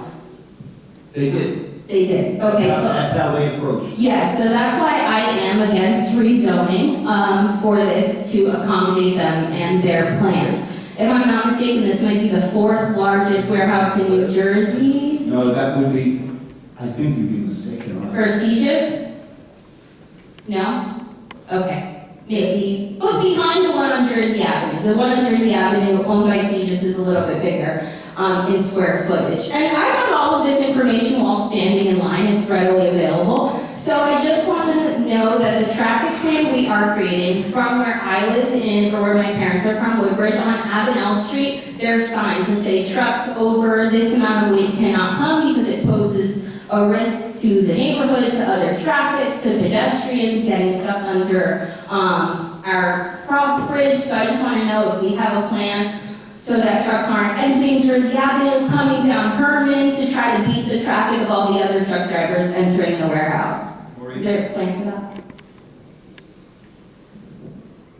The short answer is yes. I mean, somebody did a traffic study for the applicant, and they looked at the impact of a development like this, the Route 1, Route 130, to the intersections impacted, to the driveways.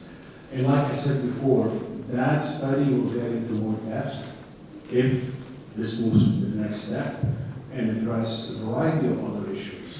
But the short answer is yes, there was a study, I reviewed it, and it was done to look at the impact of this development on the whole system. Okay. Thank you. And who paid for that? The developer had a study done, and we then paid for Maurice to, we used the escrow money that had been put up. So he gets paid by that money. He gets paid by speeches. He's paid by the He works for the warehouse.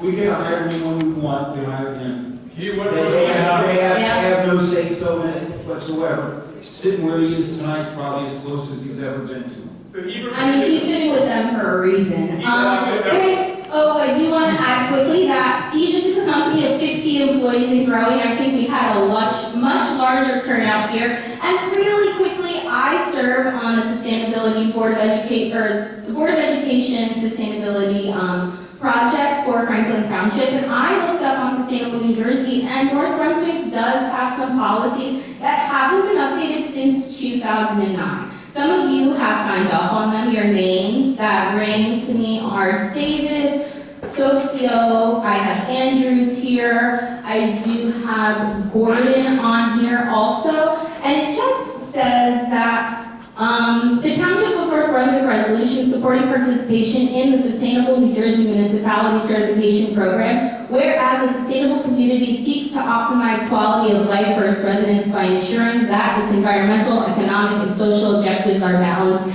and mutually supported. And whereas North Brunswick Township strives to save tax dollars, assure clean land, air, and water, improve working and living environments as steps to building a sustainable community that will thrive well into the next century. Right? I know we live in a capitalist society, so it sounds great now, but later when the capitalism is done and their pockets are full and they're out, what are we left with? Another abandoned warehouse that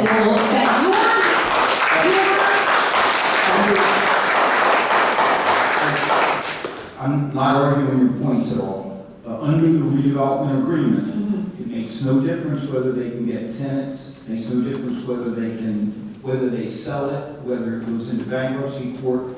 Whoever owns that property has to pay us under the agreement. Okay. So, but you're right. Yes. Who wants an abandoned warehouse? I'm not arguing. I mean, yeah, and I just want to bring up some other things. This document is from 2009, so I just want to jog your memory if some of you don't remember what you agreed to. I do think the bell rang a few minutes Oh, okay, can I just read one more point to jog your memory? Right. Thank you very much. It says, whereas as elected representatives of North Brunswick Township, we have a significant responsibility to provide leadership which will seek community-based sustainable solutions to strengthen our community. And from our outpouring tonight, it does not seem that this warehouse does so. Thank you for your time. Have a good night.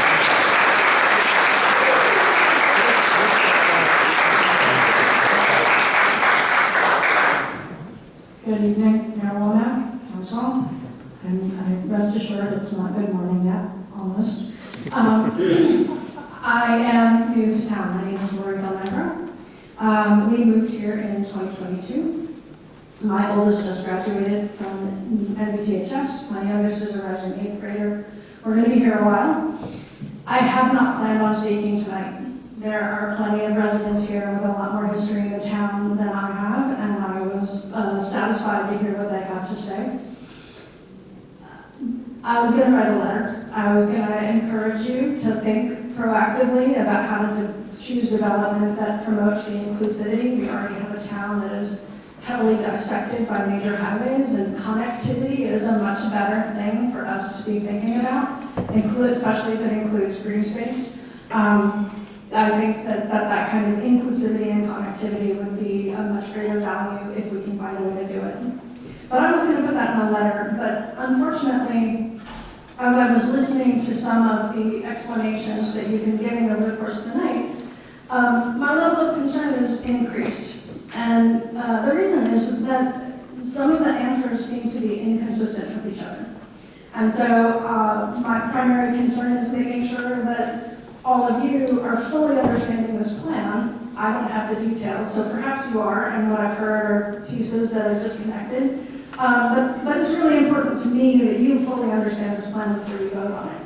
My training, full disclosure, is as an atmospheric chemist. It's not in hydrology.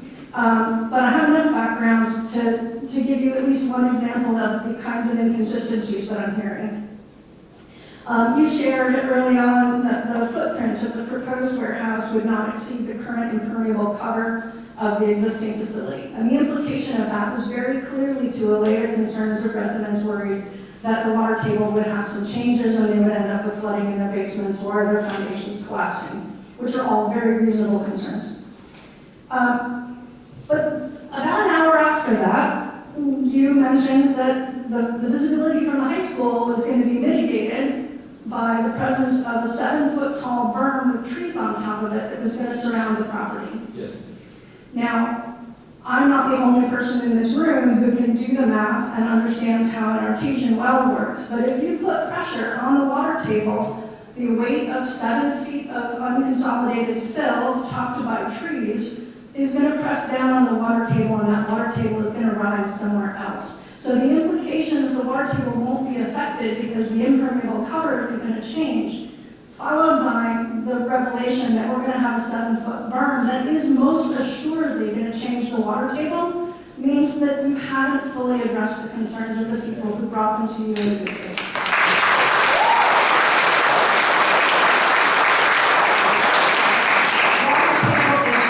Hydrology is an extremely complicated issue. I do not have the expertise to help you out on that.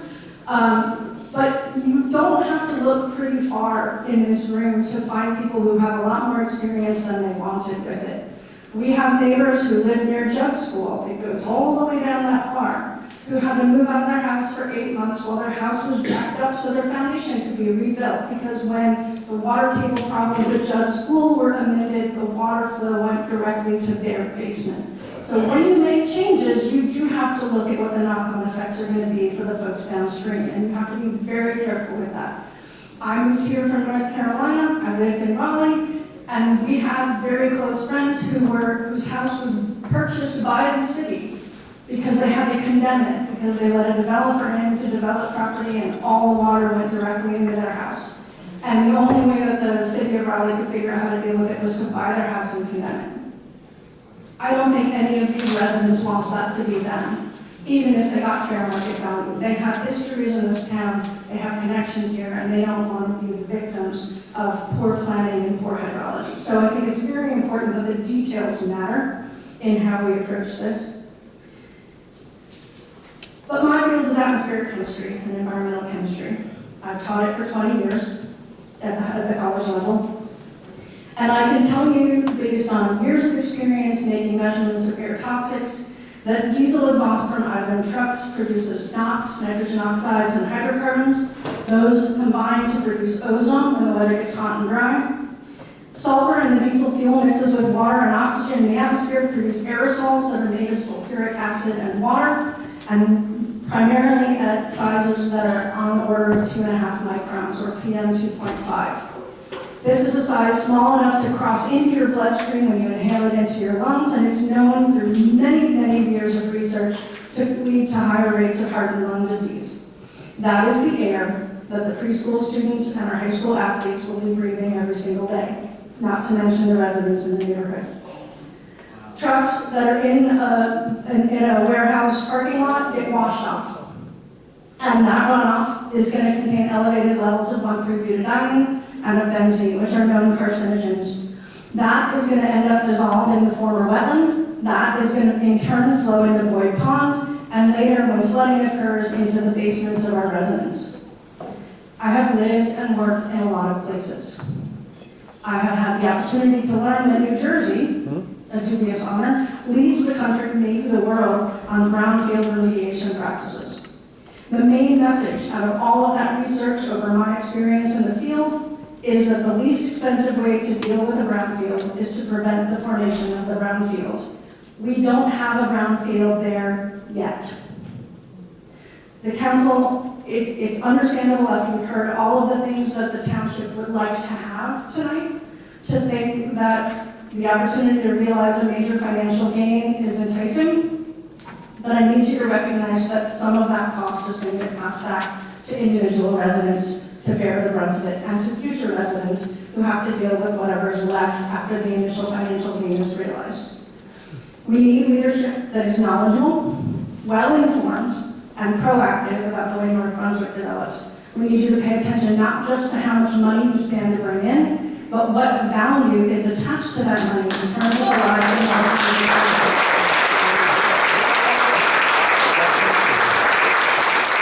And above all, we need you to definitely know that you fully understand the plan that you're preparing to vote on, and that you've looked at the intersecting parts of it as a complete whole and not as compartmentalized individual pieces, because the whole matters. Thank you.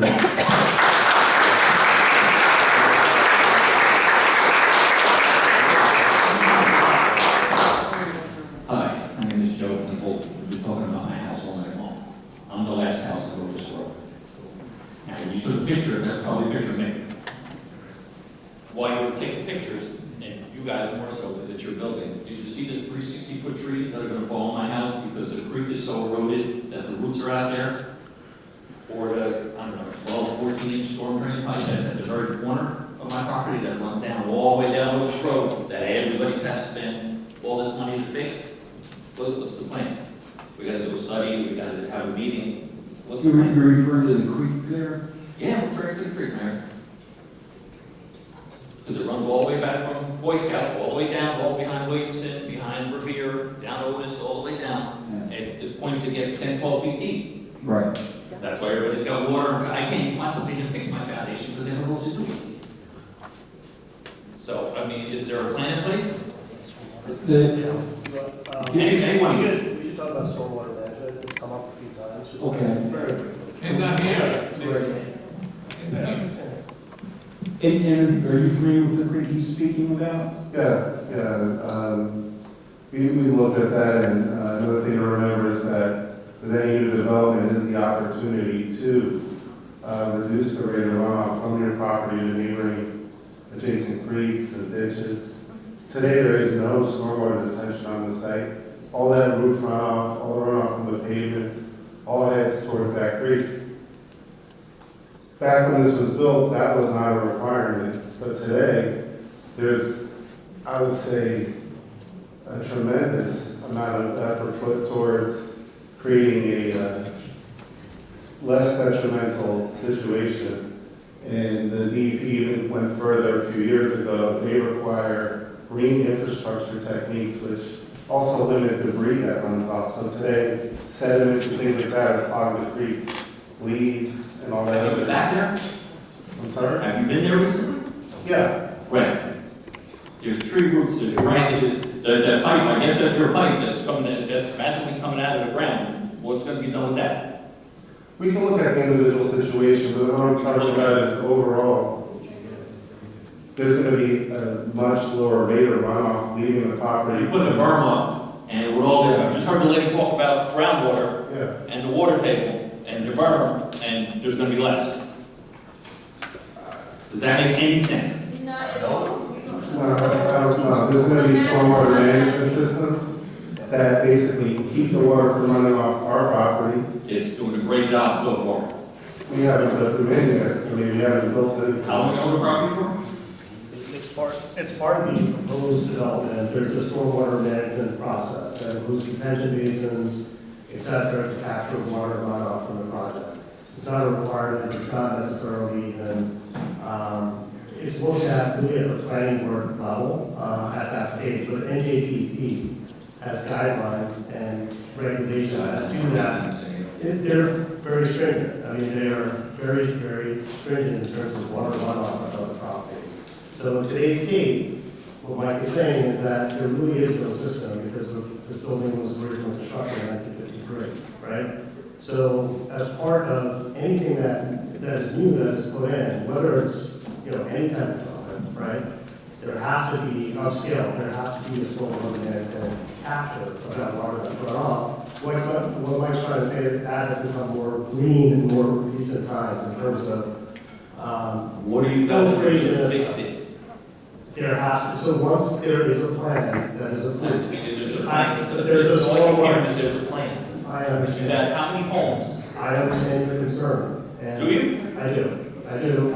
And that has to be captured through a stormwater management system, so there isn't runoff. But that has to be calculated once the plan is sort of finalized. So the creek isn't necessarily stormwater runoff, the creek is the creek. It does get a lot heavier when it rains, but it's still a creek. Yeah, I mean, I think. Is there a plan for that? That's not stormwater, is that The water in the creek came from rainfall, and you're downstream of our property. I get it twice, it goes up on one side of my property and then across the back. What I'm saying is, this development is an opportunity to reduce the rate of runoff. You will not get flooded as much as you would today with the same rainstorm. Forgive me if I have a hard time believing. I've been working in stormwater management for 20 years, and I can tell you it will improve the situation. I see this grandfathered into any previous agreements with Wells Fargo or previous developers, or things like water runoff plans, or are they required to comply with all current standards for water and any other standards that apply? Yeah, we're required to provide stormwater management. It does not exist today because that development was not required to do so, but today's standards will be a major improvement. Okay, whatever. For all you guys, if your home was my home, would you vote yes for this thing? Speaking of mine. If your home was my home, would you guys vote yes for this thing? Have to wait till the.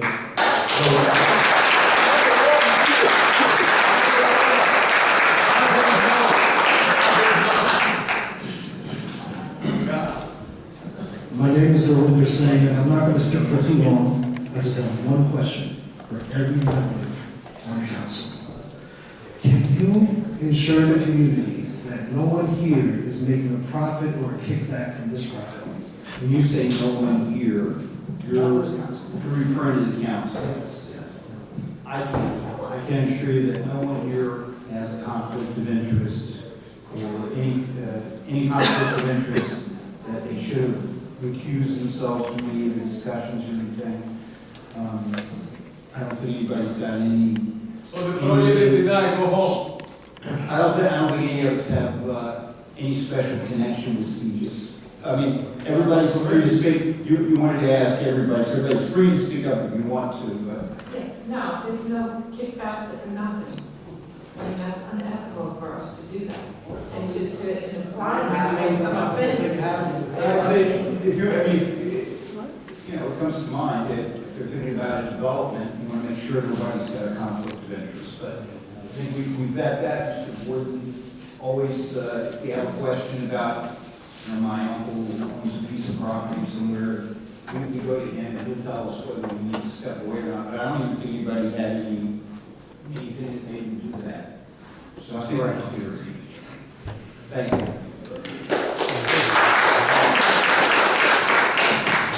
Good evening. I hope you're still awake because this isn't over yet. I have no other questions, but I'd ask for your attention, please. I work 40 hours a week, just like most everybody else. Pardon my lack of appearance. It's been a big day. I work in warehouses. I fix forklifts all over Jersey. And one thing I know is that you go to towns, different towns, go to Chatham, there's no warehouses. Go to Spotswood, there's no warehouses. Go to Monroe, there's no warehouses. Certain towns, full of warehouses. I think the thing right now, though, is that we've heard a lot of things today. We've heard engineers, architects, chemists, all kinds of people from your town tell you that this is not a good idea. And I think the biggest thing that I'm getting from this is there is a severe lack of trust from us to you. The biggest thing is transparency. I shouldn't have to be on alert for the goings on in my towns. But you should be on alert for the goings on. No, because there was not, excuse me, I just had no questions. No, let me finish what I'm saying. I accept responsibility that we could have done this differently. And we tried to follow exactly so as not to get ourselves in any legal trouble from them. I tried to follow exactly the requirements that the law required. You can't go back, and if you could go back and do it again. It's great that there's people here who have a lot of time and organize that. I don't have to be on top of it. I'd like to thank the people who organized and got us involved. I should not have to be on top of my town. We had trust. There was trust where I didn't have to worry about warehouses popping up. There's empty warehouses in North Brunswick. There are empty storefronts in North Brunswick. There are no local businesses, and the businesses who are shutting down. You talk about the best interest of us, but there's only corporations moving in. Our pharmacies are closing, our supermarkets are closing, our mechanic shops are closing. But yet we bring in empty warehouses. We have big plans to put empty warehouses, empty storefronts. There is no trust, and there is no prosperity in this. I've watched North Brunswick crumble. I moved here in the 3rd grade. I watched countless accidents happen on Finnegan's Lane, and I was so proud when I saw a light erected there. I had faith in our local government to do the right thing, but it's become apparent now that there is no trust. We cannot trust you, and we need to be more involved, and we will be more involved. And the fact that you've run unopposed for my entire lifetime is egregious, and that will not continue to happen. There will no longer be a lack of transparency or trust between us because we are on it. The community is on it. Yes, the community should be on it. I agree with everything you said, that they've done a good job of getting the community out, making sure everybody's been heard. I don't know what the council is going to do, but whatever happens, whether it's denied or whether we get some plan that gets approved, it's going to be a lot better than it would have been if people hadn't come out. It's not about that anymore. This is much bigger than that. This is between us and you guys. There is no longer any trust. And as you can see, we can do a far better job of organizing and getting the message across. But you guys can tell us about fairs and trains that are not to come, warehouses that remain empty. If you can't inform us of this, it feels like you were trying to pull a fast one and you thought you would get away with it, but you didn't. We're trying to follow the New Jersey redevelopment laws and what they... There's the right thing and then there's the law. You are not doing the right thing.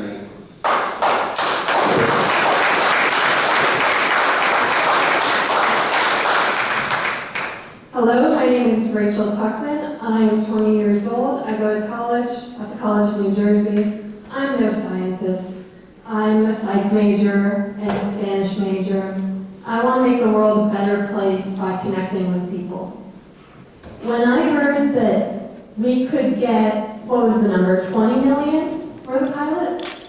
It would be 20 million over what we would normally get from taxes. 25. Okay, thank you.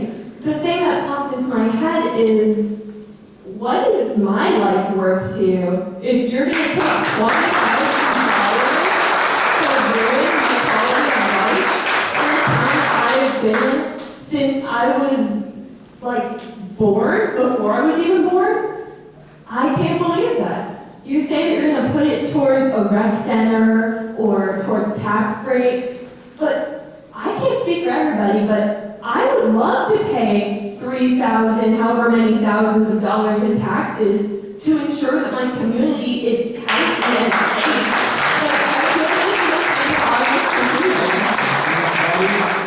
That is an option, and that's how they do it in towns like Chatham and other places. So it is a valid point. Yeah, I'm like most other people here, I'm flabbergasted as to how I learned this from a high school senior Instagram story.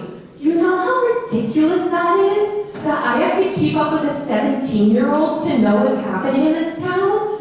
I may not spend much time here anymore. I spend a lot of time in Trenton and Ewing, but I don't want to come back here for winter break or summer break if this is what I'm coming back to. I might as well just stay there. I might as well just stay in the empty dorms because it's going to be about as lively as this town is. So, just kidding. You all have terms. You have terms that end. And I'm not the only one saying this. It's not a threat. It's the truth. If you don't listen to us on this specific issue that hundreds of people showed up tonight, only 2 people in support of this. But they were not in support of this. They were in support of a version of this. Only 2 out of the hundreds of people, the 100 that are still here despite it being past 11 o'clock. I just hope that we make the right choice.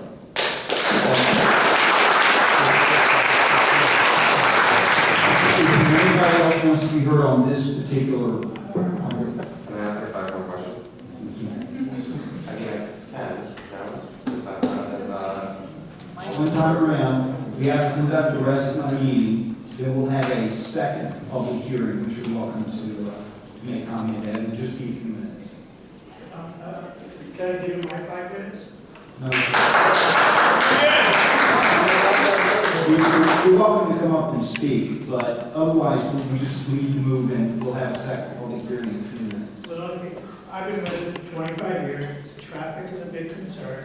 One concern I have is want to make sure the professionals which are working for the township getting paid by the developer have our best interest, not their best. The traffic study, I want to make sure trucks that want to go 1 south, how they can do it. Are they going to go Adams? There's going to be a ripple effect, not just intersection Route 1 and 130. Yes. Thank you very much. I was going to say, but I have a question about the traffic study. I've heard that there's been one done. Could you give us the results of what the traffic study? I mean, it is saying that the warehouse or whatever the development is going to be is actually not going to adversely impact the existing traffic that's there now, which is not really acceptable in its present condition. The traffic study gives you the trip generation and the impact.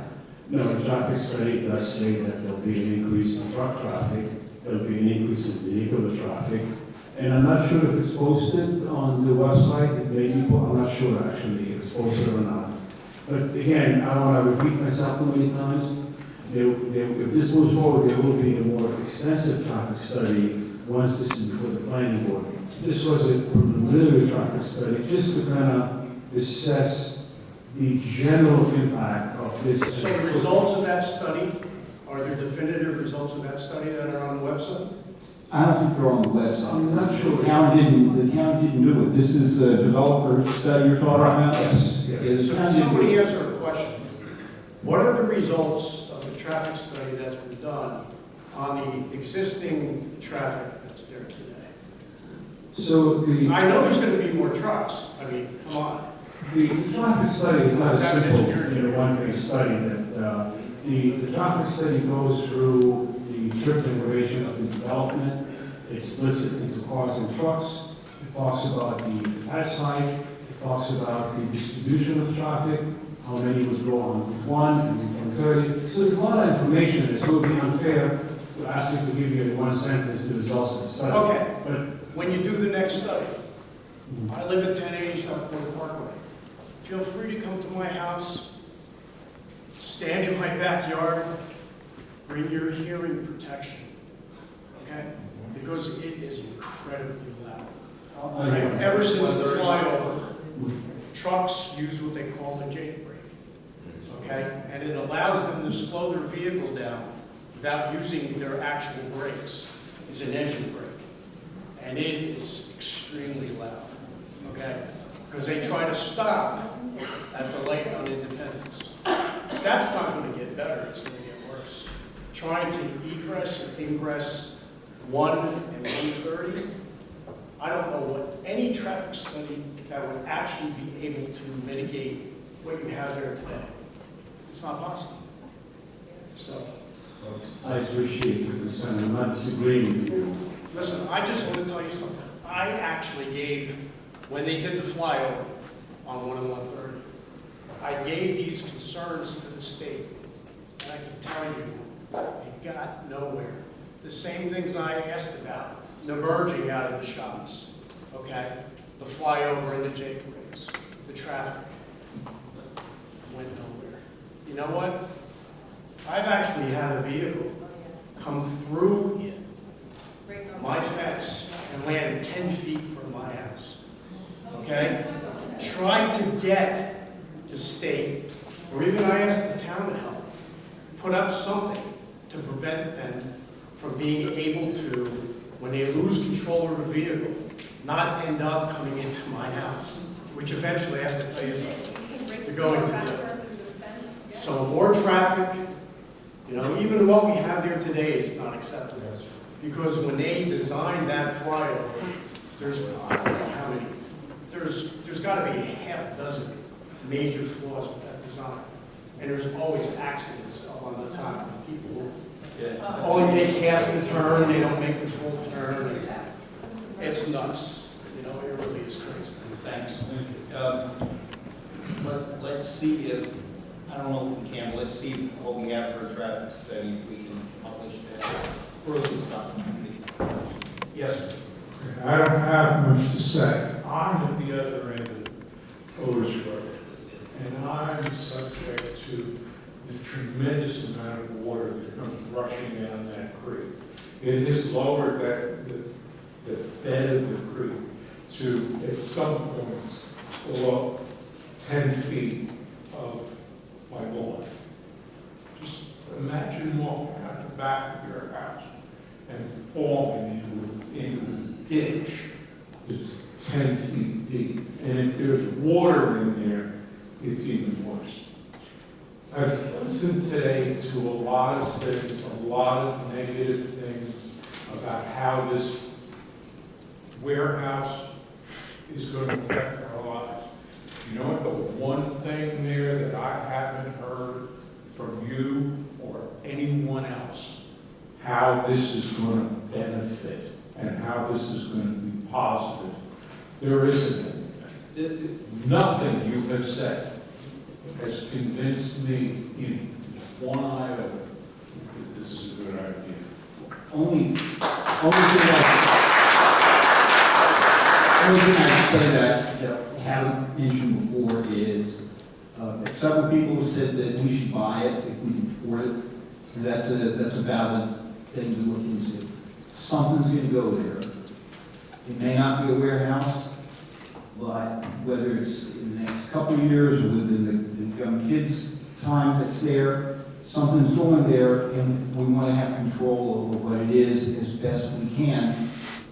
There's a lot of sentiment tonight that warehouse is not the best thing to go there, but we do want to try to have some control over what it is. So that's the only thing I would say with regard to it. Okay, a simple solution would be for the board and the residents of the area and the owners of the property to get together and maybe come up with something. So far, that hasn't happened. They ignored us.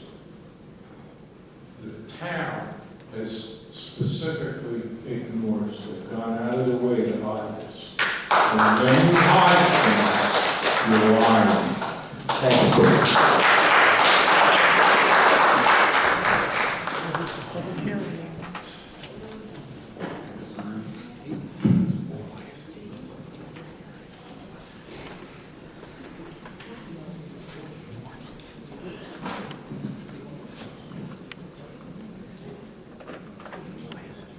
What kind of shirt is that, sir? What kind of? It's where Timmy played, man. You.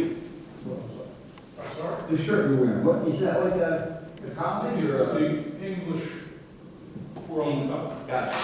I just want to say that I came here tonight, I found out from a neighbor about this. I live kind of far from the area, but I get concerned. I've been a resident of North Brunswick for many, many years. Renaissance Development, I was one of the first. But it's all in the Word. Everything I heard today from people here, just normal people, I'm finding out quite knowledgeable. They know science, they know architect, they know different things. I said, well, I don't know this stuff, but I'm hearing it's all in the Word. It's all in the Word. And some of the words, well, let me just, 2 words, integrity, do the right thing, but it's all in that word, warehouse. And this is not a joke, because everything I heard makes a hell of a lot of sense. Warehouse. Where should it be housed? And everything I heard today, it should not be housed here.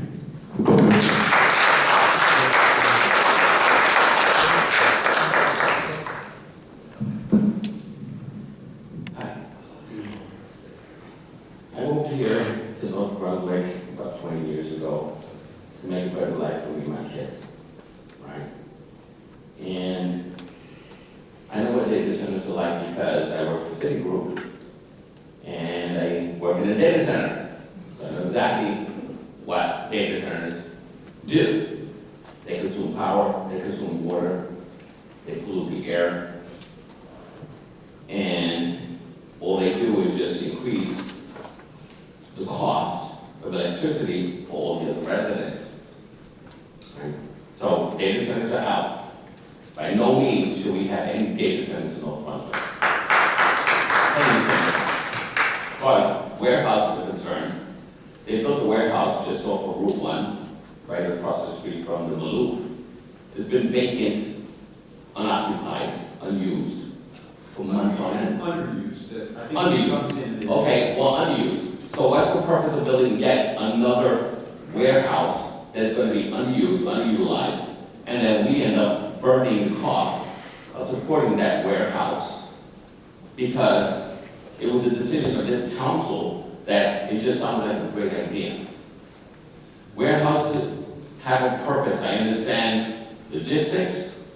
Logistics are great when they work, but when logistics don't work, the town is burdened, and the residents of the town are burdened with picking up the cost of those warehouses that remain vacant for a long period of time. So what is this council going to do to ensure that if we build a warehouse, there is an appetite for that warehouse within the town, and there is companies that are willing to immediately come around and say, we want to occupy that, we want to utilize it, we want to take advantage of that, and we want to then reap the benefits of that for the town. It's insane. It's absolutely insane, the fact that we're just going to turn around and just build warehouses for the sake of hoping that somebody will have an appetite for use of it. If they're not going to use it, then it's just a waste of time for the town. Plain and simple. Thank you for your time. Thank you. So, on this public hearing, does anybody else want to be heard? Is there a motion to close, not close, is there a motion to continue this public hearing until the next time we're up for a vote? vote on. So, All in favor? Any opposed? If you're here on warehouse, this is a good time, you gotta take a break, get some water or something. We're gonna take care of the rest of the council agenda, and at the end of that process, we have our next round of public hearing, which is just a general public hearing, doesn't have to be related to the warehouse. So give us a couple minutes, take care of that, we'll be right back. okay, so Mr. Mayor, item 8, which is a resolution in support of an ordinance adopting and redevelopment for 100 Valley Plaza. I'd like to make a motion to table that resolution. It's the resolution, it's right, it's item 8, which is right for the public hearing. Resolution. Okay, Robert, this is the. So I'd like to make a motion to table that resolution. Yeah.